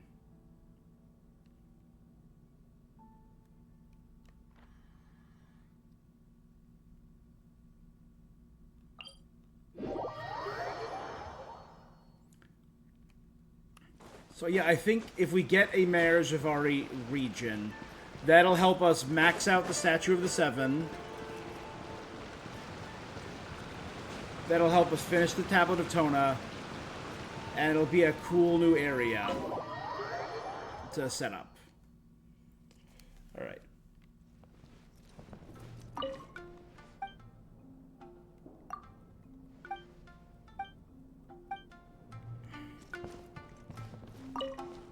Hey, Yumi Mizuki. No, that's no good. The abstract needs to be more detailed. Layla's here? Excuse me, Miss Layla? But if we go too in depth, it might come off as indistinct from the main body. How am I going to do this? Shall we discuss this inside? Oh, sorry, I didn't mean to spiral. I couldn't help but think about my thesis fine. Again. I've treated several academia students before. You can say I've encountered similar states of mind. You've been to Sumeru? Yes. A scholar there once invited me to help treat his student. Really? Did any of them have severe issues? I wouldn't go that far. Just long-term insomnia, terror, paranoia, as well as acute tinnitus and... Are you describing thesis writing or monster slaying? I'd rather face the monsters. If you succeed, then all is well. If you fail, at least you never have to worry about anything again. A thesis, I don't know what counts as success or failure. I finally squeezed a third draft out, but upon seeing it, my advisor flipped it face down on the desk and said, "Forget your thesis for now. First, go to Isobath House in Inazuma. Relax and recover. I've made arrangements." Your advisor sounds nice. That's correct. I received a letter from Miss Layla's advisor in advance, with details about her situation and a request to provide therapy for her. Yeah, lurk away. I am gonna wrap up soon. I'm probably gonna do all this, because I've been streaming for a little over 8 hours now. I should probably eat. Have I eaten today? I had a snack this morning. I'm okay. I think it's quite likely that a mutual acquaintance shared my contact information. I just forget sometimes. I have bad ADHD, so when I get hyper focused on something,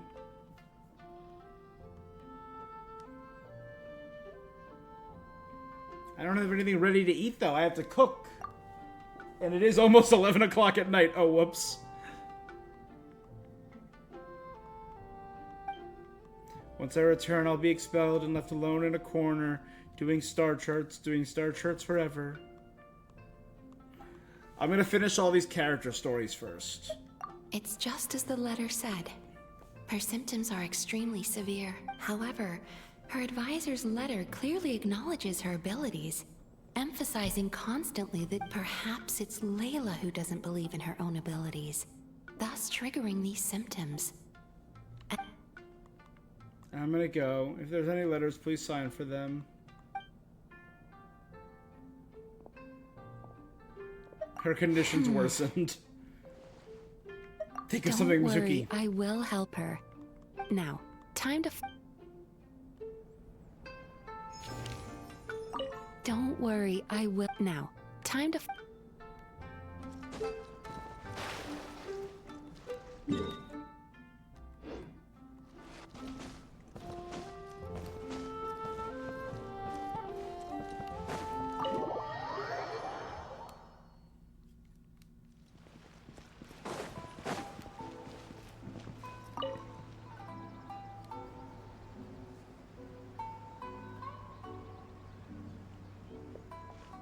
The style has a certain light-hearted charm. I believe Ayaka would find it pleasing.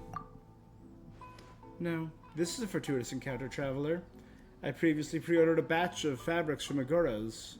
They'd be delivered to the Kamisato estate for us to make our selection.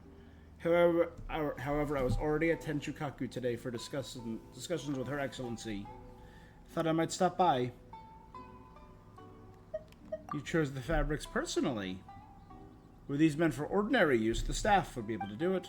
However, consideration for the attire used in official functions begins with the fabric. After all, given the Kamisato clan's role within the Yashiro Commission, overseeing cultural and civil affairs, even minor choices regarding textile patterns show up public scrutiny.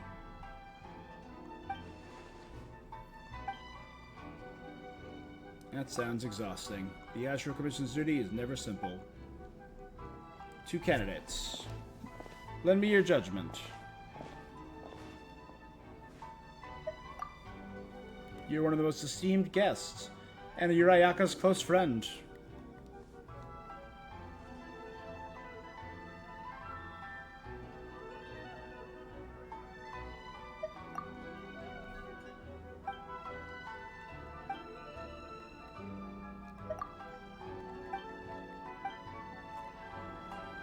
Thanks, Ayato. Oh, you mean Mizuki's back? So it's a continuation of her story?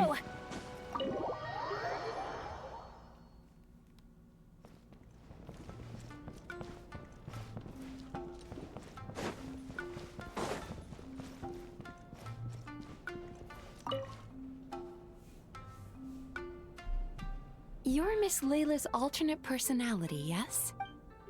Alternate personality? Don't mistake me, little Miss Yokai. I am Layla. I'm just sleepwalking right now. Dreamwalker Layla! Expect no less of my dear friend Traveler. An apt sobriquet, sorry. Your personality is the opposite of Miss Layla's. Almost like a mask worn over her. A mask? An amusing way of putting it. How many more masks like you are there? A nice pose you're striking, little Miss Yokai. What would you do if I say more than one? My response depends on your answer, so... Chill out, chill out. Terrifying but relaxing. I'm one of a kind. What's more, I'm nothing like you assume. She's assuming this is like DID, like an altar. I'm here to help her with homework and draw some star charts after she finally falls asleep. She's been pushing herself harder, piling more pressure, now that she'd admit it. She's doing a good job, but she won't rest until she's found some flaw. Such intense introjected aggression. Does Miss Layla rarely receive positive feedback? The opposite. Her advisor and classmates all praise her to the skies. But she ignores what's already accomplished, fixating instead on imperfections I or understand. unfilled gaps. I'll adjust her treatment plan accordingly. Just a word of caution. If Miss Layla does recover, you will disappear. And she'll finally get to rest. Great. Looking forward to it. Confused? I'm Layla. I always have been. Rather than disappearing, it'd just be the mask being dropped. You wouldn't mind supporting me a bit. I think she's ready to wake. So it wouldn't be like an alter disappearing in DID. It would be a re-merging of personality. Huh? What? Hey. I got you. Thank you. I'm supposed to receive therapy right now. I didn't sleepwalk again, did I? I didn't say anything rude or that I shouldn't have, did I? No, you didn't. Please relax. I'm sorry. It must be because I barely slept these past few weeks. In that case, how do you feel now after that little rest? I slept well. I don't feel dizzy. My vision isn't blurry either. I had a strange dream. Someone was sitting next to me. I couldn't see her face, but she was holding my hand. She seemed to be saying something, but I couldn't hear it. It's okay. That dreams are cherry blossoms carried by a swift current. In that case, today's session is concluded. Thank you.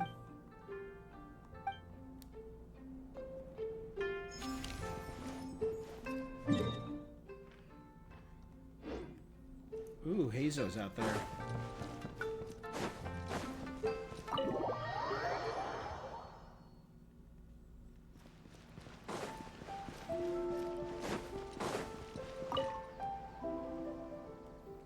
Surfacing the results from other investigations. This break-in could be consolidated with the others. What kind of criminal would steal nothing after gaining entry? Perfect timing, traveler. Indeed I am. There's a criminal breaking into homes, but they never steal anything. They make a mess of the bookshelves. The third home this month. Every victim owns a copy of the crime novel called The Flesh-Eating Tree You Shouldn't Mess With. The criminals' methods mirror those described in the book, even their physical mannerisms down to the way they walk. And the Doshin are helping me verify as we speak. What about Sarah? Madame Kujasar is leading the investigation herself. I'll trust your judgment for now, Shikanoin. I said about 30%. 60% now. Some are the motive to track down every copy.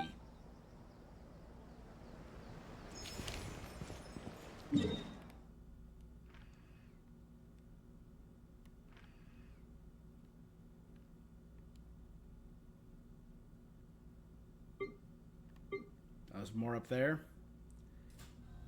You know what? I think I'll call it here for now.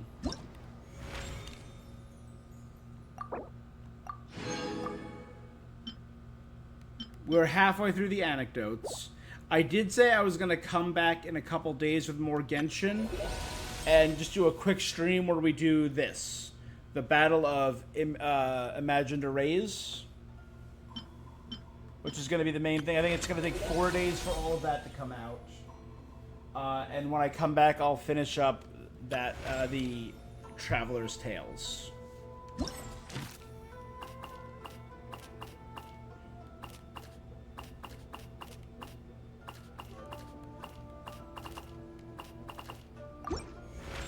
Yeah. Done with that, done with that, done with that. Still gotta do the Abyss. Alright. Well. So that's not bad for a day. We had a lot of streaming today. We did Genshin, we did Rivals, we did Fortnite, we did the special Donkey Kong thing. Alright, not a bad day. So I think I'll end here. Thanks so much for joining me. A lot of people, Nick, Mary, Herb, Song, carry. Yeah. 8.5 hours, not bad.